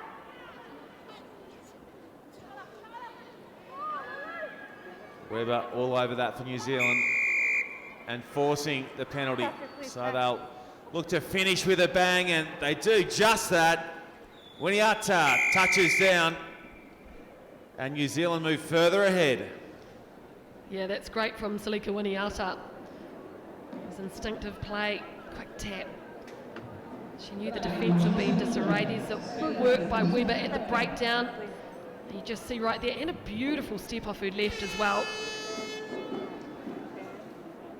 Patricia Garcia tried to chase her down, but no good.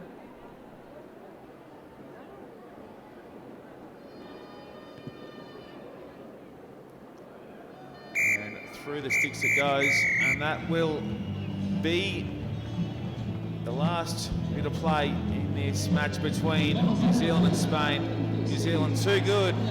They get home 36 points to 7.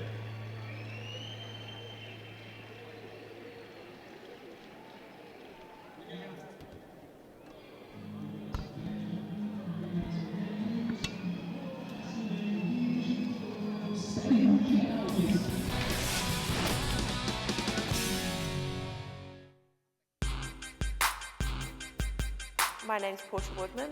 I play for the New Zealand Women's Sevens team, and this is my 7 and 6 team.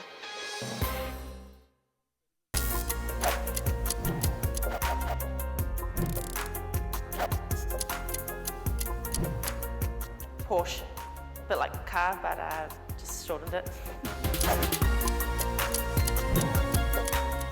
Chocolate and lollies.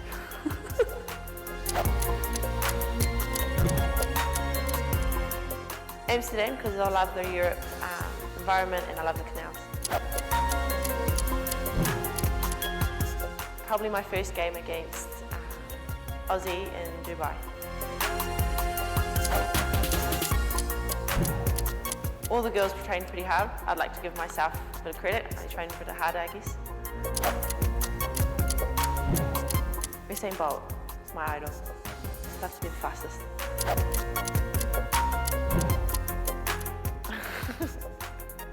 Hey there, Portia. Hey there, Portia.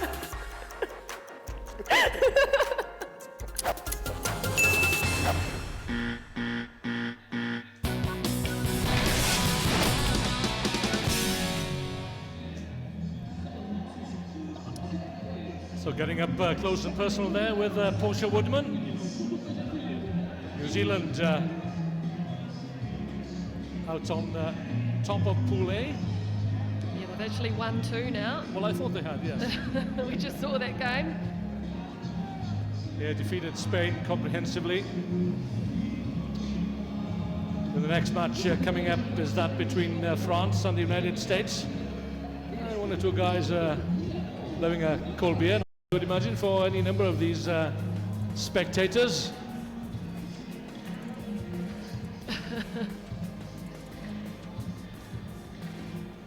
So on we go then, France against the USA.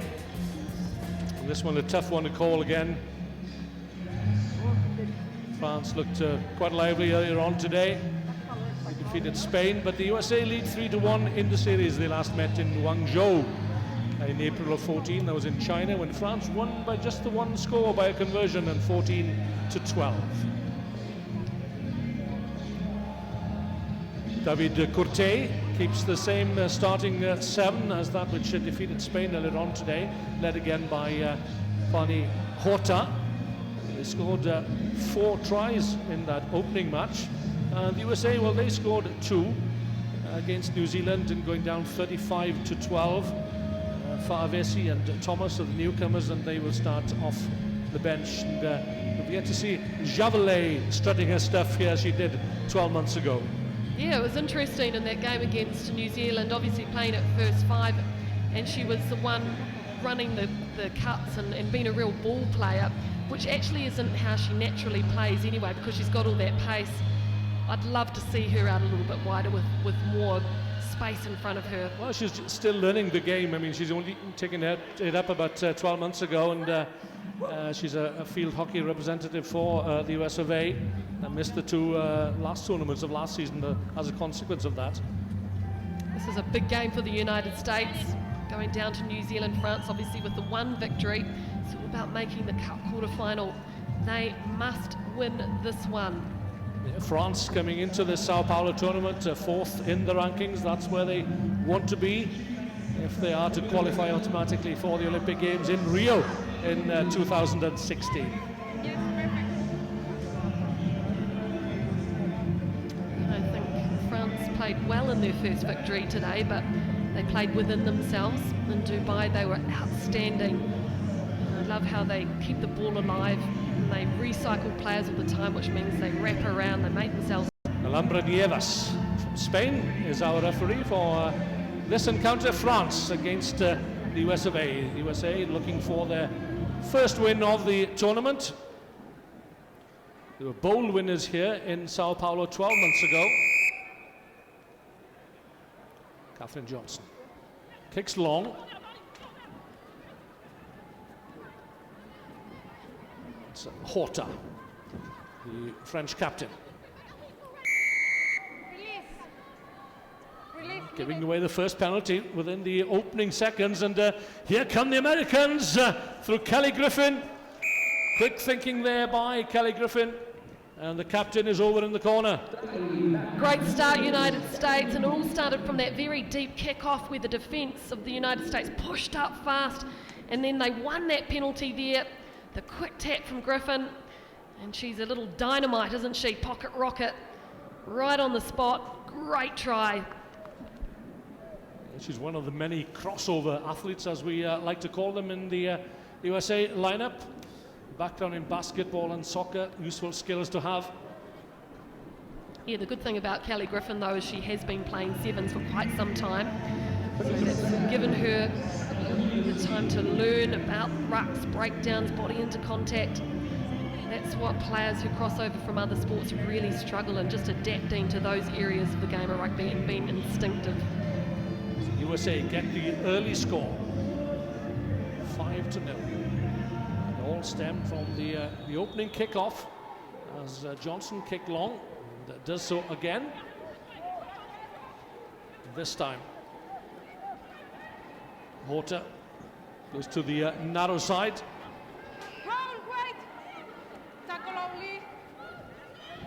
Americans very quickly up in defense.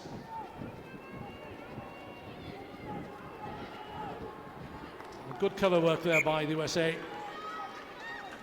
Oh, France were looking to do a quick line out, but they decided not to. That was Lauren Doyle, the defence for the United States. She did a great job on the wing there.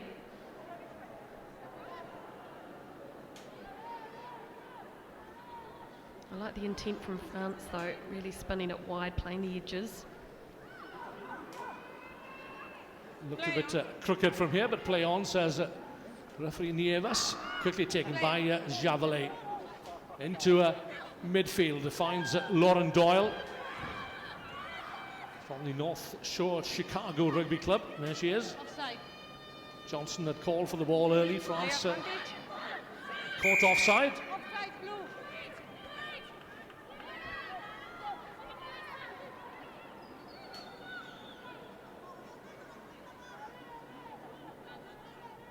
It's Dana Miskisi. Looking to bring Griffin in on the angle. Not sure that was the wisest Advantage over. play. But France have a half chance here. The offload to Mayence. Now then, the support play comes from Camille Gracineau, bundled over unceremoniously by Megan Bonney.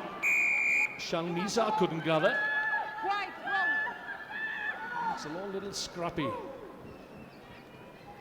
This time perhaps France have the numbers. Ladanius not quite up with play, but it's well, it looked as if it was going to work out for France. In the end it didn't, and a deliberate knock forward is penalised, and with a yellow card as well. Oh, that's big, isn't it? For Lyon, she's off. Really gutted. Rick Saget, former Sevens exponent, former coach of the Canada men's Sevens, but now for the last couple of years coach of the women's Sevens in USA. Oh, good shove of hands there from Marjorie Mayence. Fooled the American defenders. Yeah, one man down, the United States. Too many holes to try and fill there, and it was the runners off the ball that created a bit of confusion for the defence there. Mayence, she's a class player, you cannot give her any space whatsoever. She played exceptionally well at fullback or wing in the 15s Rugby World Cup in France back last summer. And, so disappointed not having reached the final in their home tournament. So France then having given away that early score, in the lead by 7-5. Ball fooling Javelin there. It's white ball. Well, one player I wouldn't kick it to if I was France would be Javelin. Certainly with a real room to run. Doesn't seem to be much of her, but boy, has she got pace. Play on. A little trickery there from the Americans. Stay. Now then, this is Javelin. Looks at her options. Not many, especially when she's crowded out by 3 French defenders. And that being the case, there should be some room if France can get their hands on the, if USA can get their hands on the ball, that is. Yeah, the tactics, the United States there, they don't have enough players on the field to play the width, so you might as well do it more direct and keep close. Just a couple of hit-ups. Just over a minute remaining in this first half. USA down to, what is it, 6 men, 6 women, 6 players. It's whatever you want it to be, Win. Set. Again.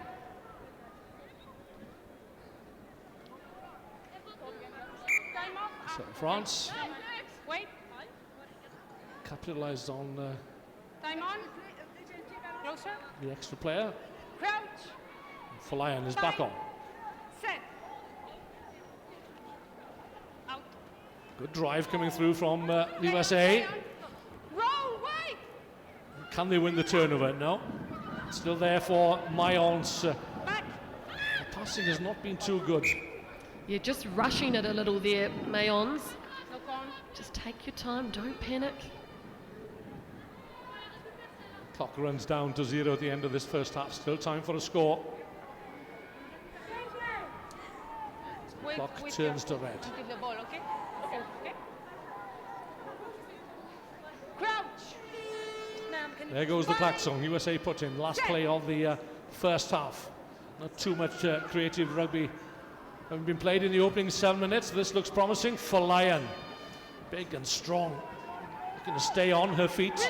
Gets support from Lauren Doyle. Javelin finds a path blocked again. Just can't get her game going now then. On the narrow side. Still there. This time, Javelin.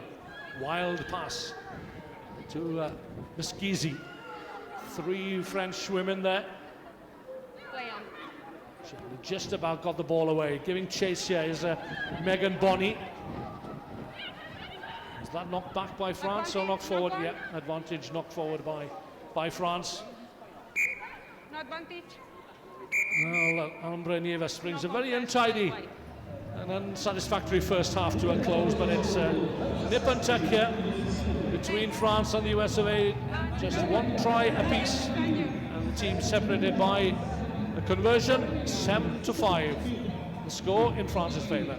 Yeah, not surprising this game is close. A lot running on it for the United States. But you're right, neither team has looked particularly cohesive. They haven't been able to get their plays on yet. They'll need big improvements from both in the second half.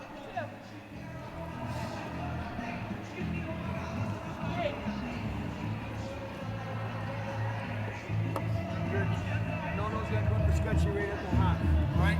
Keep working in your threes. You can't stand and watch. JJ and Lauren, you got to move more off the ball. You're planting. Move, field up. We got to break down there on the kick. You're both standing here. Fill the field. Keep getting up. Hey, hunt in packs, right? Get there in threes. Get it going. Move the ball. Make them chase, right? They like the contact, make them move, but when you see someone go.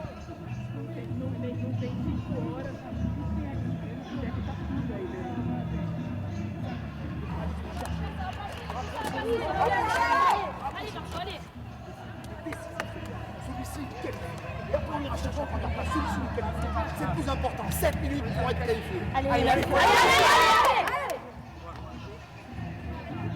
Well, the message from Rick Suggett was talking about working in threes. What that means in sevens is that when one player has the ball, she has two others with her, just in case she gets a half break, just in case she gets tackled. They go in, blow over, one goes half back. That's certainly how Australia and New Zealand play the game in the threes.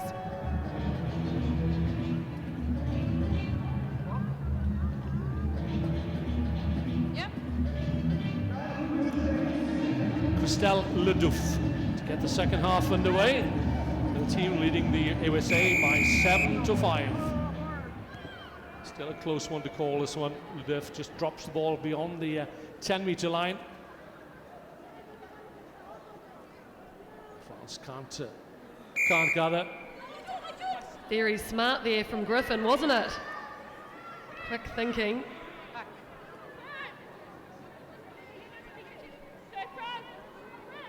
So USA set up a move here. Griffin on the ball. Yeah, and the French are keeping an eye on Javelet, and there she is. She scored a hatful of tries here in Sao Paulo 12 months ago.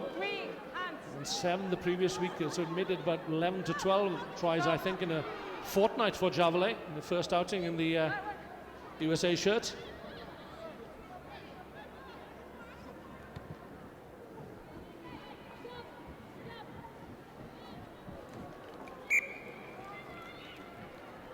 France finding good touch inside the USA 22.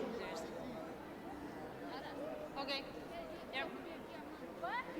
In that case, say what color is. Okay? No problem. So let's see what Please. France have up their sleeve here. Play on. USA challenging for possession at the line out. Ladanius, she's got pace. Tackle is not completed. You must release. Yeah, when she got tackled, she needed to just place the ball on the ground, release it before she picked it up again. She never did it, and that's why she's penalised. Play on.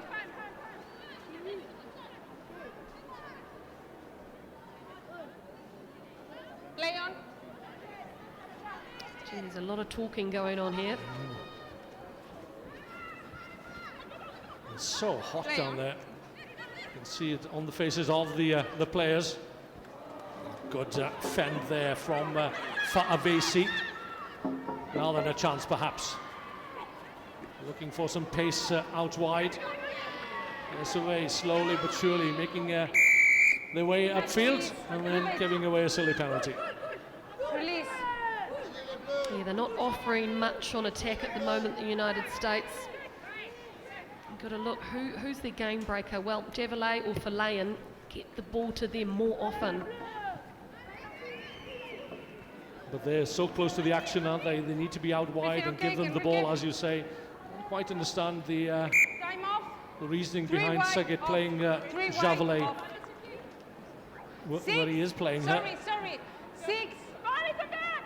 Bonnie, take your time, take your time. Come in, please, come in, please. Wait, this time off. We wait, okay? David Courtet. They weren't quite sure there which American Time player on. was to be substituted. Over the top it goes. Oh, good work, expertly done there by Marjorie Mayence. There's one score to her name already. Poor passing once again. The momentum is lost for the time being, but a chance here for Ladanius to go in at the corner. Gets away from her opposite number, Victoria Folayan. And she is so disappointed not to complete the tackle. France extend their lead. Well, they nearly made a meal of this, didn't they, with that pass there in particular. But from a standing start there, ease up, managed to get the ball away. Shorts pulled down a little bit too there. Ladanius got the 5 points in a very tight game. That's an excellent effort. It might make all the difference, that conversion from Christelle Ledouf. She looks pretty happy with herself, look at that. I would be too. No, she can well afford to be, because that means that USA have to score twice now in the time that remains. Just under 3 minutes, plenty of time. They haven't shown that they have the capacity to get the required scores. That's well taken though by the replacement, Alev Kelter. Javelin into midfield to Favesi. This looks better from Kristen Thomas. Thomas has got the pace, rounding the last defender for France, round under the sticks, and this could well be a crucial try for the USA. Oh, finally some strike out wide. Wasn't that fantastic? The passing was accurate. Everybody ran onto it with pace. Look at this, sheer gas on the outside. Plus you'd have to say Ladanius may have a little bit of fatigue as well. But the United States, great try. Yeah, Thomas brought into this squad after the Dubai tournament to add some pace to the American attack, and she certainly repaid Rick Suggett with the faith that he had in her. 2 points the difference. Game on. Time on. Play on, please. But the USA kick long.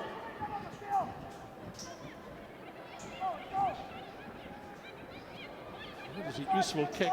Too far for the American forwards. Now then, they need to challenge at the line out. They need to win possession. Yeah, that was a well thought out tactic, wanting to get into the French half, put some pressure on this situation. That's about game management for France now.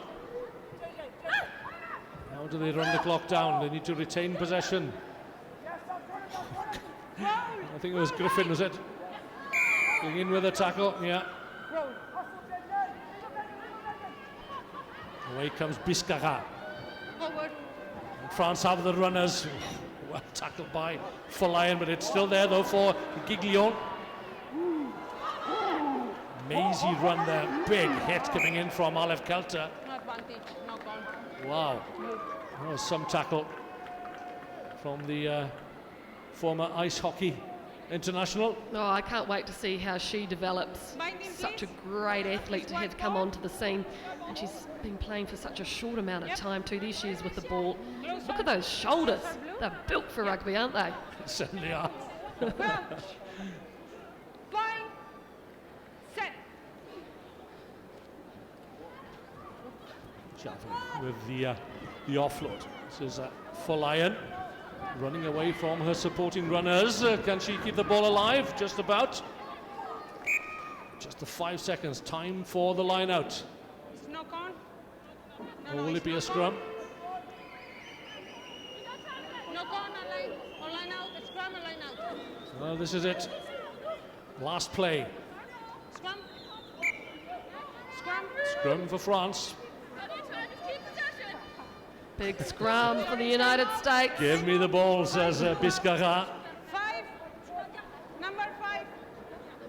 If I was the Americans, I'd just sneakily try and wheel this. Need a won that ball big back. effort at scrum here. Okay. Crouch. Bind. Poised is Binding, please. Okay. Olive Kelter. Good binding. Okay. Crouch. She'll rush around the base of that scrum to prevent Biscara from getting the ball into touch. They're just crowding it out. Oh,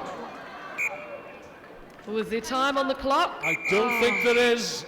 Well, an untidy game, but France won't mind that. They've secured their second win of the day.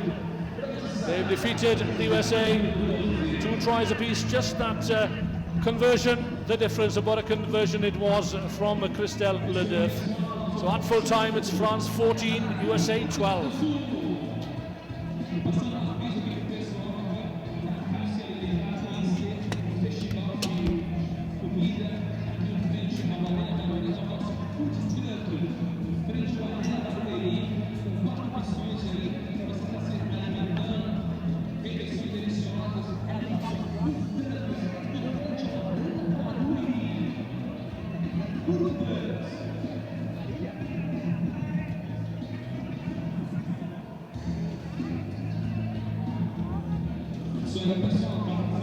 So our next match up here out of Sao Paulo is Canada taking on South Africa in Pool C. And let's get a look at how these two sides line up against one another. Canada lead overall in the series 3-0. And now to the team sheets, Sue Day, who catches your eye in both these lineups? Well, there's no surprise in the Canadian lineup. It's gone pretty much the same team again. We've seen a lot from Kelly Russell, that big hit she put in against Trober in that last game. Goodness me, she's put herself about a bit. And then for South Africa, Felice Jordan, she's just so important to that team.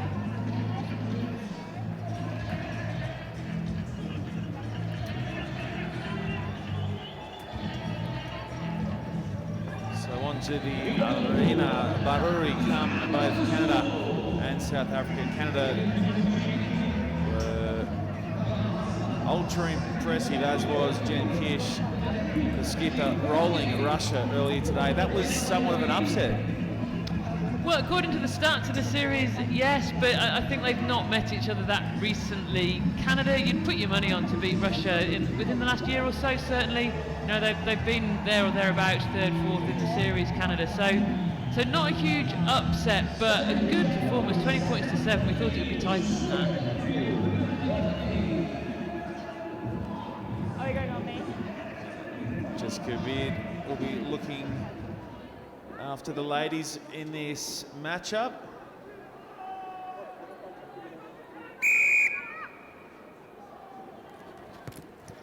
And it's the captain Zene Jordan who kicks to the opposing captain, who does so well off the kick-off. Kish, now they have got runners every which way, Canada. This is super ball out to the try-scoring machine, Landry, and they are in from the kick-off. That is a super try from Canada.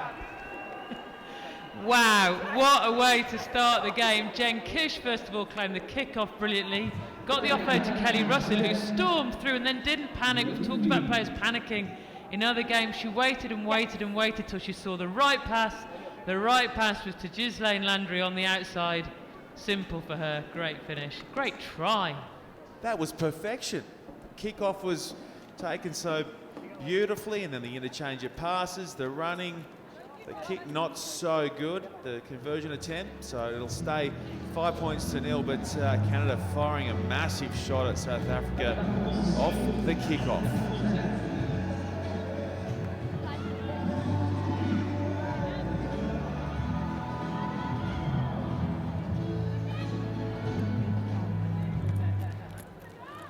Stacey restarts us, and again Canada On the ground. do well initially in the air, and then it just came loose when they fell to the deck.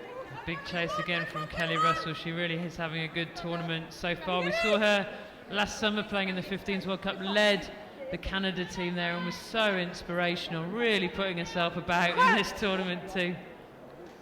Bind.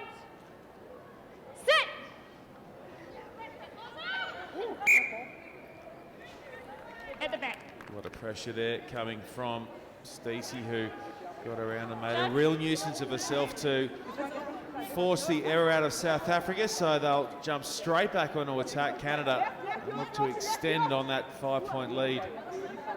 Crutch. Bind. Sit.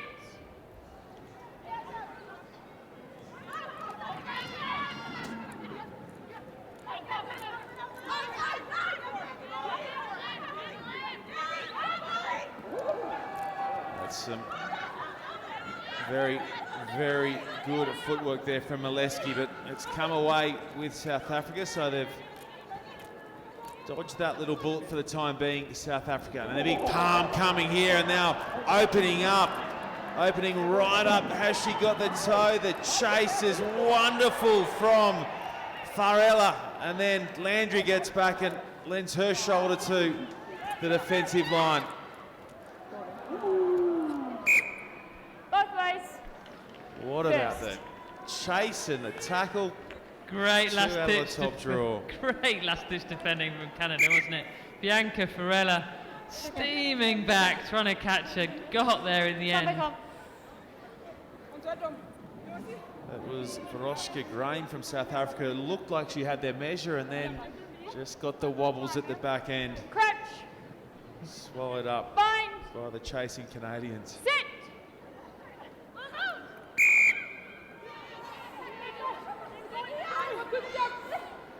No, Maxie, that's from your own player.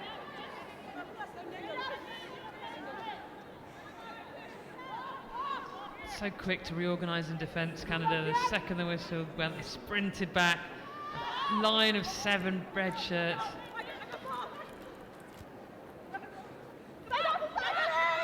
Tackle only. Here she goes again. Reload. Tackle only. Clearing the ball he's got up.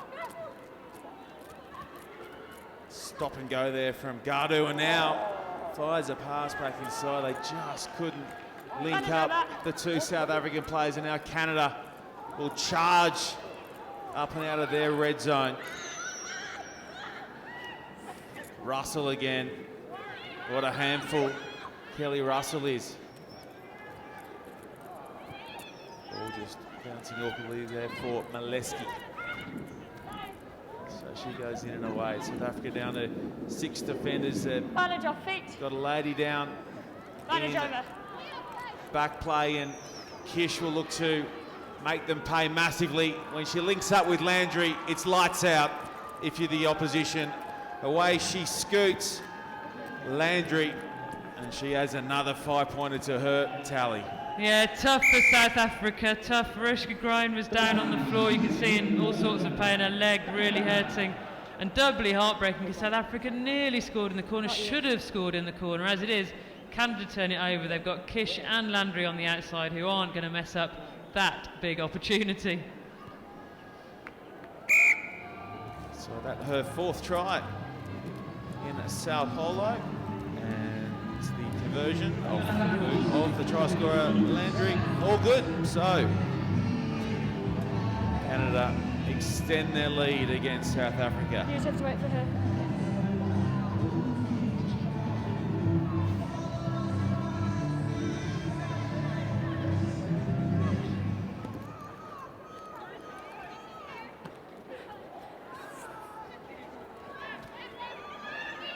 Once again, good work under the restart from Canada, and that pass was a tough one for Kish to bring in. Such a mismatch off the kickoff, isn't it? Gardu, probably the smallest player on the pitch, versus Russell, probably the tallest.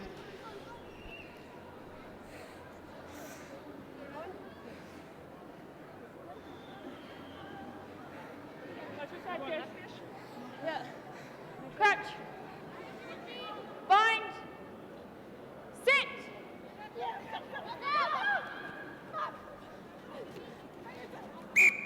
Save for both. Push forward. So just unable, South Africa, to really build any phases or move Canada around Yeah, same story as the previous game against England for South Africa, really. They've probably got their hands on the ball a little bit more here, but when they do, they're just not making it count. That time, Jordan's pass just too short. So half-time, Huda goes, and busting through the line was Stacey, and she's freeing up. Well, guess who's coming in for another? It's Landry. And that is some half of sevens rugby from Landry. There's her hat trick. Yeah, here she goes, cuts inside, and the South African defence a little bit lazy there. Goda should have been in that space, filling that hole as it was. Landry stepped inside, and there's a big gap in front of her. In sevens, you have to keep that structure. Defenders 2 and 3 can't be that far apart. Too easy to get through. Well, 19 points to that lady there, Landry. All of them hers in the first half. They lead South Africa to 0.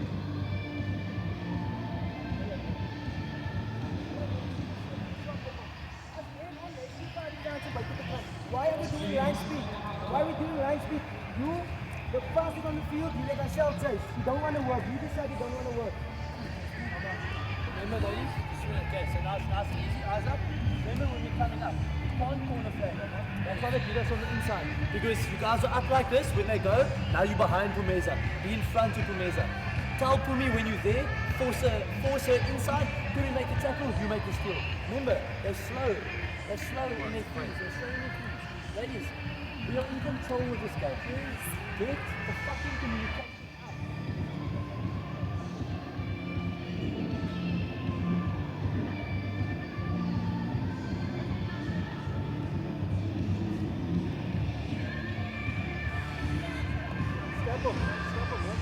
Go for the hole. Go, do your 5. 20x on 2. 20x! So the South African coach there, Renfred Dazel, saying that he said they were in control of the game. Is that, what am I missing there? They're down 19-0 Suday. Not quite what I'm seeing either. Trying to give a positive message to his team at half-time, trying to make them believe they can get back into this game, because it's going to be a difficult one to believe. They really haven't had much possession. The possession they really haven't done very much with, so they really do need to turn it around quite drastically in this second half.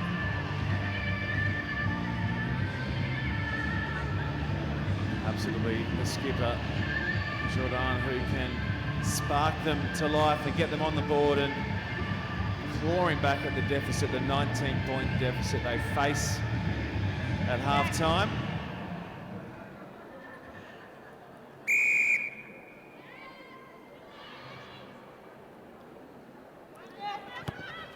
Point scoring. Yeah, well overcooked that, wasn't it? Far outside the line, so good attacking opportunity for South Africa. Chance to get their hands on the ball. Now this would be a really good time to score if they want to put their mark down and get back into this game.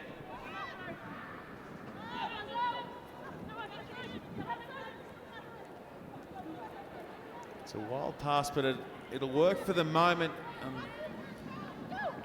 Then just ran out of room, did Lorinda Brown, and into touch she went.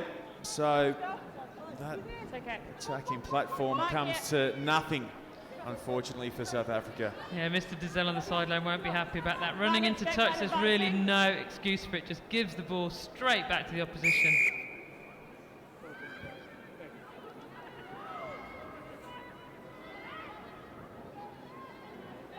Backline.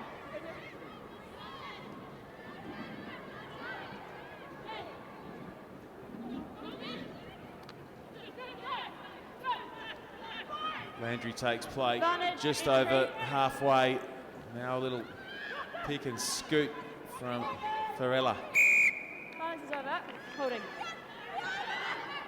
Needed buddies, didn't have them, so they turn over possession back to South Africa, who are trying desperately to work themselves back into this game. Landry crossing cover and just misses the shot on Gadu.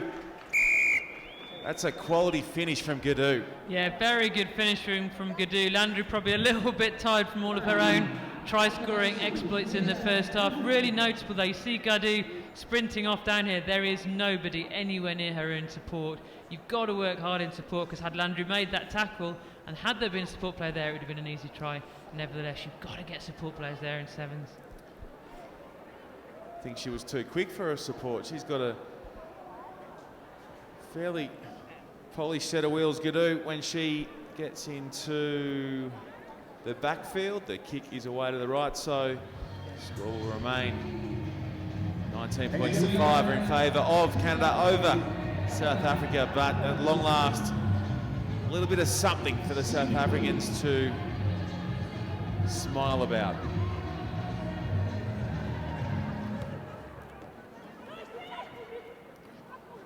Kish supported well there by Russell. They link up almost again. Good leg driving contact there from Kish, and now Russell turns the ball beautifully back inside. So strong through contact, the Canadians. Stealing meters left and right. And now breaking clear beautifully was Greenshields, and then Collard. Put the ball on the ground. Same problem for Greenshields as Gadoo earlier. Where's the support? Where's the support? You make a break like that, you need someone on your shoulder.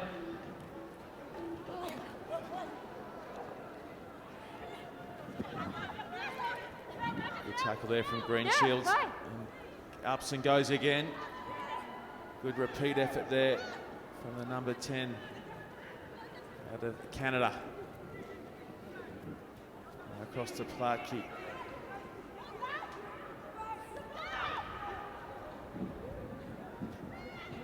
Straightening at the line, and now tackled in behind was Goda. Fortunately, she'll get up and see the team in their red jerseys marching off with the pill.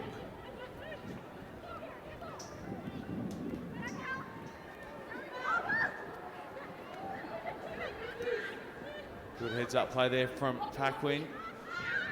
Released the ball and then up and went again, picked and went again.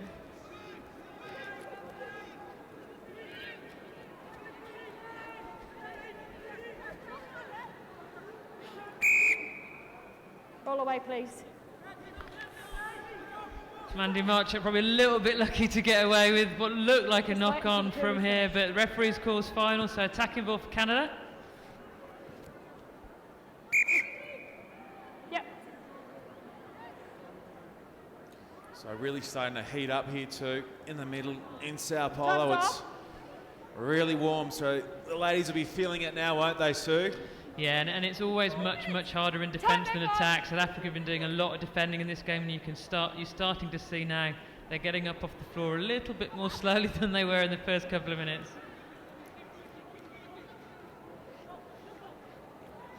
Advantage. Hannah Darling unable to hang on to the pill there. Repeat, please. What number? Tackle.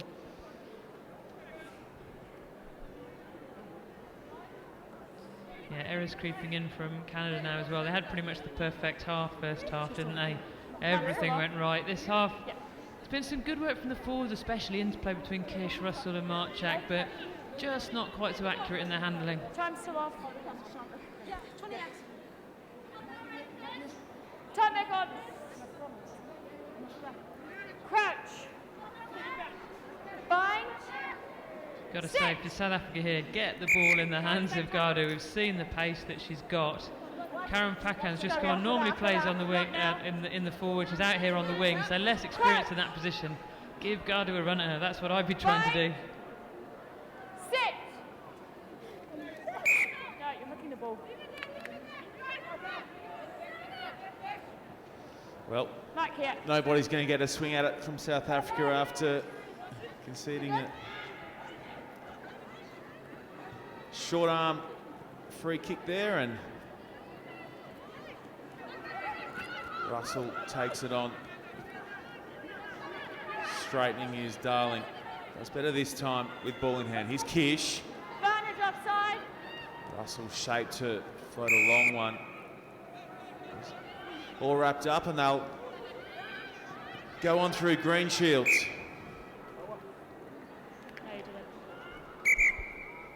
Eagle-eyed referee, the ball did not leave her hands. That's no good. Gotta leave the hands on those taps.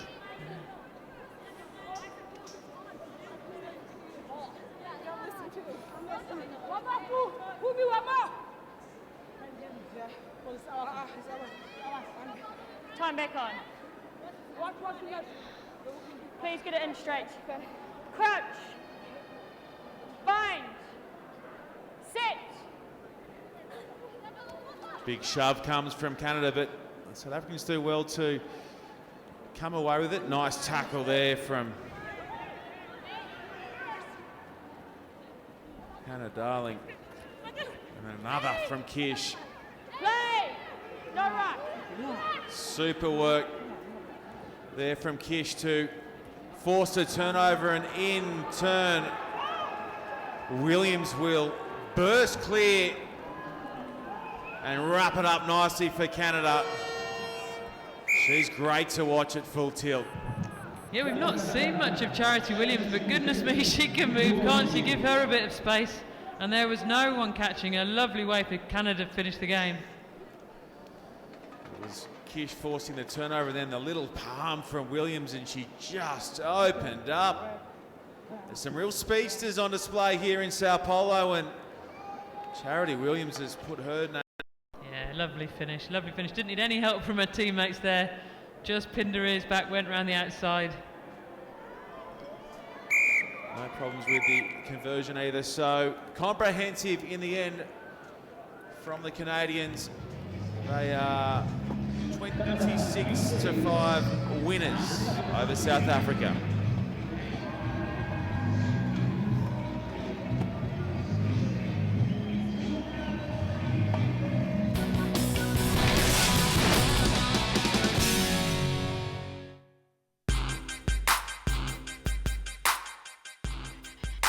I'm Jen Kish, Canadian Sevens captain, and here's my 7 and 16.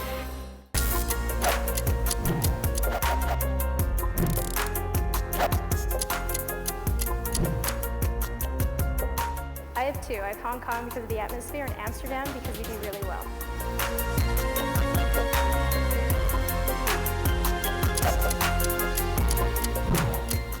Kayla McAllister, because she just runs and scores a lot of tries and she's hard to tackle. Taylor Swift, and a little bit of gospel music, which is a little bit shocking to everybody. I Will Survive by, well, I don't know who sings that. First I was afraid, I was petrified. No! My whole team. Everybody. I'd be a lion, king of the jungle. Calm, cool, and collective.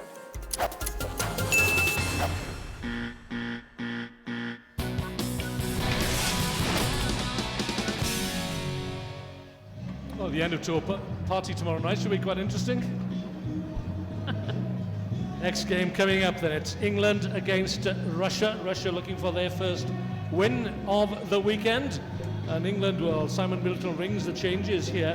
Rachel Burford and Joanne Watmore, who was injured in the opening match this morning against South Africa, gets a start again. And for Russia, it's the same 7 that took the field against Canada and lost by 20 points to 7. It's all about game management, I think, for Simon Middleton, or managing the weekend and managing his resources as well. Well, good for England that Joanne Watmore's name's on the team sheet. It looked at that first game that, you know, took her off quite hurriedly. She looked like she was carrying her on badly. So good news for them that it was a knock rather than a break of any kind. Yeah, there she is there wearing number 10. I think she's got a heavily strapped right wrist. Cleverly disguised with skin-coloured tape. Indeed. Has she got another one on her left wrist to match, I wonder?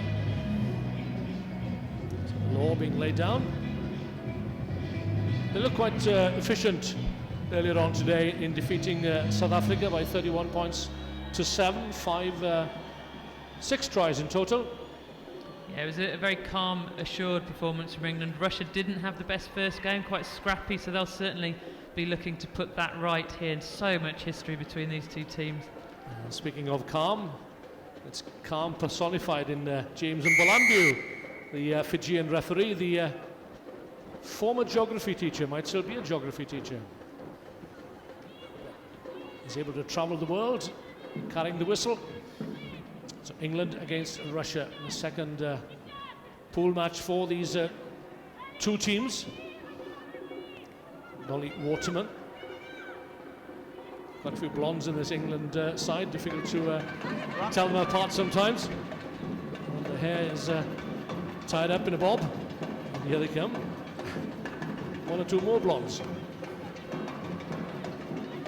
Michaela Staniford wears 11.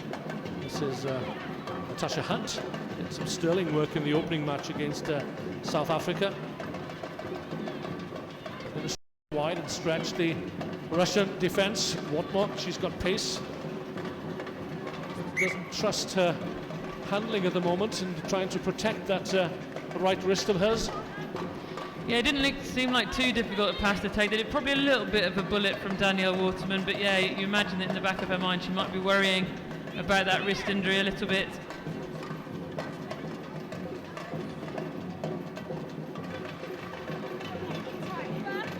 Coach.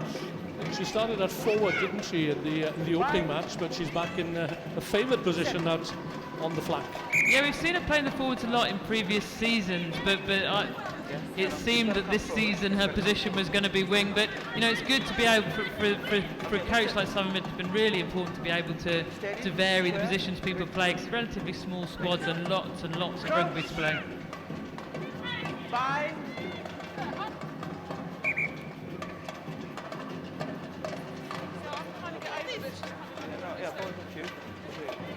Slight communication problem here. Fine. Anastasia Moharimova is the loose head prop for Russia. Good shove coming through from England. This is the star player, the key player for Russia, Baizat Khamidova.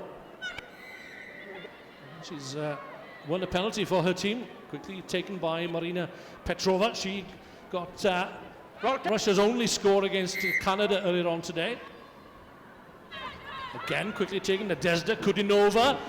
Baizat Khamidova is over. And that's the first score of the game. Yeah, and that try came about from two England penalties, both from Joanne Watmore. First time trying to come in from the side, trying to compete at the breakdown, and second time not rolling away quickly. She just looks a little bit preoccupied. You've got to move quicker on the floor. Referees don't like it if you're killing the ball, and Khamidova doesn't need asking twice from that distance. She is so strong. Players hanging off her, but she will get over the line from that distance. Yeah, when you look at her record coming into this tournament, 40 tries to her name, Baizat Khamidova. And the conversion is good. So Russia steal a march on England, and they lead by 7-5. 7-0 rather, my mistake. So Russia get to a restart.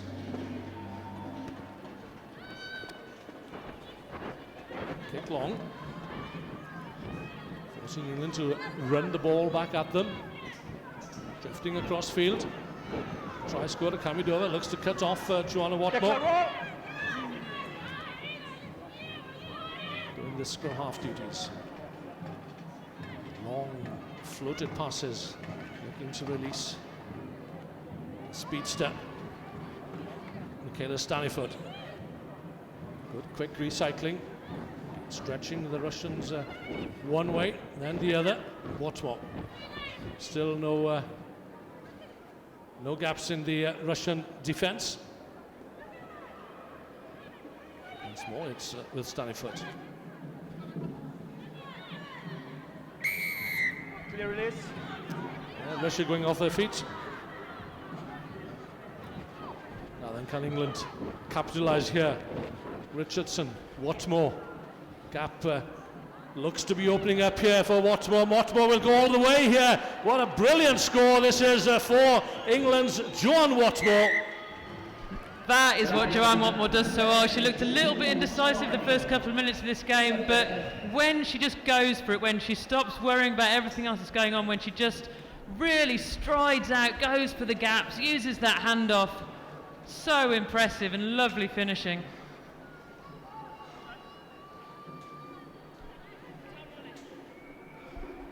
Interesting game plan from England. In Dubai we saw a lot of them trying to play the ball up the middle, offload. Here, almost entirely the opposite. They're going from side to side of the pitch, not really carrying the ball forward much at all, but just trying to get the ball into each edge of the pitch.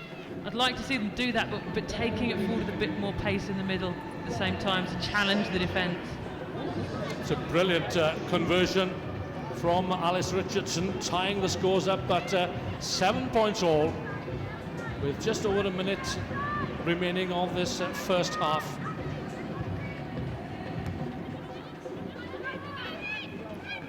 Ball a little too far for Stanifoot. She makes a nuisance of herself. This is Seradina setting it up. Tackle only. Support is there. Rock now. Coming over on her own out on the left. Watmore keeping an eye on her. Has to help out in the contact area. Strong Marina Petrova. Most of these Russian ladies now centralized in the Moscow region. Krasnodar was the powerhouse of Sounds Rugby at one time. Could be a chance here. Malikina out to Seredina. Slowly but surely, Russia making headway. Baizat Kamidova. It's so difficult to stop. Done well, have the Russians here. Good work by Nadezhda Kudinova, the Russian number 9. That's a big hit. Coming in from Nolly Waterman. That's an even bigger one from Natasha Hunt. But Russia have retained possession. I'm not sure that was the right idea, because Kamidova had 2 players on her right shoulder, and Russia could well have taken the lead there. A little more patience perhaps. But as we arrive at the break, it's a try and a conversion apiece, 7 points all.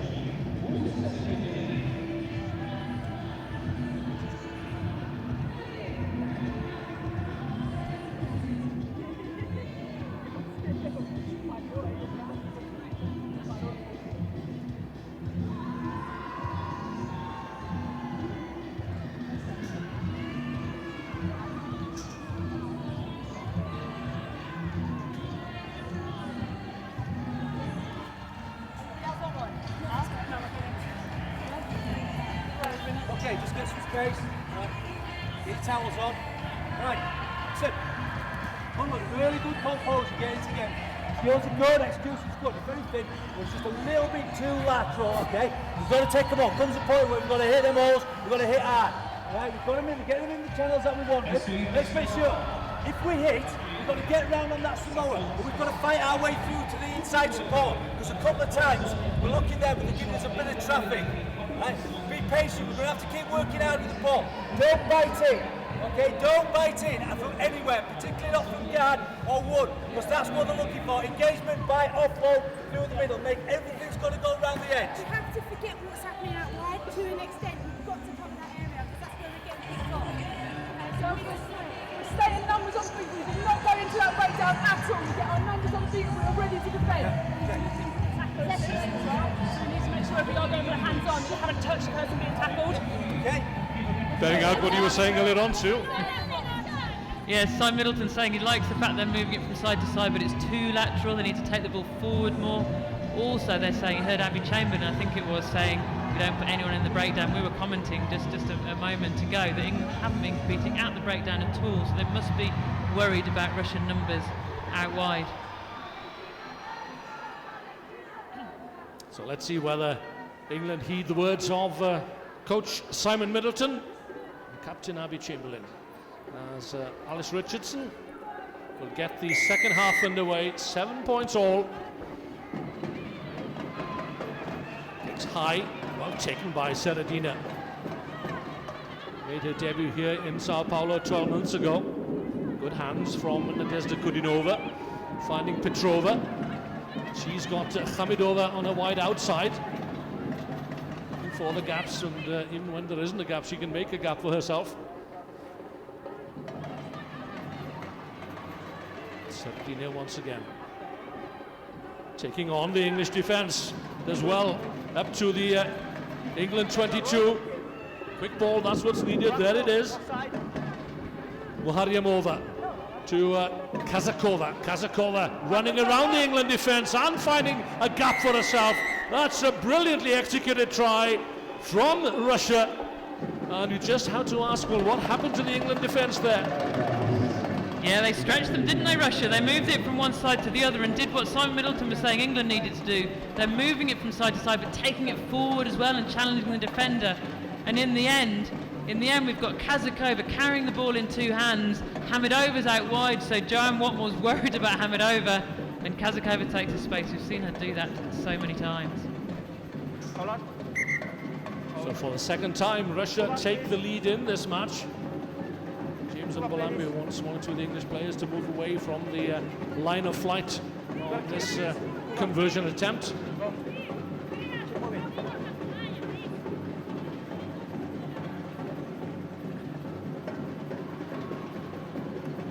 Conversion could well be crucial. She's pushed it wide of the upright. So just the one score then, separating the teams. As Russia go into the lead by 12-7, and Simon Middleton bringing on the replacements. Amy Wilson-Hardy, there's 12.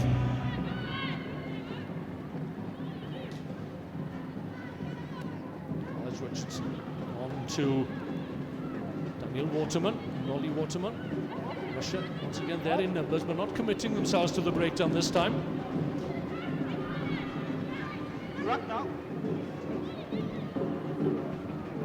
Here the English players communicating with one another. Chamberlain, the captain, this is better.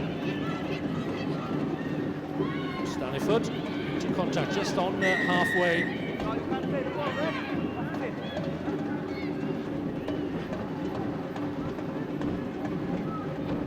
Pushed backwards here, Watmore against Kamidova.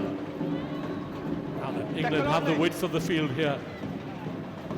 Slowly but surely, that's Marley Packer going without the ball. There was Nolly Waterman. Chance goes begging. Yeah, England trying to force it a little bit too much, weren't they? They had the control there, and they were moving it side to side, all under control, but just didn't need to force that.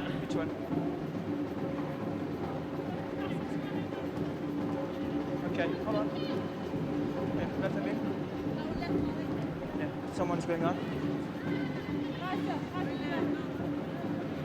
So Abigail Chamberlain, the captain, is the player replaced for England by Amy Wilson-Hardy. Okay, mark here. And Russia also bring on Ekaterina Kabayeva, bringing on experience.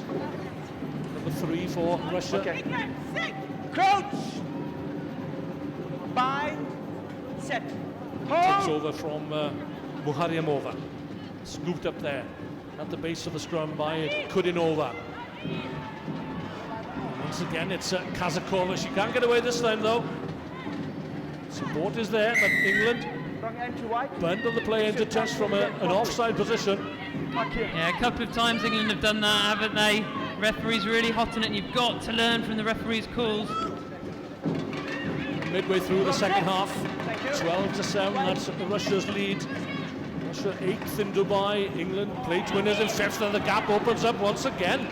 Far too easy. Russia can just get this ball out to Kamidova. Mistake at the breakdown though, and England's come away through Marley Packer. Cuts back inside. Has she got the pace to go herself? Don't think so. Watmore has though. Well, good handoff there of Sardina, and Watmore is over for her second try. Yeah, she's made a big impact, Marley Packer, since she's come on. I think England need that. You need those big ball carrying forwards to make an impact. That's exactly what Marley Packer does. She's made the impact. She's got over the gain and offloaded to Joanne Watmore, who seems to be finding her straps in this World Series now, gets the handoff out, and then it's wide open spaces and over the line. Yeah. Just hold on. Please.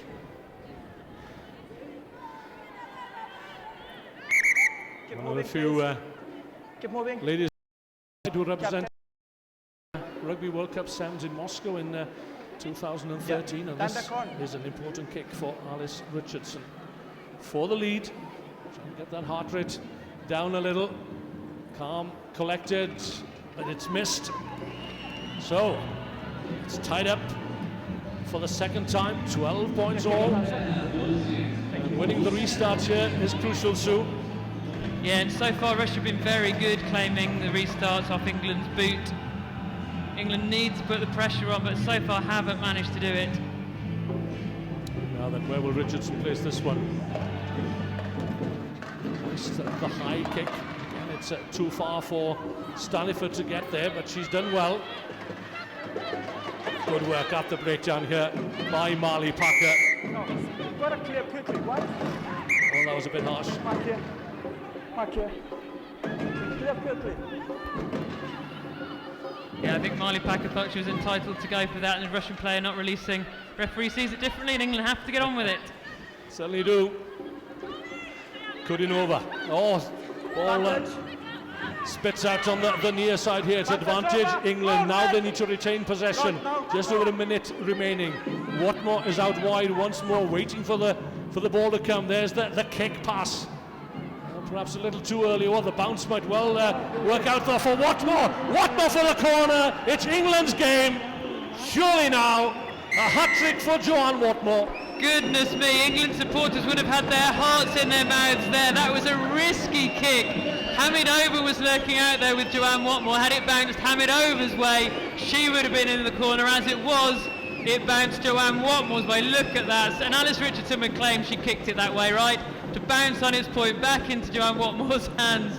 She picked it up and she's over the line. Well, I was just looking at my notes here to see whether Alice Richardson had either snooker or golf on her CV. That was an exceptional cross kick that worked out perfectly for Joanne Watmore.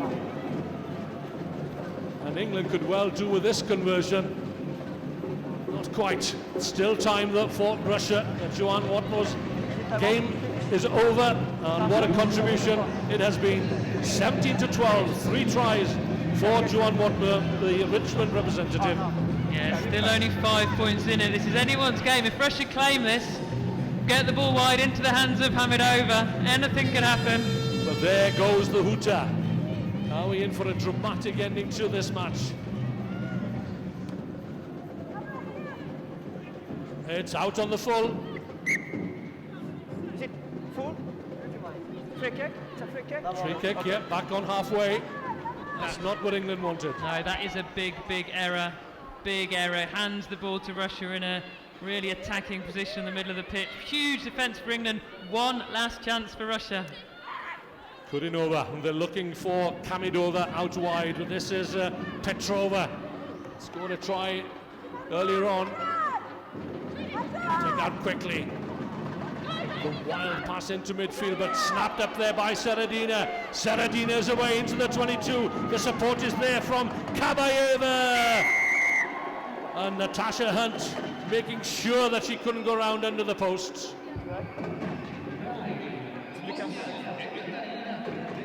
So this conversion for the game. So be careful. Yeah.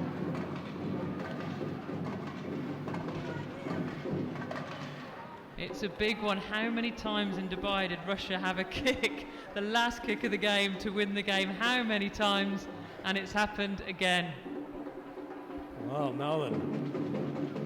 Kristina Seredina, 5 meters in from touch, on the 22 for the match. And to claim their first success of the tournament, she struck it hard enough, but the accuracy wasn't there. So England will take those valuable points on the back of a 17-all draw. First points then for Russia in this tournament, but England should certainly make it to the Cup quarterfinals, and courtesy of 3 well-taken tries from Joanne Watmore. It ended 17-all.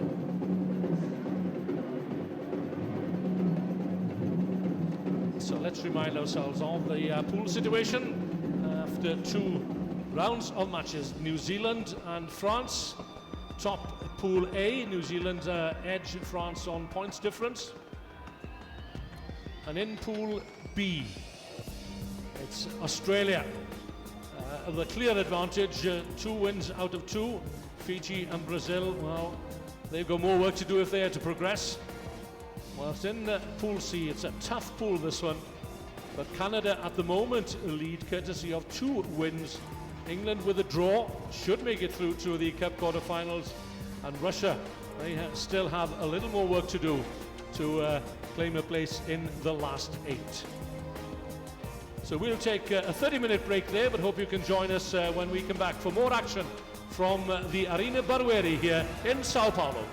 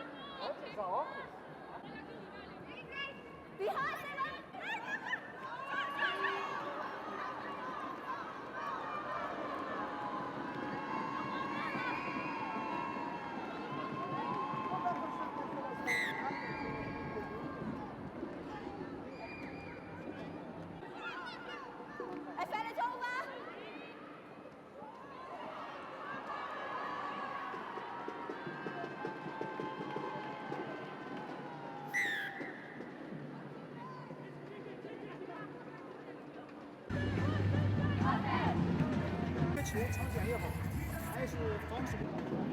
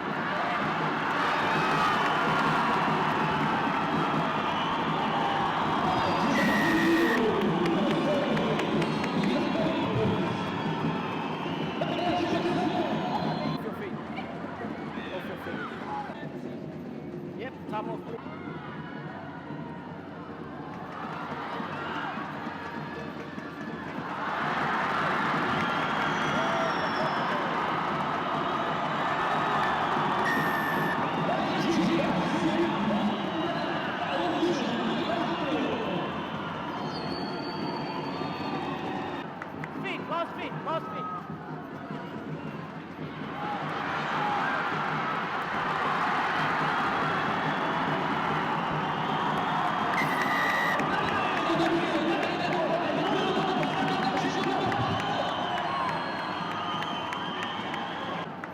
Last feet, last feet.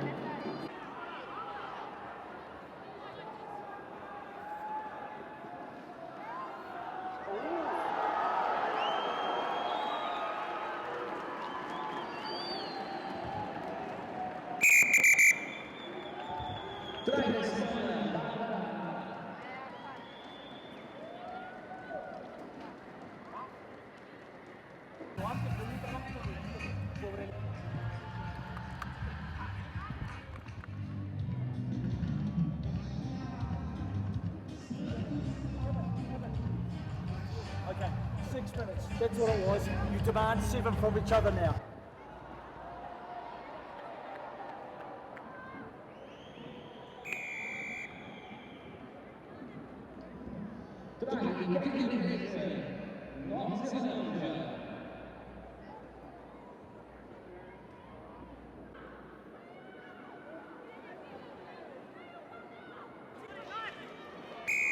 Red, set.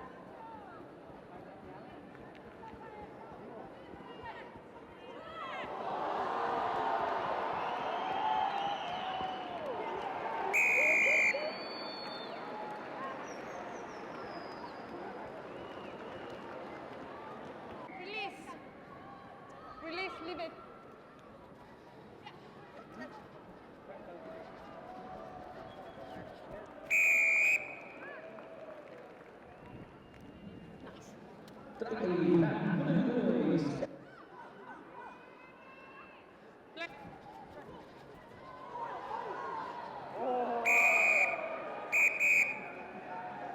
Seven.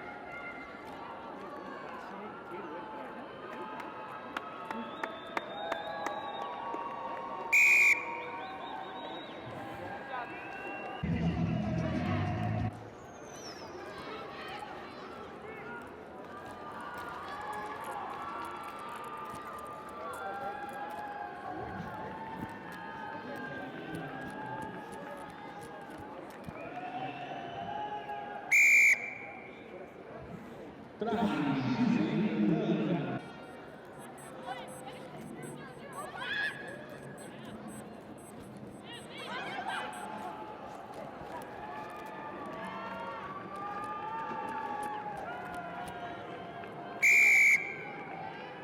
tough now.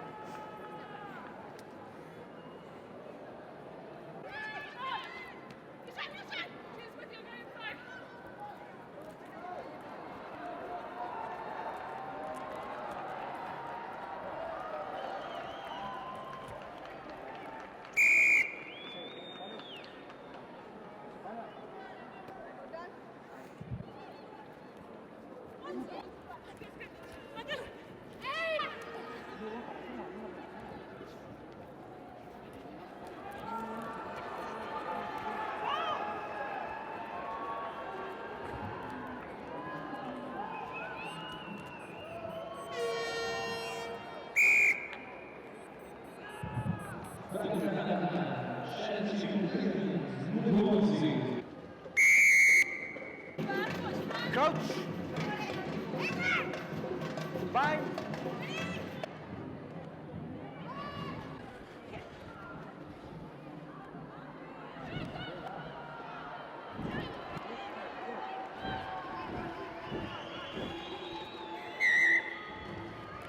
Número 10, o último árbitro. Inglaterra. Back foot, offside.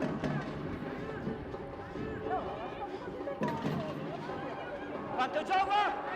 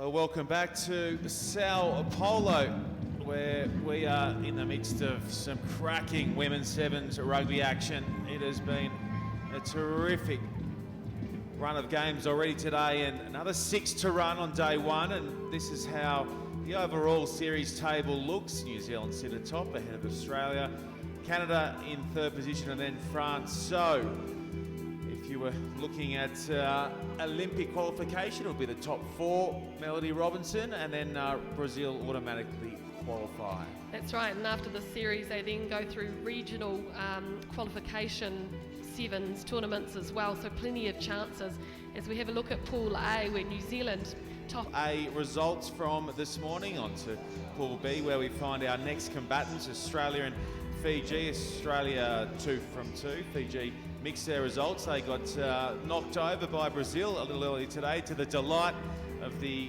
home fans. And now on to Pool C, and this is where we find Canada, who have been very impressive in downing both Russia and South Africa, and England having that draw in the last game before our short break a little earlier leaves them in Pool C. So the crowd will be revving up again shortly. The big drums will come out. The Vikings will be dancing around. Conditions really are perfect, aren't they, Mel, for some fast-paced running rugby? Yeah, it's not as humid as it has been this week. No rain, which is good because we've also had plenty of that in the build-up. Players probably struggling a little with the heat, but hey, they're conditioned athletes. Most of them are full-time programs. Apart from Fiji, they're the one team that's not fully professional. Well, one team that most definitely is Australia, so they will enter this game no doubt as favourites, and they lead 2-0 in the series overall against Fiji, and there's some real strike power in the Aussie lineup. Oh, well, and the thing is they're consistently picking or selecting the same players, so the combinations are very good, in particular between Kazlik in number 7 and Quirk in number 10. But for Fiji, Randini Avuni in the number 12 jersey, this is her debut tournament. She's outstanding, so watch her. Okay, we'll keep our eyes on a couple of those players, suggested by two-time Rugby World Cup winner Melody Robinson. They have been very slick, Australia, so far in this tournament. Don't forget, they are the defending champions. They beat New Zealand here last year. It would be an upset of gigantic proportion if Fiji won. However, they have been known to be giant killers. They have taken down some big teams like the United States and Dubai.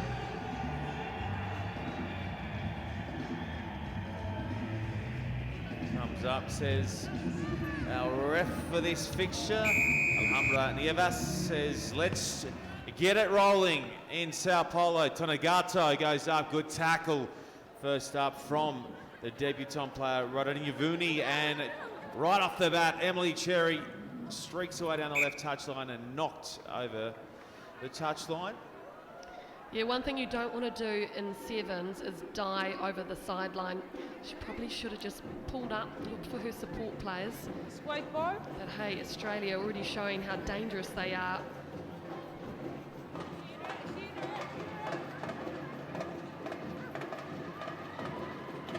Nicely taken, good skills at the front of the line out there from Fiji.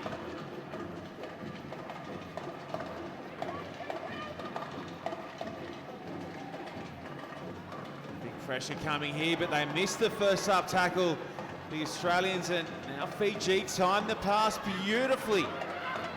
Off and running is Tamoy, and then Grass from behind. Excellent tackle getting back, but they up and go again. Tonagato shuts it down. On they go, Fiji. Can they finish off this wonderful passage of play? Sherry rushes up. She can't make the tackle, and here comes one of the up-and-coming superstars who gets it away to Salvagi Siata. That is a terrific start from the Fijians. And Rodinivuni is key to the lot of it.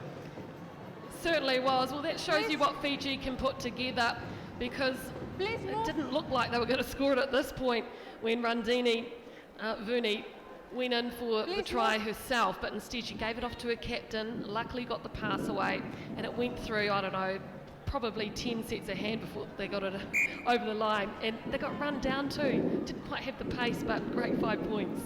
Excellent 5 points, and then the additional 2. So the underdogs put one on the chin of the heavyweights early on.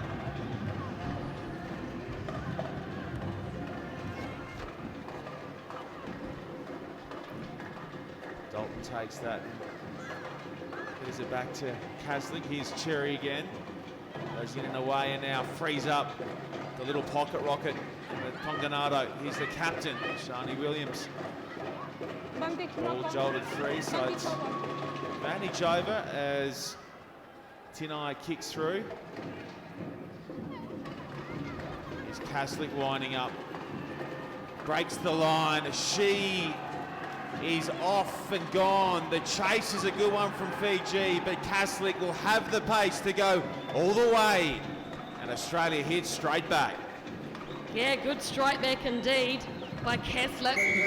There's a mistake from Tamoi from Fiji, kicking that ball through. No advantage. Kaslik was there to pick it up. And she is super fast. And not only that, she's fit too. Such a great athlete to have found in the system just 2 years ago, this young lady. They're all so young as well. Only 19, Tiana Penatani, 19, Emma Tonganado, 19. They must make you feel... No, actually, I won't go there, Mel Robinson. I won't go there. Maloney. Yes, the average age of this Australian team is 22 years old, so they are very young. You don't look a day over 21 yourself, Mel. You know that to be true. Okay, here they go. The Aussies, they tow it through. Advantage. That was Shani Williams soccering it ahead and goal. just couldn't control it as she was tackled to the ground. Fiji, get your heads in the game. It is 7-all. You're still in with a chance. You cannot make mistakes like that. She was front on. She needed to go side on. Good binding. She needed to attack the ball in the air. Into the middle, okay? Crouch. Bind. Set.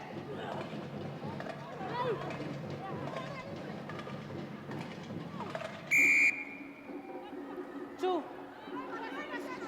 So Shani Williams, the offender there, and this will help relieve a little bit of the pressure. That's not a good pass, though, and forced to scramble here, the Fijians. Cherry makes a good tackle. Good work, too, from Bernardo.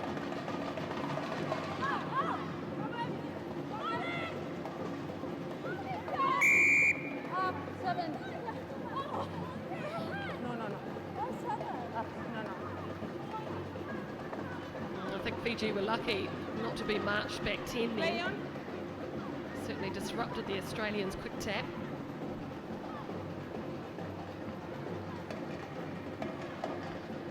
Here's Kaslik, fires it long to Quirk. That's a brilliant ball wide to the captain again. Pushing them left and now dragging it right through Parry. Kaslik angles, dummies, goes right on through. She's a superstar, Charlotte Kaslik, no doubt about it. She is in fine form in this match, isn't she? It was a dummy on the inside to Shannon Parry, just to her left there. That gave her just that little gap to slide through, all class for sure. So she has both Australia's tries thus far.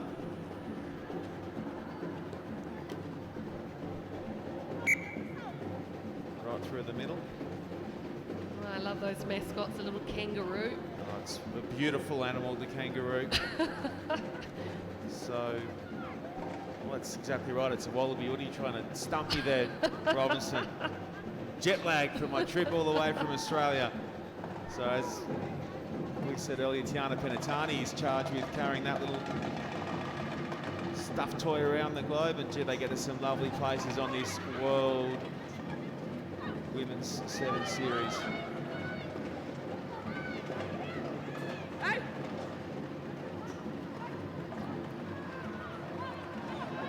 Release. Sharp work that from Quirk. Back it comes to Cherry, and Tonganado now in and away. Oh, the feet are beautiful from Tonganado. She goes back to Kaslik. Holding, no, leave it. Yeah, Fijian player there on the ground holding the ball in. That's why she was penalised. Dalton, oh, the line's a good one for Williams, struggling towards the chalk. They pick and go, and that's it. Not back 10. 10 meters. They were over there.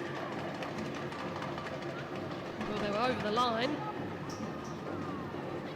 Long ball here to Parry, and she should be able to do the rest. No dramas for Shan Parry. She touches down, and leave it. a little bit of feeling in this one between Australia and Fiji. Yeah, the frustration showing there, Fiji.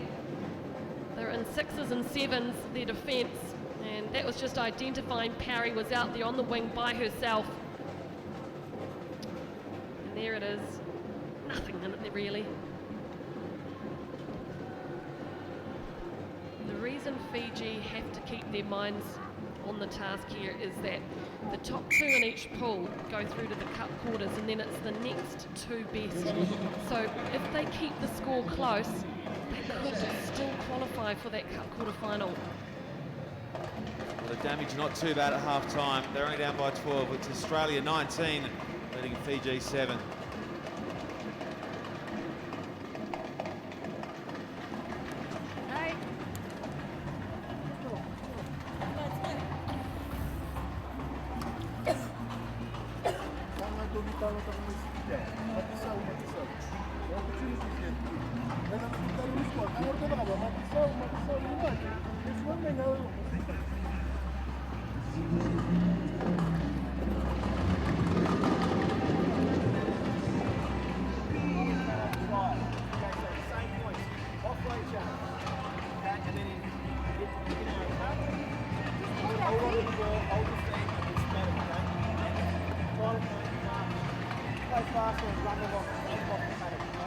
Right, it's tight, try by try, defense by defense.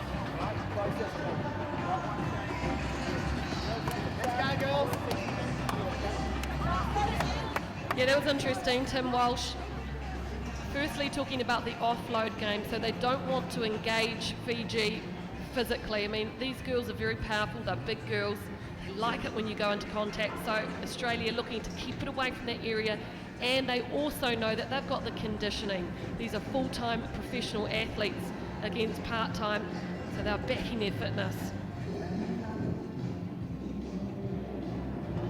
And for Fiji, I'm sure that their coach Elisa Tanivula is just trying to build up their confidence. They are good sevens players, they've just got to believe it.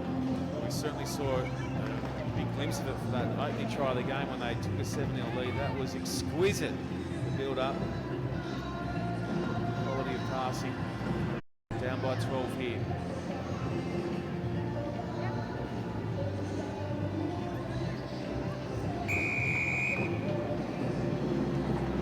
Chloe Dalton gets this up happening again, and that's a big collision. Everyone all okaying up and getting about. Shani Williams, she's bomb-proof, the captain. Kaslik goes back to Dalton. She gets past one, slinks past the couple. Good defence there from Salvavi Siata, the try scorer for Fiji.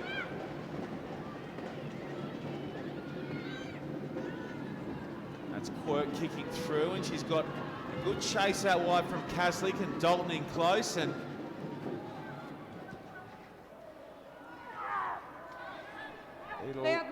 it'll come about for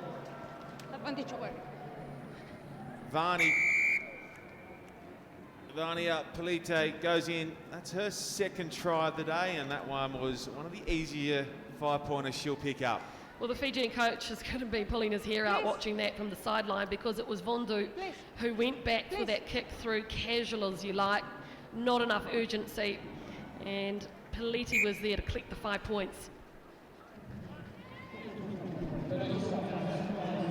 See the red face, sweat. Bit of a huff and a puff there. Yeah, it's getting really warm. Time off. Time off. So a great chance as well, Mel, with the Olympics sevens next year in Rio, just up the road. So some of these girls will no doubt be figuring there. Good to get a taste of Brazil early on. Oh, absolutely. And for a team like Fijiana, if they don't make it through the top 4, which is likely, then they can qualify through the Oceania. And out of all the other teams here, you'd expect New Zealand and Australia to get through. Well, that means they should take that. So this is valuable experience for them as we have a look at Brittany Coates there from Auckland. Blonde hair, blue eyes.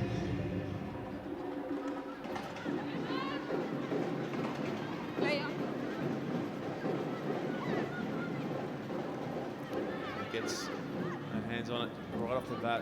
Lovely passing game, Coates. That one not quite as good as those to set them in motion. So they go quickly with a quick line out to Australia. Dalton goes on to Casley. Release. Good pressure there at the tackle from Fiji. Coates just directing traffic and trying to free up a little bit of room for her speedsters. And here's the try scorer from earlier, Salvavi Siata.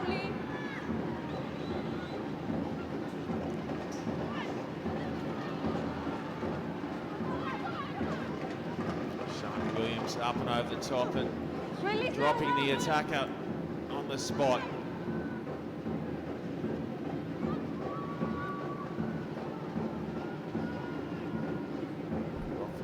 Pop up off the deck there from Coates, and just needs a little bit of direction. Here she is again. Lovely ball that. That not bad either from Radaluva. Ambling down the touchline and then flinging it back in field. Unfortunately for her, it'll come to nothing because Australia have come away with it. Here's Turner. And then she frees up in turn down that right touchline, Vania Peliti, and she'll go in for back-to-back tries for Australia. Nice turn of speed there, wasn't it, Peliti at the end? And just basic sevens there, getting it out to the space after the turnover. So here she is, gets on the outside there of the Fijian number 9, Rama. Really simple stuff. But before that, Fiji were playing that sevens that we know they're capable of, keeping the ball alive, plenty of flair. I want to see them do more of that. There we go. Australia 6 clear of New Zealand in terms of tries scored here in Brazil. Hope you're enjoying the coverage wherever you're watching on from around the world. Fastest growing sports on the planet, women's sevens rugby, and it's easy to see why it's so much fun, Mel.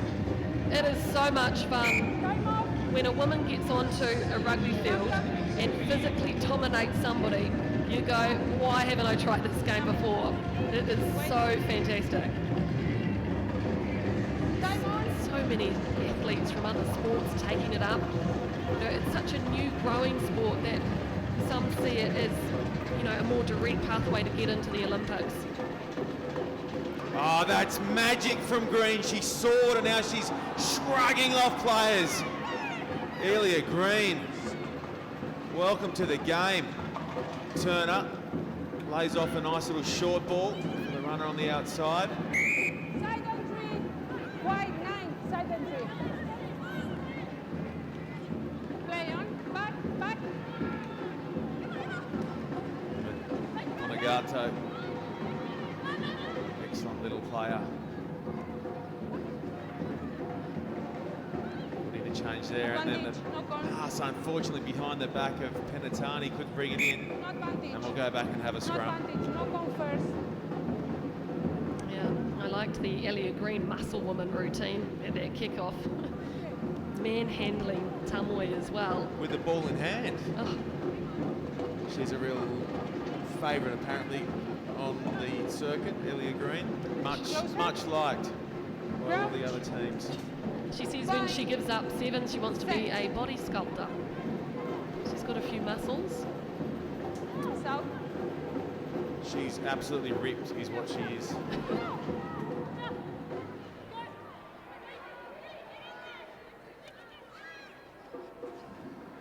Another good charge from Rataluva.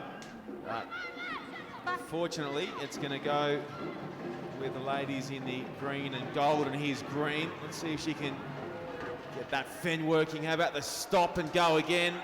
She'll get grass, 5 short. We'll look for the pop. Goes to Etheridge, who in turn pops it up to Turner. Hopefully everything okay there. Little ginger across the line, but Australia go further ahead. Well, the strength of this Australian team is that when somebody does make a bit of a break, that great tackle there, wasn't it, from Fijian Tamoi, making up for getting manhandled before, but then Turner on the spot. Always have somebody there backing them up. Please.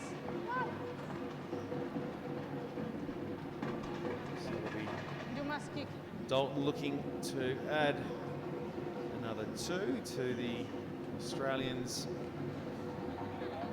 score, and gets waved away. Took too long. No dice, said our referee Alhambra Nievas. Can't be loafing like that in sevens, can you, Melody Robinson? Absolutely not. I think, what is it, a minute? Is it a minute? You have to get that drop kick after the 30 seconds. 30 seconds, thank you. Which actually isn't very long at all.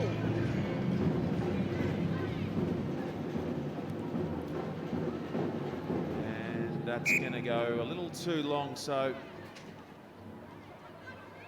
they can dust the shoulders off and get ready to do a little bit more defence to round out this game, the Australians. Up 38-7. Have a go, Fiji. Try some of your magic. Throw the ball around.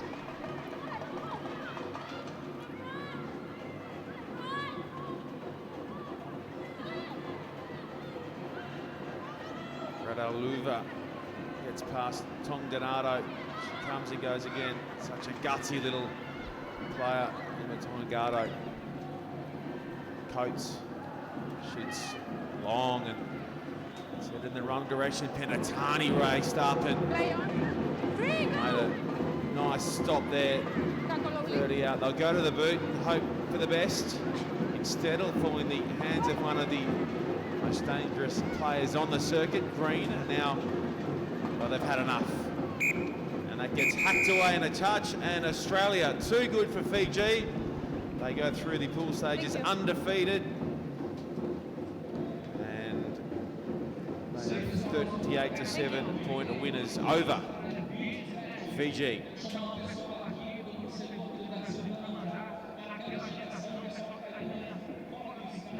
All right, coming to the commentary position now is Wayne Griffith, and with him, ex-England international and captain, Sude.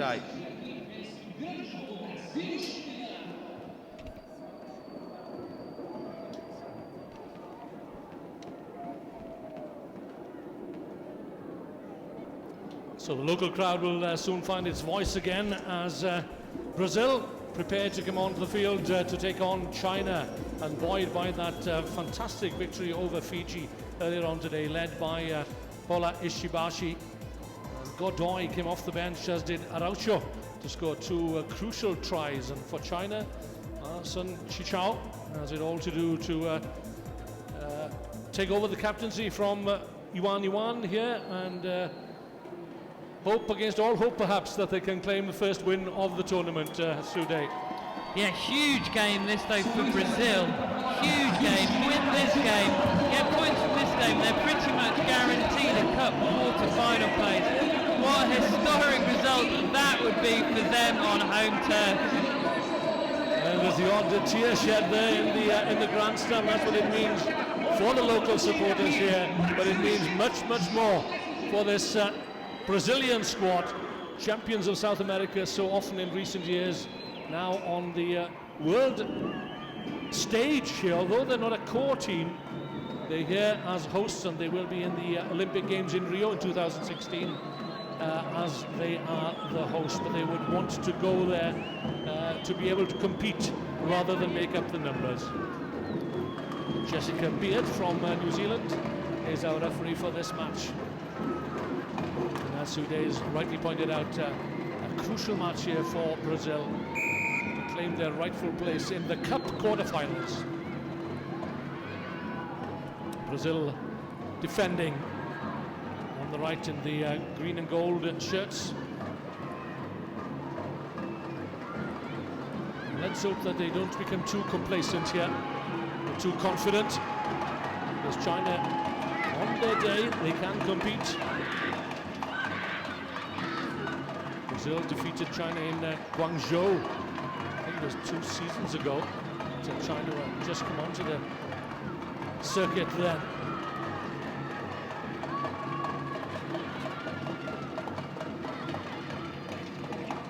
So Brazil again with possession, shooting a pass into midfield there, finding Julius Sardar. This is the captain, Paula Ishibashi. Sardar on the loop, just about manages to get the ball into the hands there. Yeah, an unfortunate fumble, because it was really good continuity from Brazil, moving China all over the pitch, creating little gaps, working them hard. Paula Ishibashi barking the orders, the captain. Diminutive scrum half in 15s from the SPAC club, Sao Paulo Athletic Club. Plenty of local support for her. 5, 6. Pressure being applied by the Brazilian captain, and again, good work. China under pressure inside their own 22. Looking to break down the Brazilian defense. It's Hong Yang.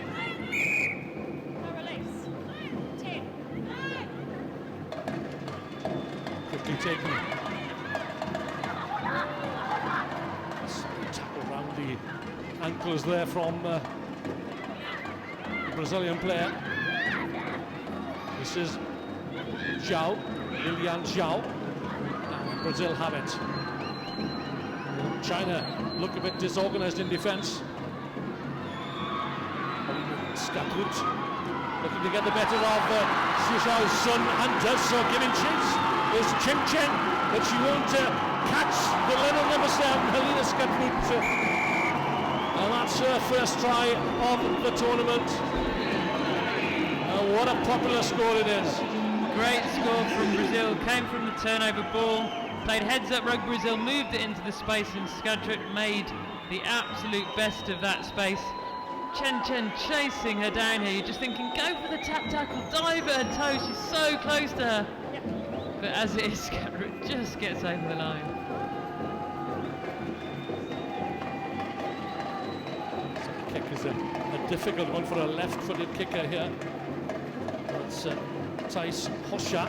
It's not a bad effort at all from the Brazil number 12. It's a good score, good start for Brazil. 5-0. It is. There's a lot of pressure on this team. It must be such an exciting feeling to feel themselves off the brink of the quarterfinals at home. But they've got to get through another half. 3/4 of the game yet, another half of this half, and then the next half, and just be feeling the pressure a little bit, got to keep their heads. Well, you can see that they're well coached. Maybe tucked into rugby here in Brazil. It's certainly paying dividends. The home tournament as well. One victory under their belts already. The gap hinting it might open up here for China. Lovely show of hands, and then the release. Shichao Chun.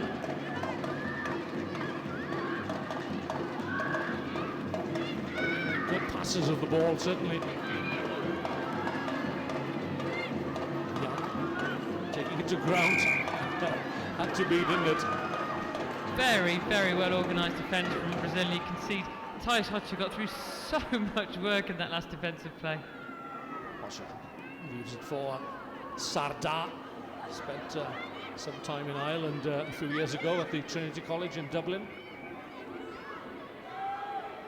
There's a boot to the scrum cap down on the far side of the field, but it's a no consequence to Paul Ishibashi.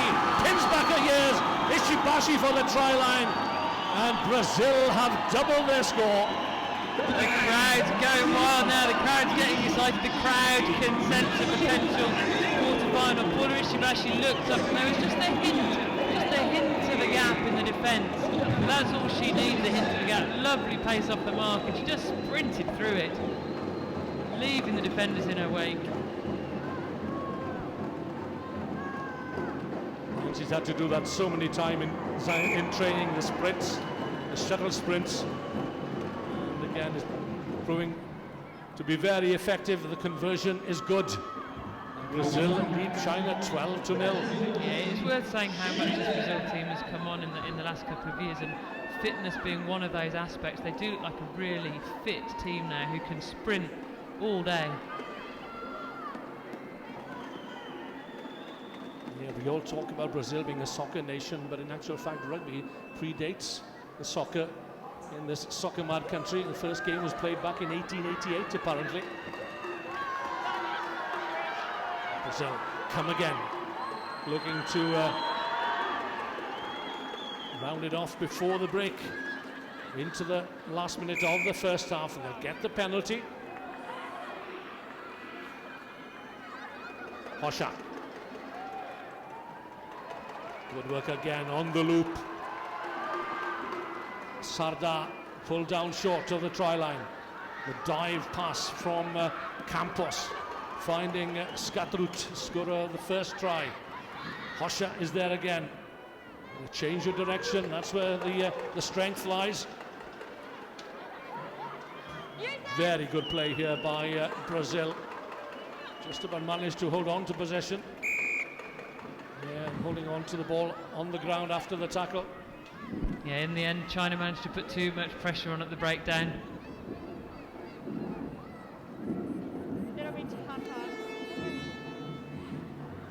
So the last play of the first half. We've seen tries scored many a time at this stage in proceedings. So can China get themselves onto the score sheet, but they have to run it in from a long way off, from their own try line almost. Nudge forward, no, it came off the foot to the boot. Oh, neat little sidestep there from Sun. Oh, what a tackle again from Julia Sardar. Brazilians enjoyed that, the supporters that is. China not done yet. They don't give up, do they? Oh, here is the breakthrough from Chen Zhong. After the clock turned to red, and they managed to score a try in each and every game. They scored a try against Australia, against Fiji, and now against Brazil. They just don't give up. So often the case, isn't it, the last play of a half, the last play of the game, because defences get tired, concentration goes down just a tiny bit, but enough for the attack to make the most of it, take the chance. Well, that try and the conversion will give the Chinese tremendous encouragement as they gather in a huddle at the break. So when Brazil appeared to be taking it away from China, the Chinese pulled one back. It's 12-7 at half-time.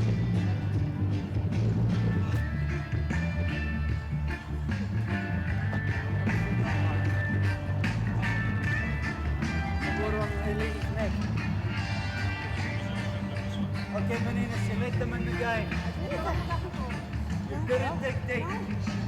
You didn't take deep. Okay, it makes it harder now. Yeah.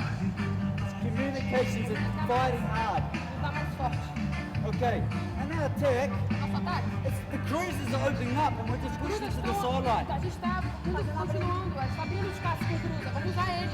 Okay, but we need to punch through. The two tries you want to go through as you drive. Com a perna, foi entrar com contato focando elas com a perna. Defense, shoo, you're flying up.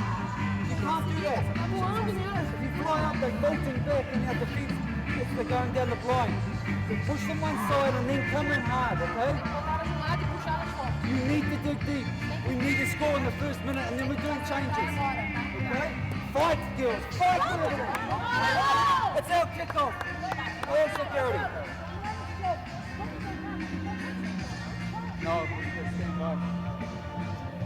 Chris Neal, the Brazilian head coach, needed a little assistance with the interpretation. Beatrice Futura it was, with the helping hand there. She spent some time in Australia. At Sydney University. This was Julia Sardar. Simple message from Chris Neal at half-time. Fight, girls. You've got to fight. This is probably the most difficult 7 minutes of the first day, isn't it? In your last game, the second half, and you know you need at least one more score. And we heard Chris Neal saying, you've got to score first in the second half. Let's see. Oh well, giving away possession to China right at the restart, and that's an opportunity.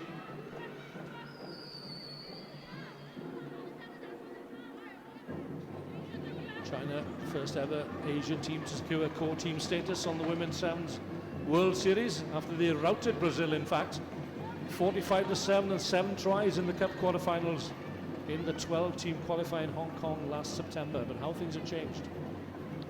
Haven't they just? Brazil certainly on top so far in this match. Good skills here being shown by China, and it's all stemmed from that mistake at the restart. It's all hands to the pump here now for Brazil. Back there with the tackle was Scatroot. That's a big hit coming in. Oh, brilliant. A good attacking defense from the Brazilians, and away they come. Through Luisa Campos, I think it is.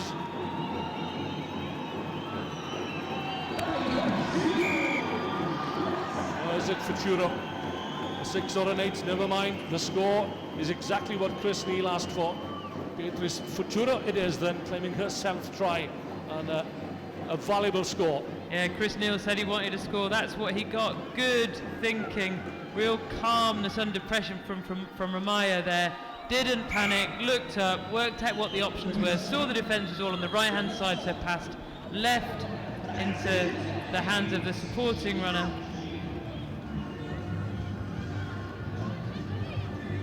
But the crucial thing there was 1 or 2 big hits down in defence, in the shadow of their own post, and look, they've turned that into their advantage. 19-7, that's Brazil's lead.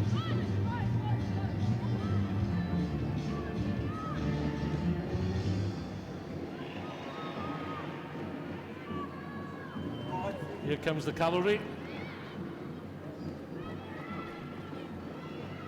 China. Now we're all to do. Into a gap opening up on the inside. As Jiang takes it out onto the right. Bouncing ball, difficult ball for Zhao to take. Lilian Zhao bundled over in the tackle. Really good aggressive defence from Brazil, isn't it?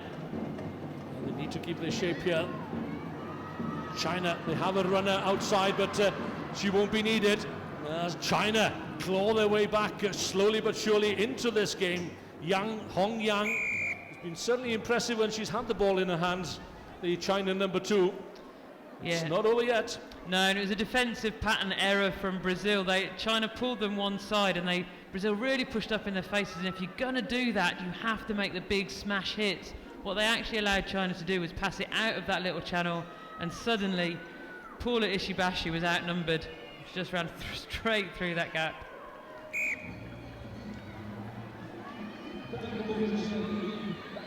Second try for China. And suddenly, it's a one-score game once again. 19-14. Yes, the team that keeps its head is the team that wins this match now. The last 3 minutes of a hard day. 7 sounds short, but it doesn't feel it when you're out there. Into the shadows. And this time it's China committing the error at the restart.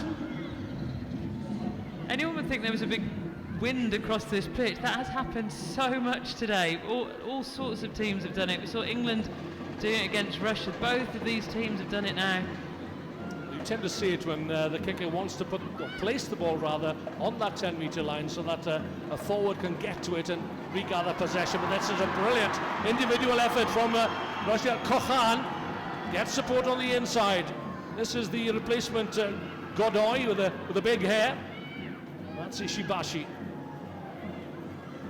Brazil retain possession through Kokhan.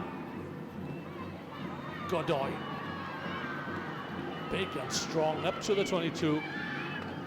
Puts Brazil onto the front foot once more. Offside, says the referee, so get out of jail card for Brazil. Yeah. Take it easy now here, Brazil. You've got the game sewn up. No wild passes, no mistakes. Oh, well, yeah. No wild passes, did you say? Is that what you said? Yeah, well. So fortunate again, the referee said offside, you weren't back 10. So they've got away with it, but you're so right. Brazil are ahead in this game. They don't need to take chances. They just need to keep possession and look after the ball. If you do that in sevens, the tries come. They don't need to force it. No hurry, just take it easy, put your foot on the ball. Mandaraucho. Just to get the ball away. This is better. Futuro.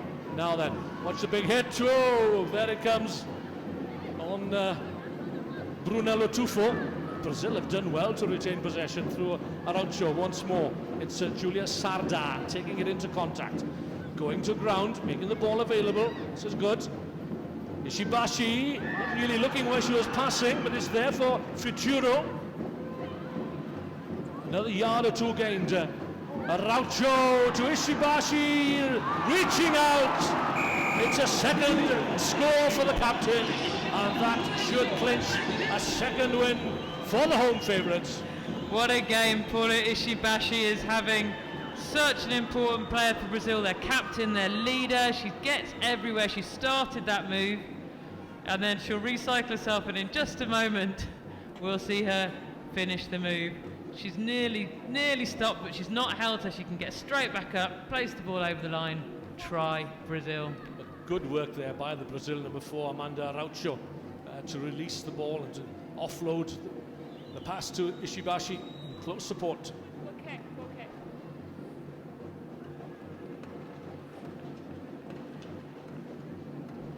From the sidelines, Raquel Gohan. She's got the distance, not quite the accuracy. There will be time to restart, 24-14. But they looked ominous at one stage when China clawed their way back into the match at 19-14. Yeah, it got really close, but Brazil kept their heads. Fortunate that China came offside a couple of times because they were playing fast and loose with the ball. But they've got it. They've got that 10-point lead with no seconds to play. I think they've got it in the bag. They should have it. No time for 2 scores, let alone 1.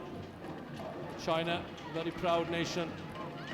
Another nation expending a lot of energy and investment as well into the game with the prospect of an Olympic medal. That's enough, says Paula Ishibashi, and wait for the roar from the crowd in the far grandstand. Very appreciative of the efforts of the host nation here. That's 2 wins now for Brazil. They defeated Fiji earlier on today, and what a popular win that was. And again here now against China. 24-14, Brazil march on to the Cup quarterfinals.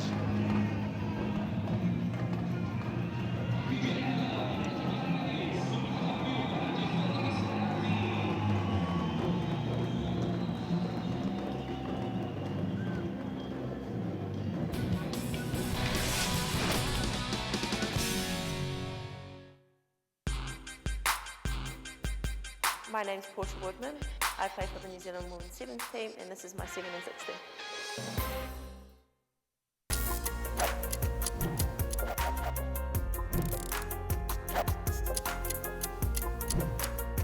Porsche, a bit like a car, but just shortened it.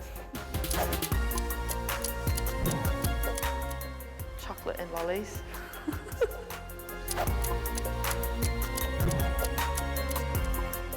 Amsterdam, because I love the Europe environment and I love the canals.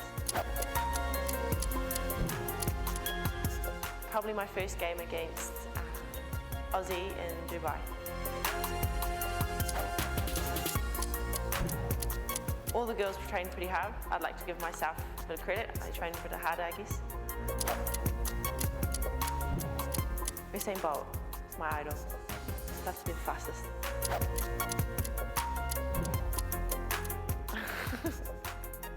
Hey there, Porsche. Hey there, Porsche.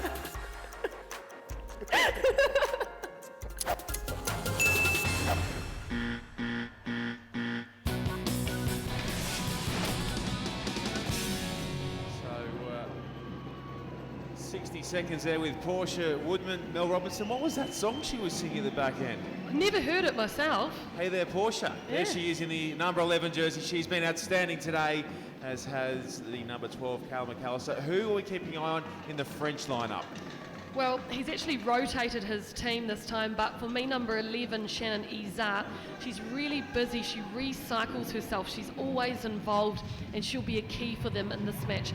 But I think that what the coach has done is he's decided he wants to put his top lineup in the Cup quarterfinals and on, so he's resting some of his key players.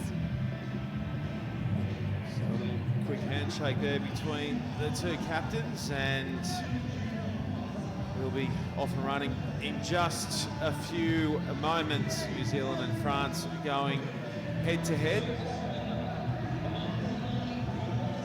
We're in Sao Paulo, and they've never tasted success against New Zealand, have the French in the World Series. Yes, but this is a very different French team that we're seeing for this series. They're finally putting the resources and all of their top players into the Sevens program. Now had some good time to make sure they get that Sevens fitness. New Zealand, of course, reigning world champs, and they won the first 2 seasons of World Rugby's Women's Series, so absolute class outfit. Gabrielle Lee of Hong Kong looking after us.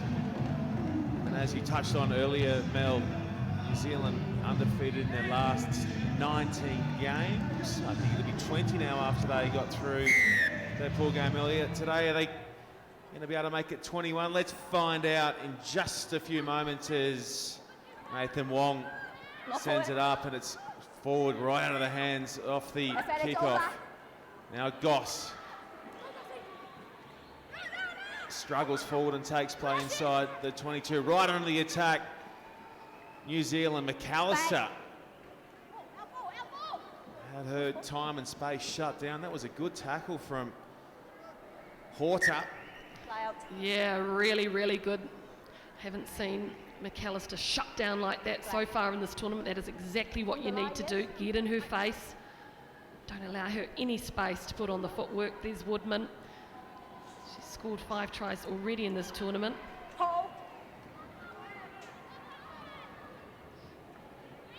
Here she goes again, dancing at the line. McAllister are now freeing up. Portia Woodman, who shapes in, then angles away. She's gone, and she's away for the New Zealand team's first try against France. Another try for Portia Woodman, a good one too. And it all came down to Kayla McAllister in that centre position. She drew 2 defenders in Horta and Izar. Got the ball away there to Woodman. She had the defensive Biscuit coming across, but too much pace. Good 5 points. Conversion good off the boot of Nathan Wong. So New Zealand draw first blood. They're up 7 points to 0. Just a minute gone. Hazel Tubic being converted into the hooking position. Used to play in the backs.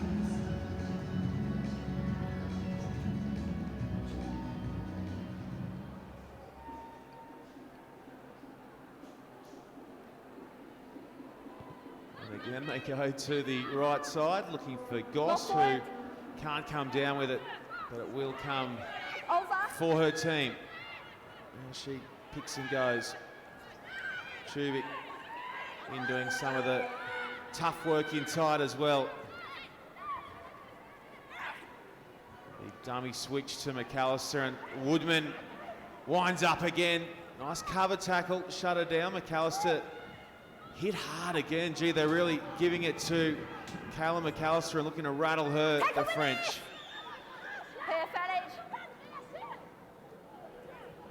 Advantage over.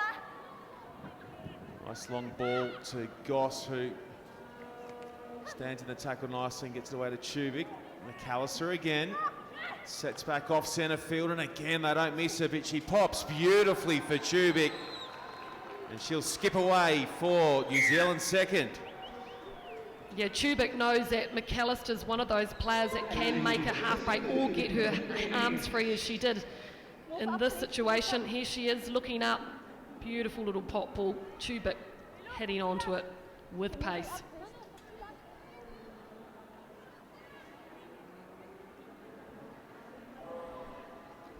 She's been busy, hasn't she, Hazel Chubik? Nathan Wong slots the extras. Busy around the park. Tight, and coming up with 5 points as a result. Yeah, they're getting the forwards to do a little bit more work in this game, New Zealand. Usually they get it out to their strike weapons and Woodman and McAllister, but we've seen Goss and Chubik involved already a lot.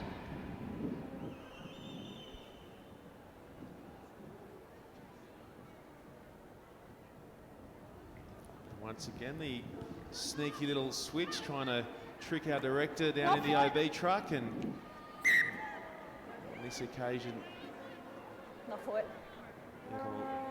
be France who feeds a scrum. Well, I like that they're using the kick-off as a bit of a weapon, and they've been really smart about their tactics there. Came off in the very first kick-off, not on that one. But you'd probably say 80% of the time they'd go to Sarah Goss's direction. Little scrap in. It's actually come away for New Zealand. Speaking of Goss, here she is, floating the pass wide. It'll come away for McAllister, and she beats one, beats another, does so well to clear the pass to Woodman, winds up, just moves it from second to third gear, and in the process she, I feel sorry for that signage, because Portia Woodman is one powerful woman. She can play. Yeah, the signage is pretty close to the in-goal area there, but she doesn't look like she's injured at all. And that was just superb hands and identifying there is space out wide and giving it to Woodman. Izar was no chance. Oh, look, there's a bit of ill feeling there. No need for that, really. Guiglion. Gives her the eye as well. Kicks away. That sponsor was actually had a T-shirt gun in one of the breaks earlier today. They were launching into the second tier here at the Arena Baruri. Yes, where nobody was sitting. I hope somebody collected it. So there's another try to Portia Woodman. She means business in Brazil. 7 of the best for Portia Woodman. I expect she will hit double digits with ease this weekend.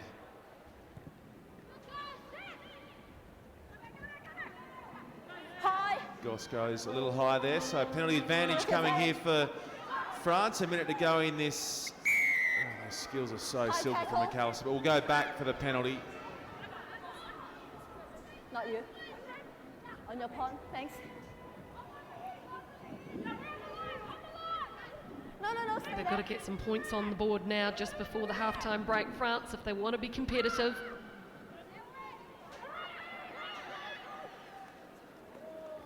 This better from France, and the ball from Mines was a beauty. Taken on by Ledouf. Needed numbers though. They've turned possession.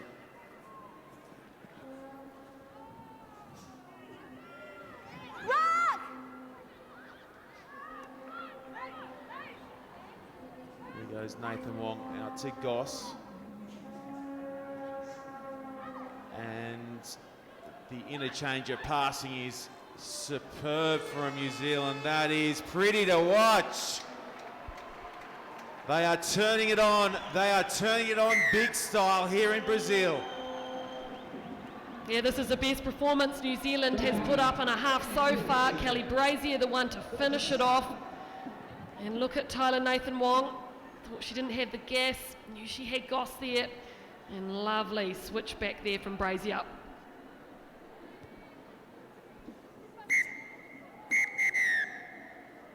So, half time here. And it is New Zealand 26, leading France yet to score. Yeah, I'm surprised by the score. I have to say, I expected France to be more competitive than this. It'll be interesting to see what Sean Horan has to say to his team after such a great performance. Okay, flip them over, okay, girls? Girls, how you feeling? All good, eh? Look a bit pale, but that's all right. Girls, come in. You've laid an outstanding foundation of standards. Outstanding, okay? It's your standard now. You be clear, you be calm, you be precise. You be accurate in your ball carry, in your threes, and you look after it, okay? You ready to go? You put them to the sword, I meant it, but it's going to take all 7 of you to be clear, calm, and accurate. Be patient with the ball, work in threes, chop and pop. Cool?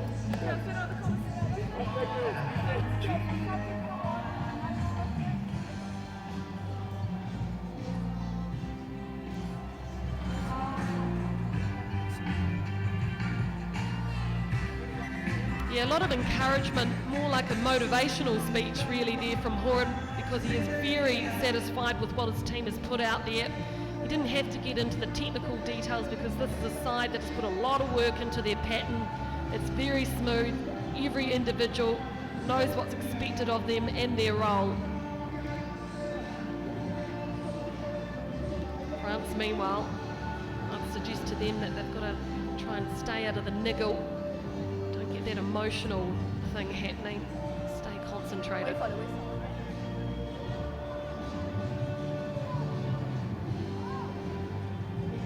So 26-0, New Zealand leading France. Dominated in that first half.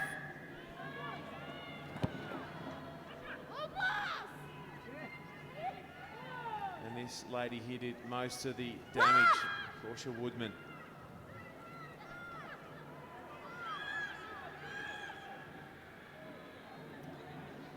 Here's Goss, taking it down now with Tui. Push it right into that 5-metre channel and really look to use a width here as Brazier goes on the switch. She found Weber. Brazier again, straightens, good footwork. Steering left and right, ducks under a high one and just settles it. 30 out. Here goes Weber once more and off to Woodman. The big fen's gonna come.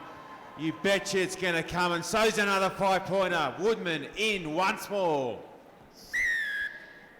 Oh, you're going to get sick of saying her name, aren't you, Sean Maloney? But Portia Woodman over for another try.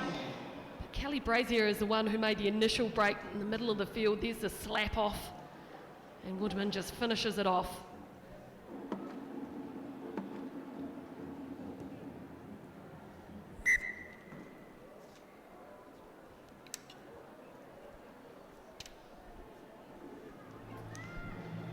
Former netballer, she came over to the game of sevens when her best mate Kayla McAllister decided that she wasn't going to make the Mystics professional netball squad and said, why don't you come along with me and try the sport. They fell in love with the game, first touch of the oval ball. But of course I'm sure genetics plays a part too, because McAllister with the All Black brother and Luke, and Portia's dad Kafina, an All Black back in the early 80s. They're naturals.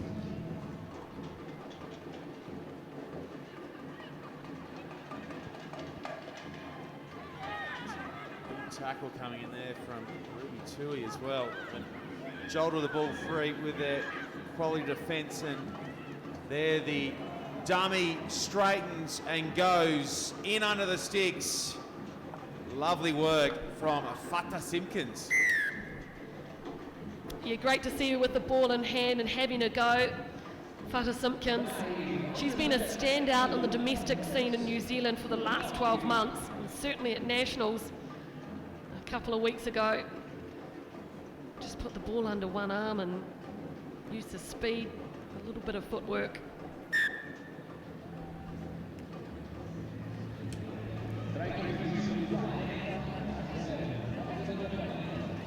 They're really starting to pile the points on now, New Zealand, 40-0. Chasing the half century, or the fitter, as the kids call it.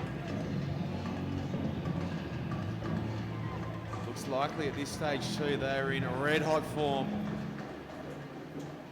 Hundy a long way off. Woodman soars. Oh, don't tell me, get right out of town. Portia Woodman, that is beautiful.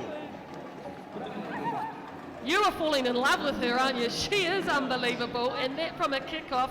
She went up in the air, aerial play was superb. There it is there, and just powered away in that step off the left foot. That takes some doing. Oh, unbelievable. She's allowing herself a little smile. She's all business for the most part, isn't she? Yeah, well, her Dubai tournament wasn't up to her usual standards. She's here to make a statement, and she's doing that for sure.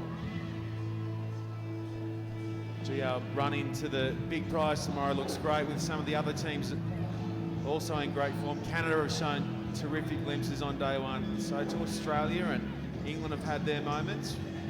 We're set for a bumper day two to follow up what's been a highly entertaining first day of play. She does it again. Unfortunately, she knocks it on. She's human, Melody Robinson. Yeah, I have to say this New Zealand team, they've hardly made an error during this match, have they? That could be the first.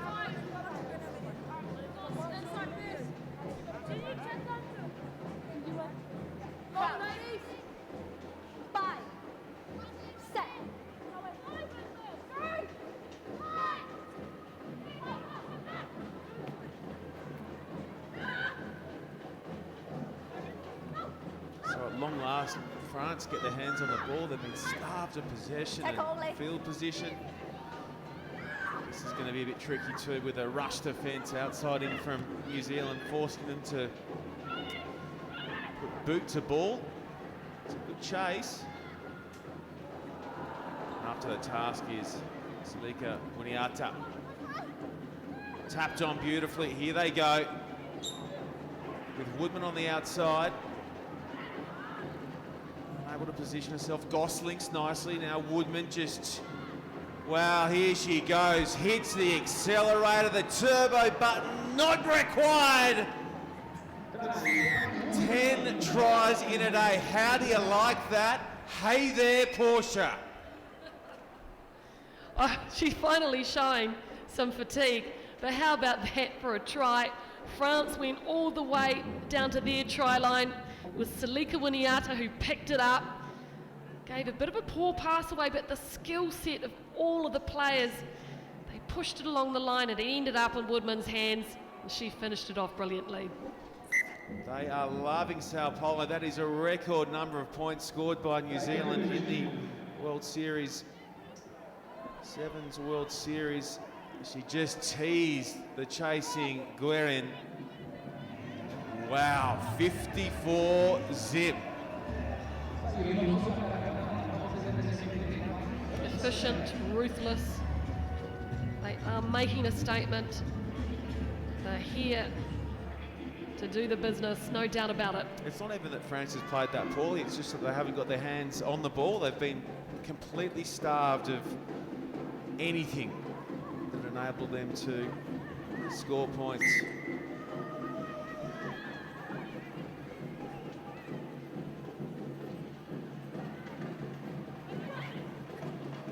Go for it.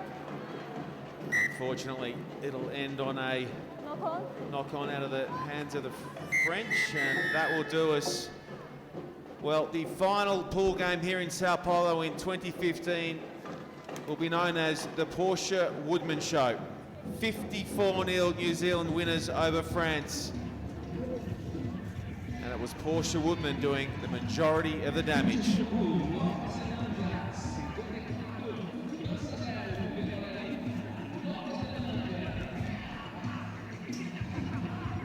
So 10 tries today alone, Mel Robinson. It's a lot to do with the team around her. I know individually she is a great athlete, but it's been set up by Kayla McAllister, the forwards, they're giving her the space, they're getting a little bit of go forward, and she is so powerful. She is one of the best finishers in the business, there's no doubt about that. And in this game, she was the absolute standout.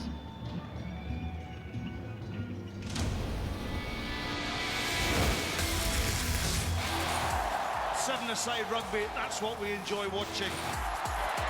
Some tackle that. What a thriller here in Dubai.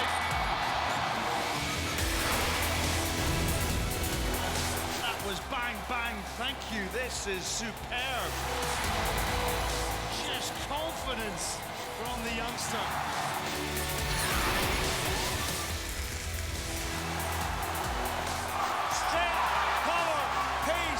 Wonderful try. Beautiful skills. Great try.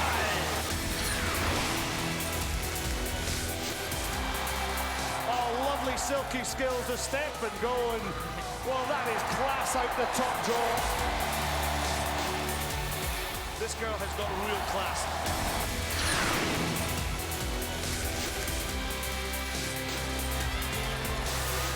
The ebb and flow of this game is absolutely outstanding.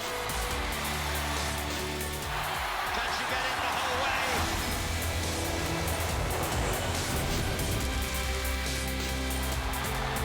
We've been treated to some magnificent seven-a-side rugby. And this is the future of the women's game.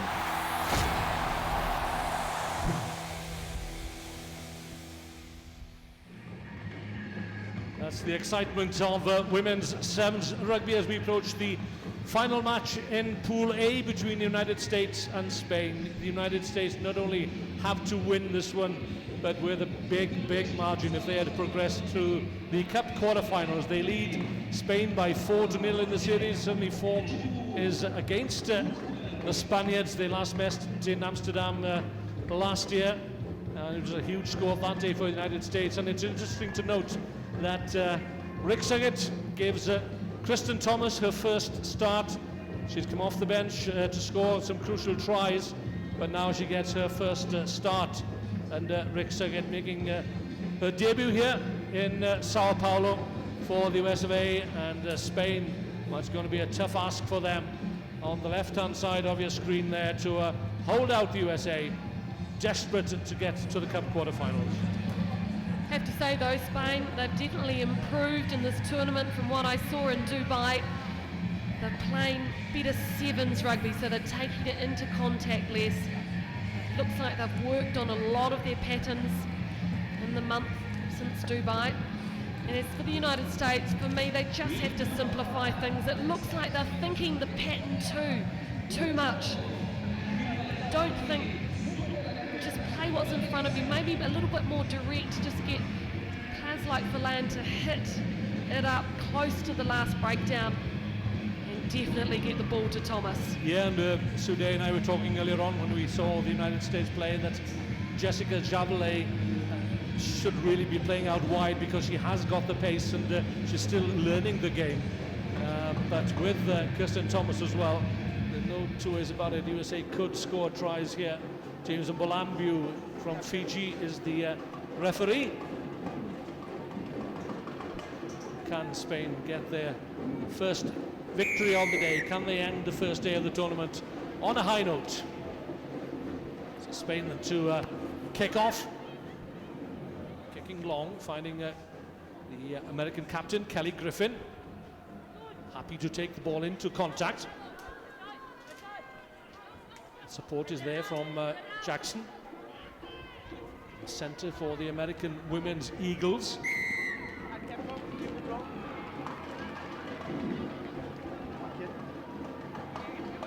High tackle penalised there by James Mbolambi. You've got to keep it below the neckline. Javelin for the offload to Aleph Kalter.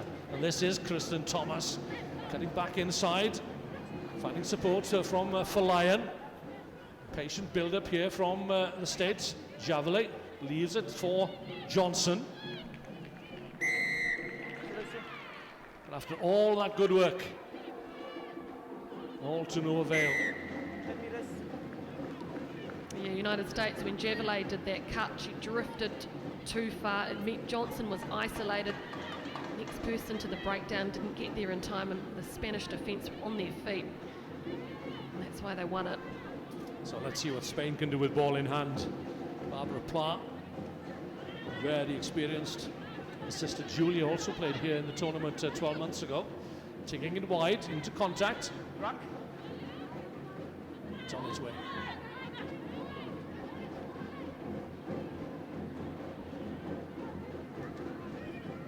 It's Ellie Martinez wearing 6. Determined effort here from Patricia Garcia. She's played a great deal of her rugby in recent times out in New Zealand.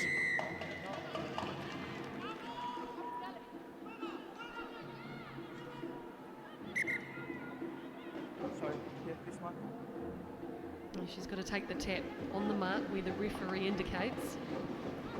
James Mbolambi, a stickler for the rules.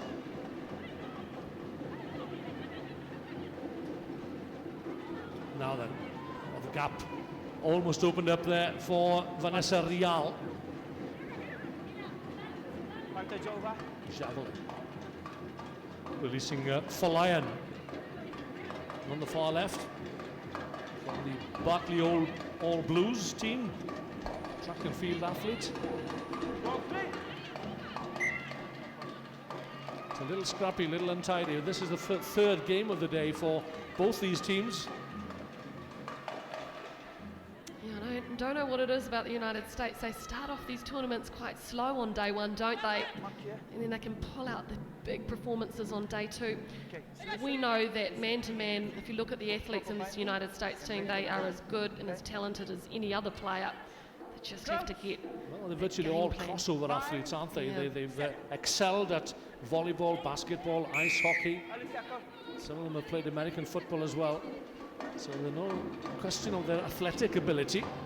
It's just getting to grips with the demands of super fast rugby as we see in women's sems. good intent there from Spain to move the ball wide. Put the ball through the hands a number of times now. Definitely threatening.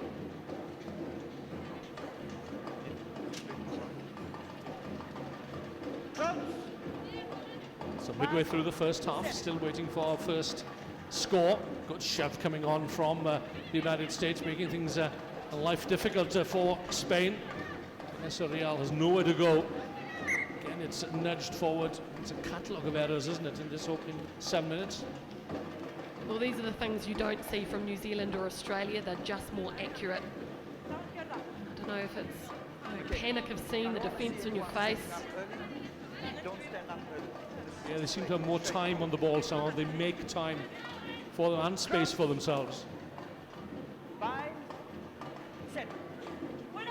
Just seen New Zealand post the highest score of the day. Javelin running across field. She's got the pace, we know that. Having a go herself here. Cutting inside the tackle of Vanessa Rial. But again, the USA going nowhere for the time being. Falayan happy to go to ground. Thomas, excellent work by Thomas. Away she goes, and finally we have our first score, and inevitably it was going to come from the newcomer, Kristen Thomas. Yeah, that was great finishing off at the end by Thomas. Falayan involved in here. Picks up, goes Thomas. There's no defence on that short side, and Javelin also helped out in blowing over that ruck through too. So good teamwork from the three of them. And a good conversion. Takes the USA to a 7-point lead. Kirsten Thomas here, well, good size, good speed, and a great attitude as well, according to Rick Saget. And in this game, well, you need a good attitude. You need to be a team player.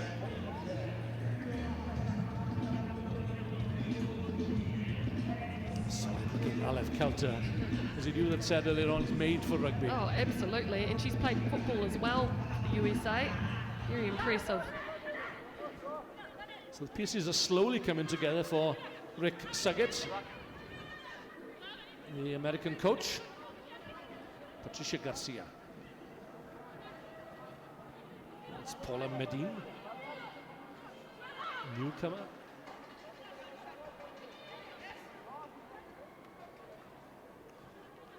Real. Pass is not going to hand. So frustrating for Spain. Well, frustrating too for Barbara Platt, because she knew that there was open space right in front of her. Definitely the pass was on. Once again, it was the execution. 31-year-old Barbara Platt, the scrum half, she is the best player in this Spanish squad without any shadow of a doubt. Putting pressure there on Aleph Kelter. Javelin. Just getting used to the shape of this awkward ball. Taken down there by Barbara Platt. Good chase for Lyon. As the hooter goes, and this will be the last play of the first half, and the USA will double the count surely with a conversion to come. First Kristen Thomas, now Victoria for Lyon. This is much, much better from the USA. Well, interestingly, Kelter running across field like that enabled Lyon to break through a broken up defence. And I'll tell you what, this lady here, she's all class. She's the all-time top point scorer and try scorer for her country. She's a player they need to get the ball to more often. She suffered an injury in Dubai, but she's fully recovered by now. And her score and the conversion take the USA out to a 14-point advantage at half-time.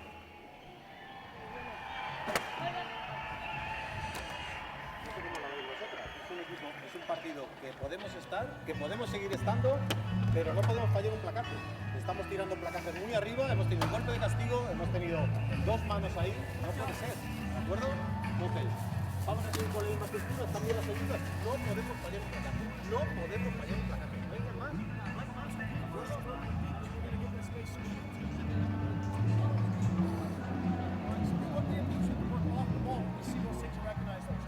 Hey, it's still on the outside. We got Lauren, and now we got fast feet in there, all right? Vic says you sort of get a little winded, buy some time, and as soon as you're fresh again, we need one more from you. One more really good burst in attack, one more really good burst in defense, and then we'll make another change again. Total team effort, total team effort. Discipline at the rucks, get up, stay level, clear out the rucks, make it a contest. Number on, use your communication. Make sure you nominally have finish off your tackles. We got Nono coming in right away for Chips. We got Lauren coming in right away for Chris. We got fresh feet into there. Work. Hey, true grit. Let's go. True grit. Let's go. Eagles on 3. 1, 2, 3. Loves his rugby, does Rick Saget. Oh, he's a great guy. He's been on the circuit, men's and women's, for so long, hasn't he? Well, when I started on the circuit, the men's circuit, some 12 years ago, we'd see Rick Saget walking up and down their touchdowns without any shoes on. So that was in his days as Canadian coach. Well, he's getting paid to coach now, so he can afford them.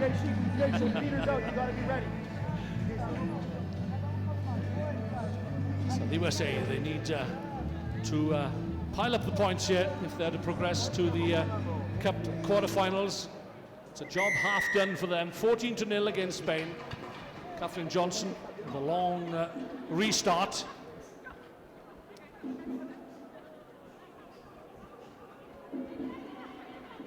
Pressure being applied here for Lyon. Here, for Lyon doing a level best to get her into touch, but she didn't want to go into touch herself. Lucky to get away with that, Garcia, really. Spain have scored in every match so far against France, although they came off second best 28-7, 38-7 against New Zealand, trailing 14-0 here.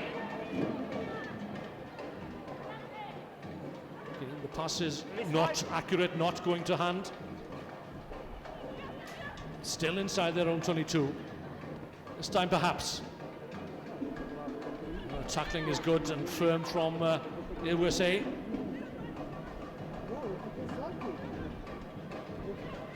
The tackle is missed on Angela Del Pan. And slowly but surely they're working their way upfield. The Spanish ladies here. Lying very deep though. To Barbara Pla. She spotted a gap and releases Angela Del Pan, I think it is. And away she goes for a score that will give Spain some hope. It's Ellie Martinez, in fact, that gets the score for Spain. So they save the embarrassment of being nilled here by the USA. Yeah, well, there's Barbara Platt involved again. You can put that down to her. She did a little shimmy with her feet, drew the defence, and Martinez popped through that hole. Good try. So there's life in this game yet, as the conversion is good. 14-7 now. The USA have to start all over again.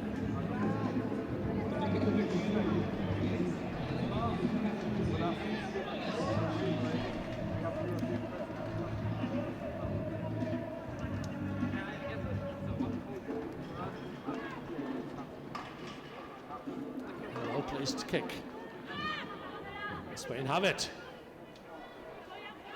And lining up outside. The USA at 6s and 7s in the defense. There has to be a gap here somewhere. Quick recycling, that's what's needed. Del Pan to the replacement, Diera Echeverria. Change your direction, and Spain, wow. Barbara Pla, she really should have looked out to her left. There were 3 players there against 1, but now the USA have it. Through Hannah Lopez, Javelet to Lauren Doyle, the replacement. Taking on Pla, and beating her for strength, Javelet, and away she goes, breezes away, and will get her first score of the weekend. Jessica Javelet. At long last, we see a glimpse of her pace. Yeah, good backing up from Javelet. She was on the inside channel there, worked hard to get there. There's Pla on the ground. This will not be good news for Spain for day 2 if she doesn't get up. Yes, she has got so much pace, hasn't she? Here's the initial break. Doyle beat Pla. Pla may well have caught the boot. Yeah, she's being escorted off here. So we look again at Jessica Javelet. Scored 7 tries here in Sao Paulo 12 months ago. What position was she playing back then? She was playing out on the wing. There you go. Yeah, give her the ball, and away she'd go.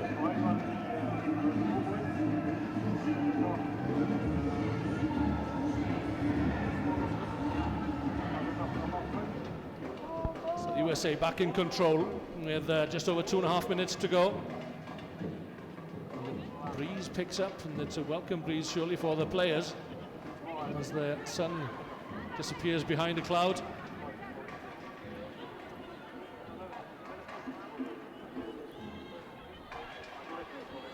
Vanessa Real just about manages to retain possession. Whipped out into midfield here. It's a little cut back inside from Ellie Martinez, the try scorer. Bundled over. Yeah. James and Balambio not happy with that one.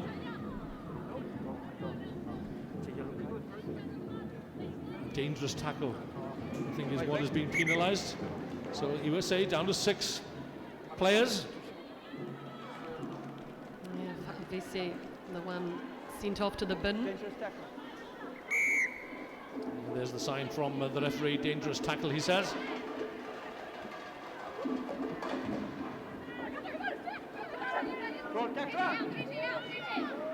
Yera Echeverria just about manages to hold on to possession there. Spain battling away here. Points difference could make all the difference to qualifying to the Cup quarterfinals or not. A wild pass being thrown out there by the Spain number 11, the replacement Laura Esprit. Didn't really look where she was passing. Oh yeah, it was.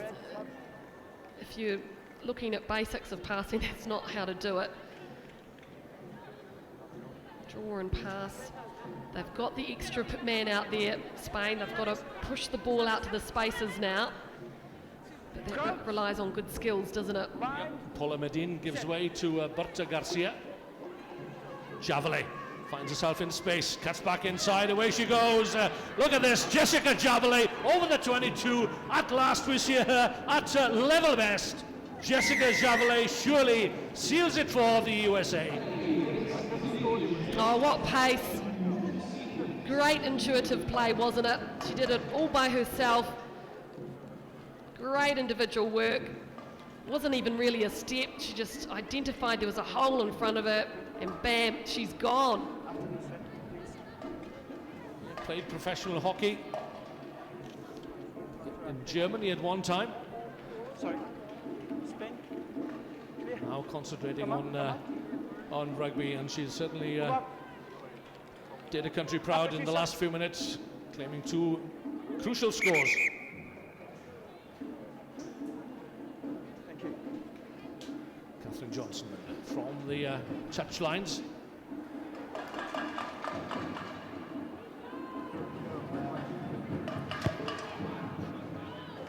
Won't turn in. So the score remains 26-7, and there'll be time for the restart.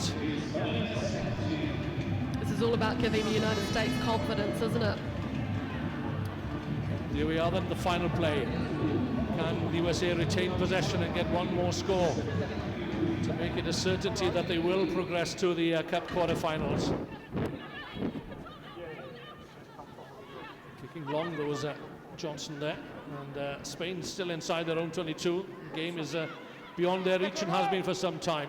Down to 6 players, the USA. Swept into midfield there from Patricia Garcia. Ellie Martinez, the try scorer. This is Berta Garcia. She's got support on her left from Echevarria. But once more, the passing is not accurate. And a tackle off the ball. Should be another yellow card here. And the USA could finish this game with 5 players, and indeed they will. It won't make any difference to the final outcome, I don't think. Another 2 minutes starts when the binned player sits on the bench, and as Griffin departs, Avesi comes back on. So the USA back to 6. Hint of an obstruction. Play on the chin. Yeah. Play on, says James Mbalambi. The ball came off the chin. Esprit. On the narrow side. Into the USA 22, dancing on the whitewash. To no avail. And that will be it for Spain, I'm afraid. The best effort's not quite good enough, but have the USA done enough? They've defeated Spain by 26-7. And now we'll need to take out our calculators.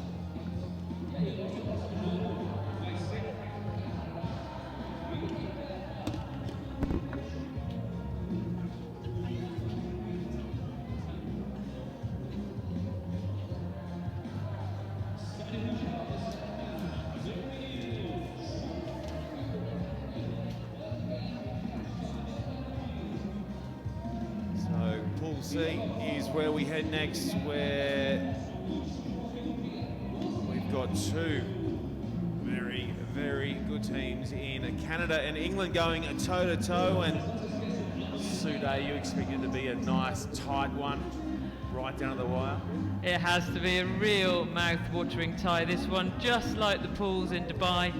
Canada up against England, so much history between these 2 teams. So tight overall in the Sevens World Series. 5-4 favour of Canada.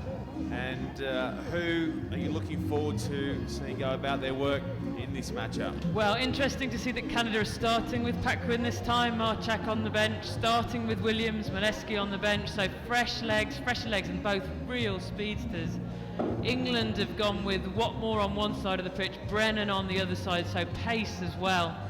Interesting selections, fighting fire with fire, these two teams. Some real star performers also in Kelly Russell for Canada today, who's got through a mountain of work. There she is in the number 4 jersey. Put on a couple of big hits that are already up and around the world on the old Twitter. So if you are watching on and want to get involved, just hit us with the @WorldRugby7s handle, or get yourself a little hashtag going in there. Hashtag Rugby Carnival continues here in Brazil this afternoon. Yeah, you can't beat those big hits for lifting a team. Kelly Russell's put a couple of them in today. England's equivalent of Kelly Russell's Marley Packer, so they'll be expecting the same from her, bringing real physical strength to the battle with Russell and Kish. And Joanne Watmore in good form too, the number 10 for England. Easy to pick her out with the strawberry blonde hair, I guess you'd call it. She's an excellent player also. So it is McLean who gets us underway, and right off the bat a bit of confusion there for the Canadians at the kickoff. And Williams came in and got a bit messy for the gang in the red jerseys. Yeah, disappointing start for Canada, and almost because it wasn't the best kick, it didn't land where you generally expect kickoffs to go. They just didn't seem to quite be expecting it. Point, set. So great opportunity here early on for England to open their account. Look at this, spearing off the right foot and flying away is Waterman. That is a perfect start. High fives all round. Yeah, great start for England. Just what they wanted. The combination between Mo Hunt, Katie McLean, Danielle Waterman. They've played so much rugby together. Here it comes. Katie McLean gets the offload to Natasha Hunt, then to Danielle Waterman, and bang, through the gap and under the posts.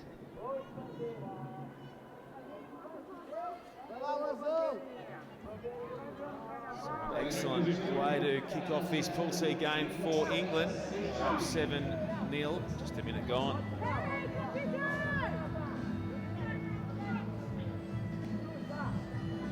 If I were England, I'd probably try and put the kick in the same place again rather than straight to Jen Kish. Just a little bit too much on it off the boot of McLean. So we'll restart with the ball in Canada's hands on the halfway line. Charity Williams, we saw her grab her first try on the World Rugby Women's 7 Series earlier, and boy oh boy, it was impressive. So if she can get freed up with some room to move, she can really fly, as can Karen Paquin down the right-hand touchline. Oh, that is an excellent finish. She'll go all the way. Yeah, England's defence there, they drifted far too far across the pitch, which gave Joanne Watmore far too much to do against a player of the pace that Pat Quinn has. Left her too much space and no one was going to catch her. Here you see the ball goes from Kish to Pat Quinn, and Joanne Watmore is so far in the pitch, she simply cannot catch her up. They just got pulled too far across England. Nice passing from Jennifer Kish also to free up the flyer down the touchline.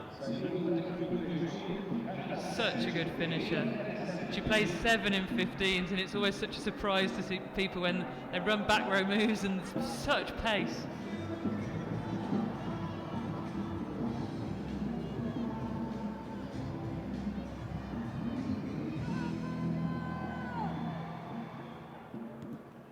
Stacey, it's well weighted. It just almost had a handle on it. Did Joanne Watmore, and then it bobbled loose. Last forward. Seemed like she had it, didn't it? Bob juggled it a couple of times, caught it, but then lost it forward at about the 4th time of asking. Yeah. Yep. Neither team really doing too well on the kick-off receipts just at the moment. Bind, set. Williams shovels it back and away come Canada through Landry. Point scoring wizard is Landry for Canada. Nice work there. The breakdown cleaned out by Stacey. Here's Russell, and now Kish goes to the fly once more. Ain't no stopping Karen Paquin. Same again, England have to learn the lesson. Canada are moving it one way, moving it the other, and England are getting too tight. The handling from Canada, excellent. The last pass from Jen Kish out to Karen Paquin, but right across the pitch. It's the accuracy of the handling that makes this possibly a little bit forward there, but they're only forward if the referee calls them. Paquin has such pace out there.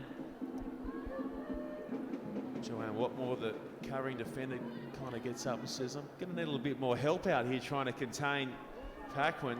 She's got jet shoes as the conversion attempt is short and away to the left. Yeah, in defence, you've got two choices there. Either you run this sort of drifting defence that England are running, but you don't get too sucked in, or you might do a tighter defence, but then you've got to blitz. You have to blitz up fast so the ball can't get into the wide open spaces. And at the moment, they've got a mix of the two, and it's neither one thing nor the other. And Canada are getting loads of space.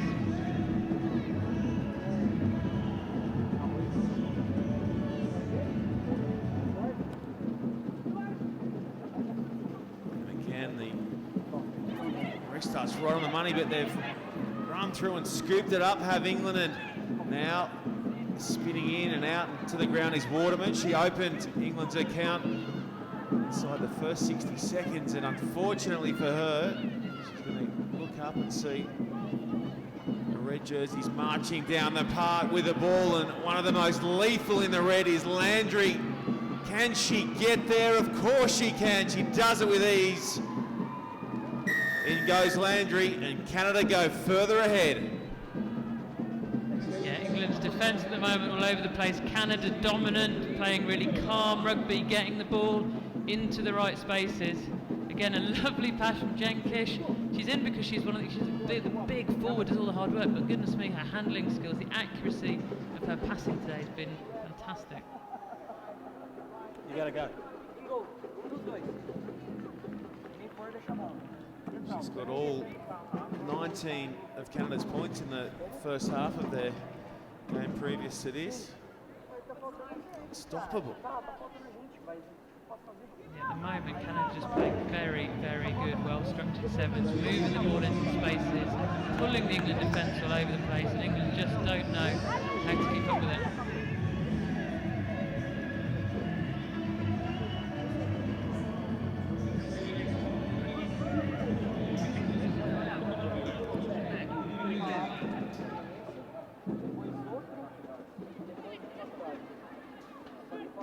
So work to do in the shadows of half-time for England.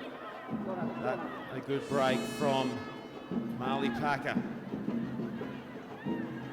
That's another handle on it. Andrew looking to force the turnover, not releasing. Release. There we go. Yeah.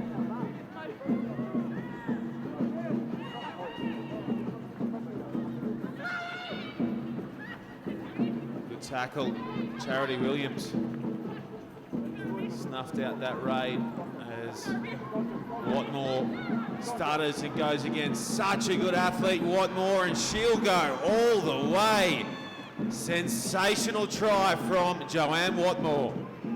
It's all happening down that wing, down that side of the pitch at the moment, isn't it? The pace down there. Joanne Watmore, such a strong finish. She's not happy because she knows a couple of tries are being scored down her wing. That's not her fault. She's been exposed by her team, leaving her too much to do. But there, she goes for it first of all. Then she gets the handoff out. Farella can't stop her. Handoff out again. And she's in. Just what England needed in the run into the break. All important score for the English. They trail 17 points to 12 against Canada.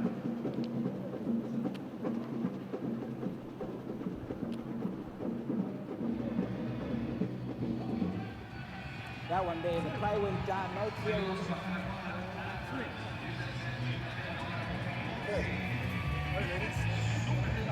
Right, right? A couple of misses. That's right. A little bit of build off the start.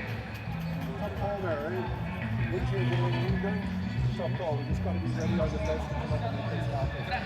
Hey, so let's keep the passing, moving it early, and the space and just fire hard. The Aussie girls watching on. Their job's done for the day. We'll go 7 up until we get organised. Right, then somebody get up from the rope and drop into the swing along with the bed. Alright? But let's just try not overcommit to the ropes. Pressure their space a little more. Let's get up the line a little bit more. We're letting them just play on us. That's why they've got the edge on us all the time. We're not inducing any pressure. Set the line, push yourself up, fast 5. Alright, start building a little bit of pressure on them. Yeah, alright, attack. Keep the fucking... 7 minutes, 7 minutes. Nobody goes in the breakdown.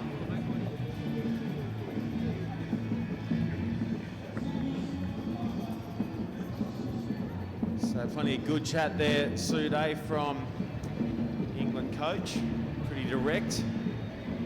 Yeah, I think I heard him say 7 up, so recognising the fact that England are getting caught short, not having enough players out wide, I think he's saying put 7 in the line. Obviously leaves them at risk of getting a good kick, put him in trouble, but that seemed to be his suggestion.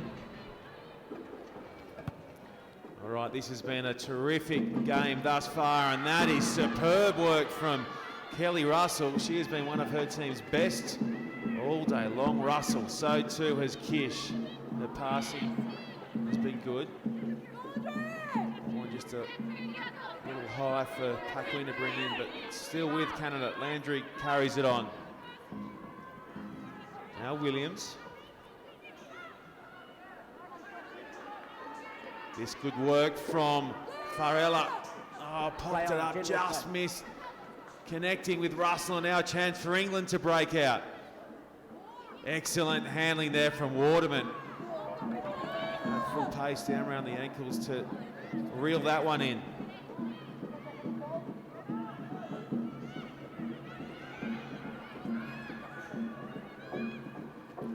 A clever charge from Brennan to take play. 40 out for England, down by 5. They trailed 17-7 a few moments ago. And they edge ahead of their long-term rivals, Canada. Oh, that will not please them or their coach. Good turnover from the Canadians, and now Kish.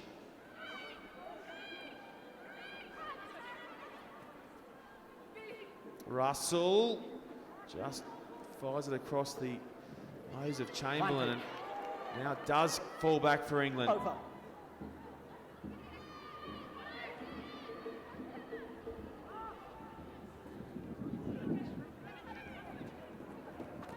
Good switch ball there to Waterman.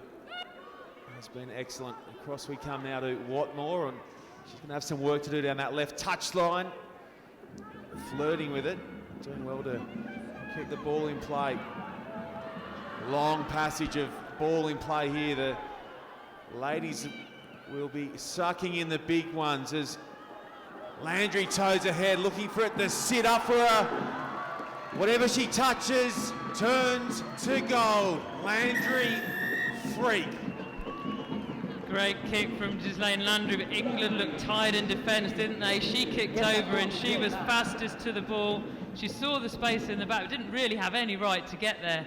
Natasha Hunt's closer, and Ash Richardson's closer, but Ghislaine Landry's the one that gets there. Lovely weighted kick, picks it up and in under the posts. So the two slip through from right in front, and it's now back out to a 12-point game in favour of the Canadians. Have you been impressed? Can they challenge New Zealand and Australia at the business end, either of these two teams? Canada, at their best in this game, have a shot, don't they?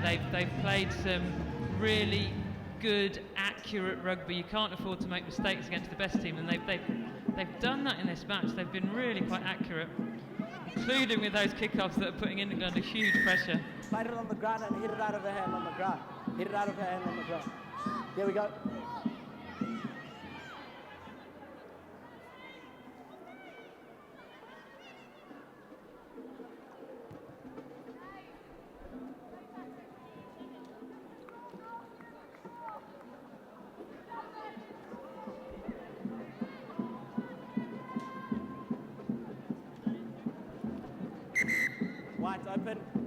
Wide open up. Yep. Taken there by Jen Kish.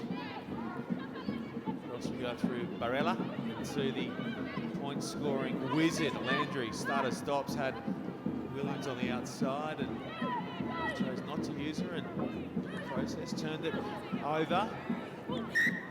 Sorry, white balls. Lost forward. Yeah, a little bit scrappy there. Teams are getting tired. If England are going to get back into this game, they need a big score off a scrummage a long, long way from the try line.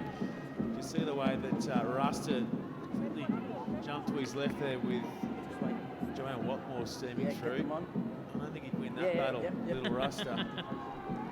No, I think she might run straight over the top of him. Such good athletes, aren't they, Sue? These girls going about their business. Yeah, they really are. There's a huge amount of effort now goes into conditioning. A lot of these teams, almost all of them now, contracted, so they've got more time, less time at the old jobs, more time at the new job, which is playing rugby, getting fit, getting strong. No, back. I want you back, otherwise I'll penalise you. Yeah, time back on. Crouch. Bind. Set.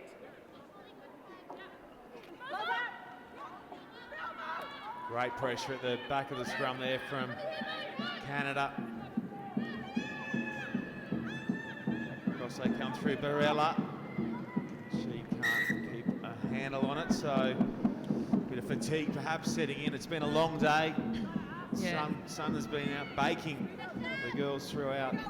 Yeah, and Canada probably think they have this game won now. They're less than 2 minutes left, and you can just lose concentration slightly. But a little bit surprised at England's tactic, not competing at the breakdowns at all. It's given Canada free ball. It's allowed them the time to recycle, to move the ball back across the pitch, never putting them under pressure.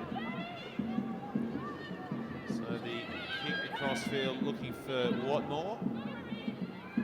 Williams wraps her up for the moment, and then short ball. First off a red hand, then a white hand. Knocked touched on. it first. Off a red hand, then a white hand. Yeah, it's a scrub. The forward still need to come Canada in. doing a very, very good job of keeping England pinned. England might have possession, but it's possession in the wrong place as far as they're Hold it, concerned. crouch. Let's go, crouch. Bind. Set.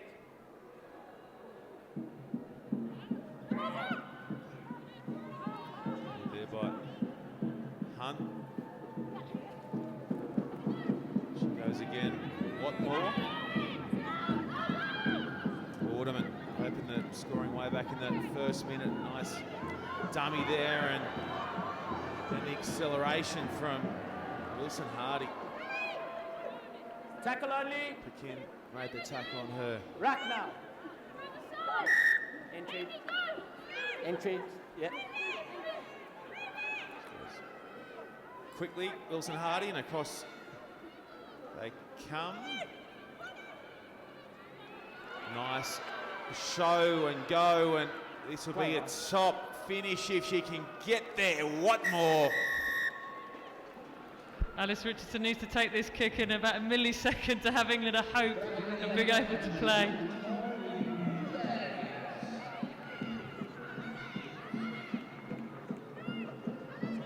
You should have told me immediate. It's got to be immediate. As she scores, she's got to say restart. Yeah. Has the hooter gone? So that will do us. 3. If you scored, you got to tell me immediately I want to restart. Yeah, whoever scored should have told me I want to restart. Then we cancel a conversion and you kick off. You know what I'm saying?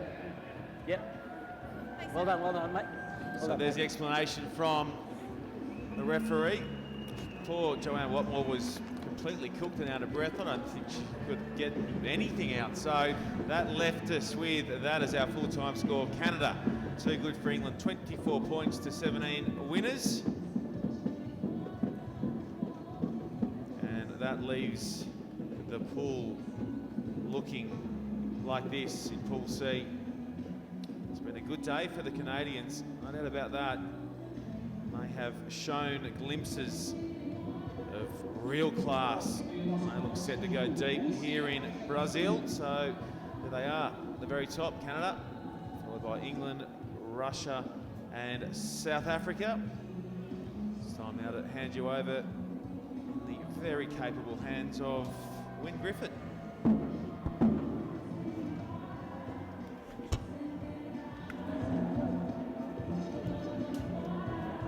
Thank you, Sean. The last game then on day one sees Russia and South Africa. Russia lead 2-0 in the series, so again on paper you'd fancy the Russians to take this one. And here are the lineups, very familiar lineup for Russia. There's Seredina in the previous match that scored that crucial try against England, which levelled the scores. For South Africa, more by Zine Jordan.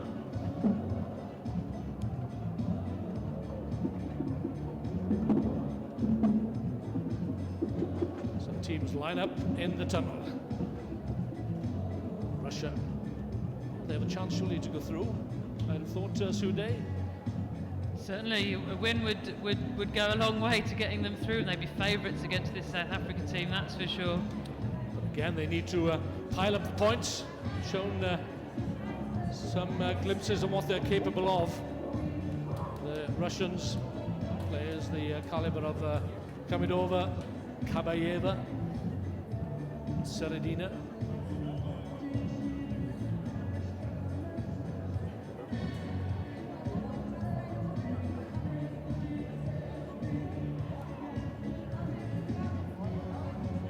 Someone's lost the watch, I think. The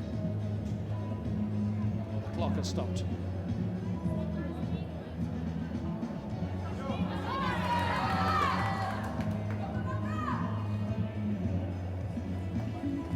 So we've seen some exciting tries scored here on the opening day of the Sao Paulo tournament, the second stop on the six-stop circuit.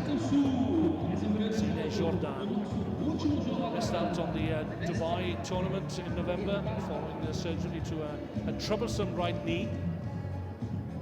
Such an inspirational player for the Lady Blitzbokke. You can see the Russians are really up for this one. Looking to turn up the heat on South Africa. Katerina Kazakova.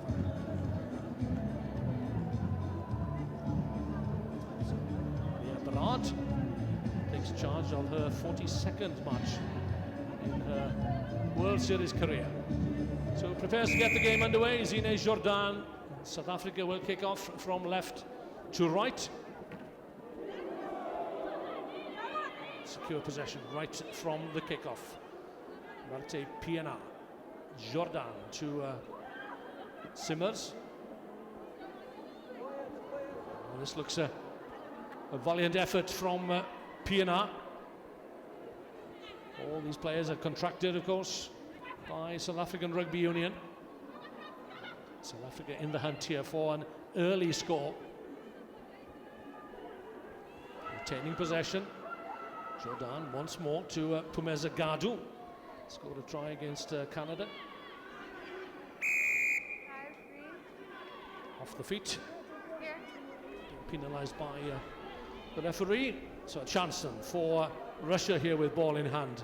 Seeing the good ball handling skills, and here come Russia through Kazakova all the way to the posts. And that was a simple score, too simple by half. Yeah, far too simple. The South African defence just didn't organise itself. They turned the ball over, perhaps slightly harsh call, turned the ball over nonetheless. As defence, you've got to get back quickly. All it took was one simple pass from Petrova to Kazakova, and she did what she has done so many times, sped in and scored the try right under the posts.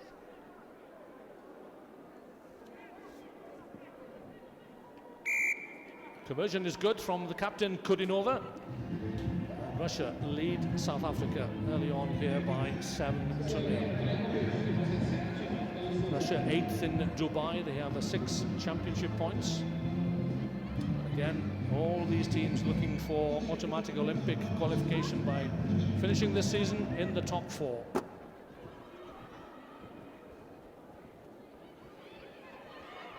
Piano leaves it back for Simmers.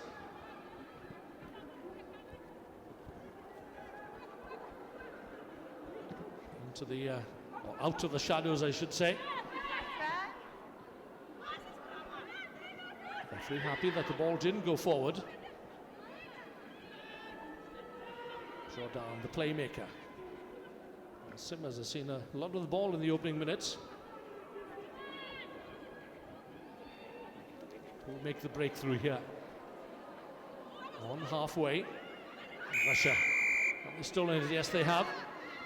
Through their number 9, captain Kudinova. Not 10.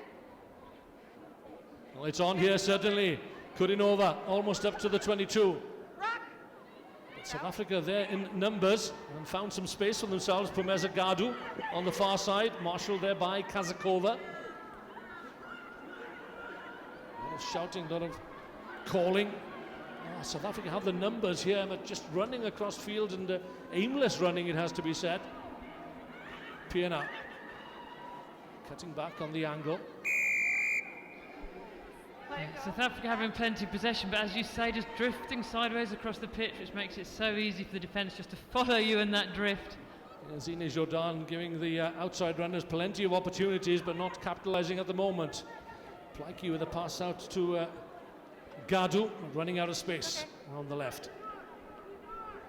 Yeah, which is really a symptom of this drifting that South Africa are doing. If you end up giving your speedster on the outside, Gadu, about 5 metres to play, and then you're not doing your job properly inside, you need to be holding the defence, passing early, giving her lots of space. Line-out quickly taken by Russia. Here is the threat of Baizat Khamidova. So you've got plenty of pace, although I fancy she's slowed down a little from when we saw her here last year.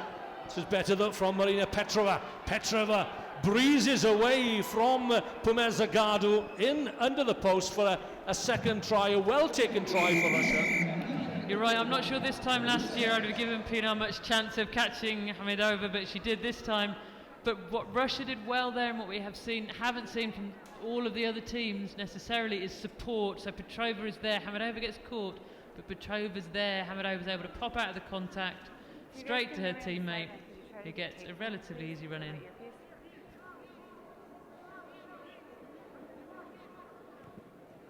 Kick is good. So Russia doubled their account to extend the lead over South Africa by 14 points to 0. And we know the Russian coach Pavel Baranovsky is a hard taskmaster, and he's really put these ladies through their paces in recent times on the training park, in the gym as well. But they're stayers, that's for sure. Simmers gathers going backwards. Jordan.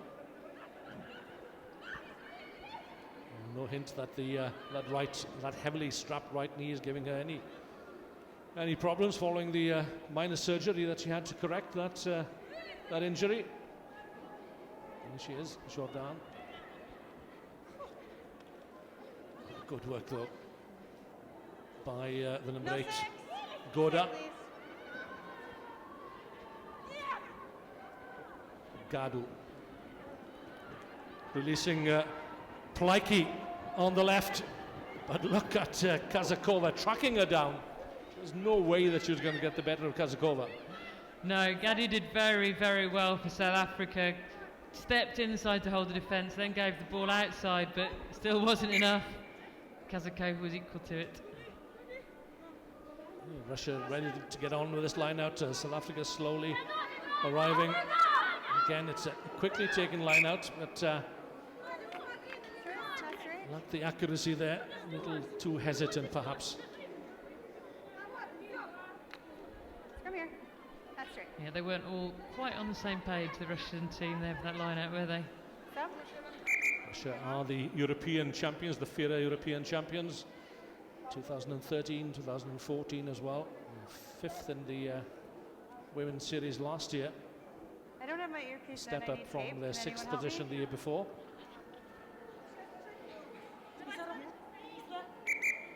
Okay, time is on. Yeah. Blood, please. Blood, please. Blood, please. You have a minute. 1 minute. What's the problem here? Blood, yeah? A bloodied knee by the looks of it. A bloodied right knee if my eyesight serves me well at this time of the day. Yeah, and referee telling us she's got a minute to get that sorted. Hobbling off there, it's Seredina, I think, isn't it? So replacement on for Russia's Maria Titova. Taking the place in the middle of that scrum. Scooped up for Jordan. Kick into the wide open spaces. This looks promising if South Africa can control it. Basweni, the newcomer, the debutant here in Sao Paulo, it was giving chase to number 1, getting her first taste of women's sevens rugby on the world stage.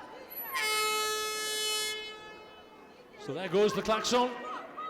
So last chance here for South Africa in the first half to get a score before the referee calls a halt to proceedings. Final play then in this first half. 5 meters back from the scrum, there she is, Zine Jordan up very quickly, the Russian defense. Pina floats it out to Basweni. Let's see what she can do. Runs into a Kamidova. South Africa still have it though. Plaiki sets it up just inside the Russian 22. Good defensive work from Russia initially, but stepping out of that line was Muharremova, the number 11. Still it's there for South Africa, determined to get a score before the break. Now then, there should be space somewhere. Boot comes through from Malagina. Jordan very bravely goes down on that loose ball amid the flying boots. Goodness me, what a mess. That breakdown, both teams desperate to compete for it. Well, there was a chance, a distinct chance there for South Africa, and they messed it up somewhat. And Russia breathe again. They have that 14-0 cushion as Kamidova digs it out for Russia. Can she get the offload? Yes, she can, to Titova. And it's a long stroll in for Malagina, but she will get there. And South Africa giving up the chase. Malagina adds a third try to Russia's tally, having soaked up the pressure in their own 22. The breakout and the pass from Kamidova, Malagina did the rest. Yeah, the Russian defence is equal to anything that South Africa can throw at them. They're just waiting until South Africa finally make the mistake, pouncing on it, turning the ball over, playing the ball into space, which is exactly what they did then, making huge amounts of space for Malagina, who had quite a long run in, but made it look pretty easy. From in front to the posts, Anna Malagina from the NSA STM club in Krasnodar. The final act of the first half. Conversion is good, 21-0, that's Russia's lead.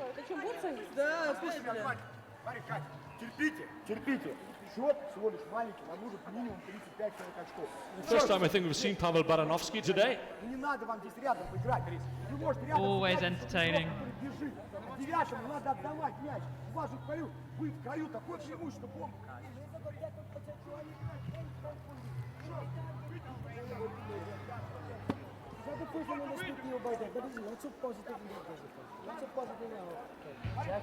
Azad now, to me.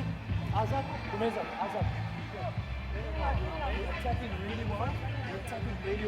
Watch on.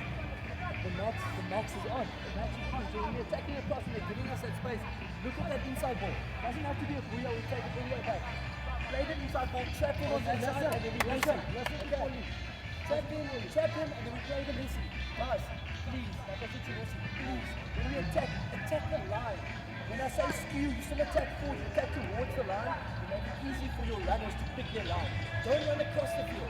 You're taking everybody out to make it easy for them. Attack their backs. If the inside ball's on, the inside ball's on. Otherwise, get on momentum on the outside, trap them on that side, and then play again. We've got to up intensity. Have fun. Everyone's to give you fun.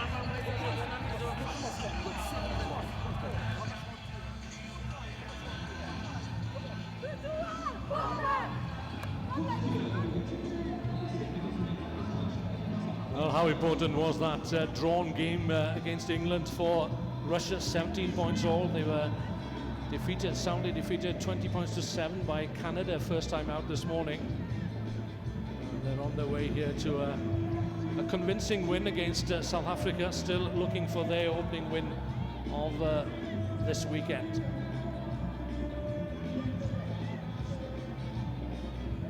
Nastasia Muharriamova will get the second half underway on the referee's whistle. Takes long. Jordan has called for it. Thinking about a switch with Gadu.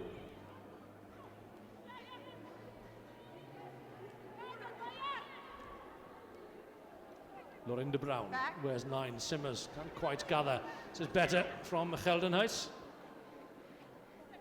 Up to the 10-meter line. And there are runners out wide here on the left, but Nosipiwa Goda prefers to take it into contact. This is Lorinda Brown, the newcomer, the youngster. No hands. Siviwe Basweni.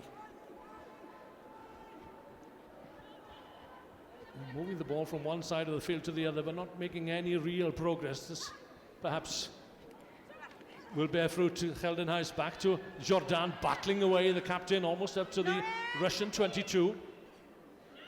It's tied up there somewhere. Russia for once not contesting the breakdown. The show from Nosipiwa Goda. And still the move breaks down. So frustrating for South Africa. They get some continuity, they start moving the ball, but the Russian defence just been equal to everything they've got so far.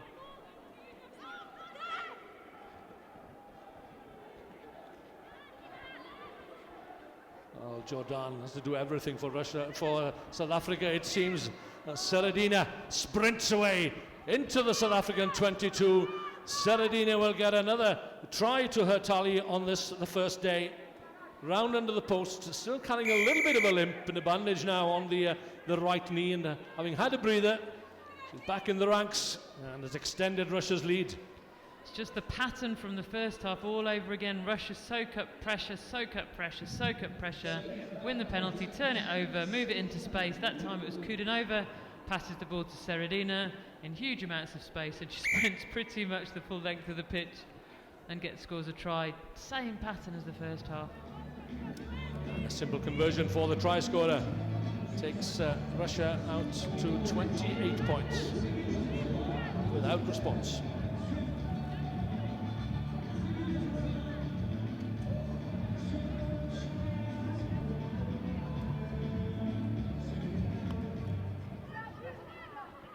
Again, Russia kicked long from the restart. It's Basweni. Some replacements on for South Africa. Change of fortune perhaps. Plaiki. It's away from the first tackler. Not looking where she was passing though. Forward pass. Kamidova not in any desperate hurry to get the ball away. That's Petrova once more. Going to ground. No 11. Kudinova.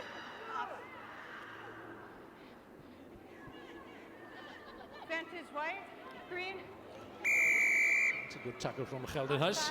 Green. Physical player. Yeah, and that's something that South Africa have lacked in this game. That when she's carried the ball, she's really given the team some go forward, go over the gain line, put some hits in. South Africa need a bit more of that. Guzeva Placement.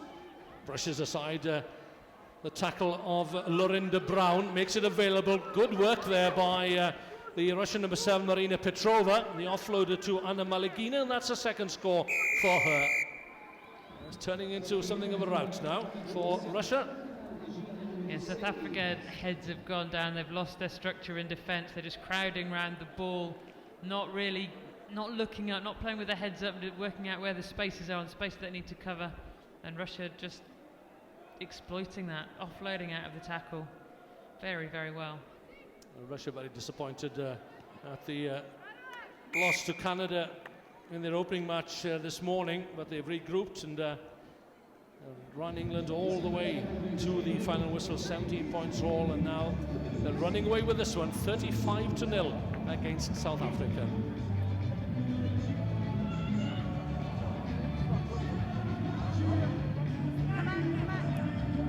It's a very tough pool, as we'd anticipated. Russia, Canada and England battling it out for placings in the Cup quarterfinals. Do that quicker, please, and let me know. That should have been done during the kick. Thank you. It'll be interesting to see how the Cup quarterfinals pan out in a few minutes' time.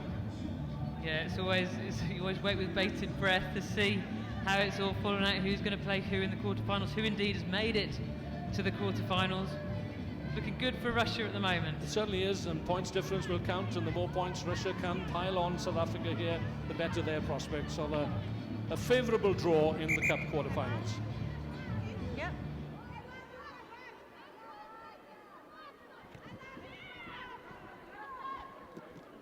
Knock on. Not the best of kicks, but it'll work out for Russia. White scrum. More ball for Russia, more defending for South Africa. Thank you. It's been a tough day for the Lady Blitzbokker. Bind. Set. Now. Crooked feet, not often do we see that penalised. It's not a little bit of respite for South Africa as well, isn't it? The clock's running down. They've got the ball in their hands, and let's see what they can do.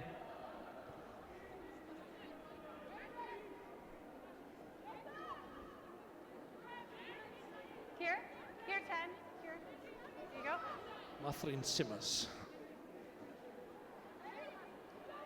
Just inside her own 10-metre line. Basweni finding Lorinda Brown from the Middelburg Stormers Club. Lucky there for Russia. Interesting decision making from South Africa, throwing Lorinda Brown, not the biggest player, essentially into 3 big defenders there. Lucky to get away with that. Crouch. Bind. So into the final minute. Russia have this one well won. It's just a question of whether South Africa can get a score before the referee calls time. They've not been whitewashed so far today. They've scored a try against England and against Canada. But it's an even tougher prospect here against the Russians. Goda to Basweni in midfield. That's Plaiki once more. On the loop, back it comes. Yeah, that about sums it up, really. Nowhere to go. Plaiki digs it out. Clock runs down. Jacqueline Kriel to Simmers. Very wisely running back infield. Kriel again. Thinks she's spotted a gap. We're into referee time at the end of the game here. Side entry. And Russia will surely just kick this one out. No. Okay. I heard what you were saying about points difference. Oh, well, probably, yeah. One more score. Well, here we go. Marina Petrova pins back her ears, grits her teeth, and Petrova rounds off what has been a fruitful afternoon, certainly for Russia. It's just a matter now of where they will end up in the quarterfinals. Who will they play? It's a third try for Petrova and a job well done for Russia. And the pattern again, loads and loads of possession for South Africa. Russia finally turn the ball over, move it into a bit of space, and hey presto, they're in under the posts. So this is the final play on the first day of action here in Sao Paulo. At the would you believe it? Hitting the crossbar, but it won't make any difference to the final scoreline. One of the biggest scores of the day, Russia having defeated South Africa by 40 points to 0. Let's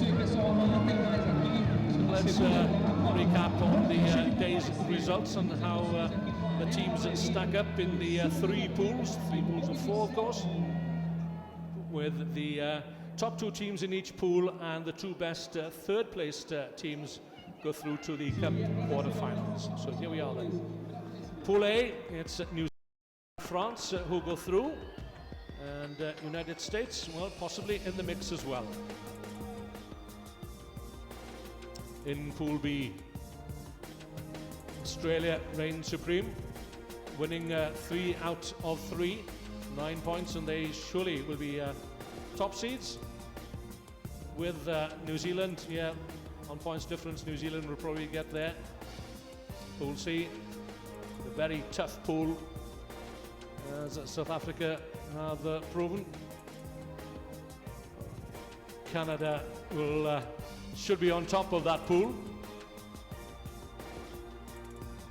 undefeated on the opening day. Well, that just about sums up South Africa's day, doesn't it?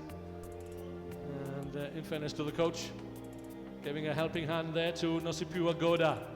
But Russia, well, they can be pleased with what they've achieved. Another team with one eye on Rio next year, the Olympic Games. Yeah, that's right. Russia just recovering there. Had a good day in the end, squeezing that draw out with England, and then really piling the points on at the end of the day, showing that they've got a lot in the tank. At the end of a very, very long day, they kept running those tries in.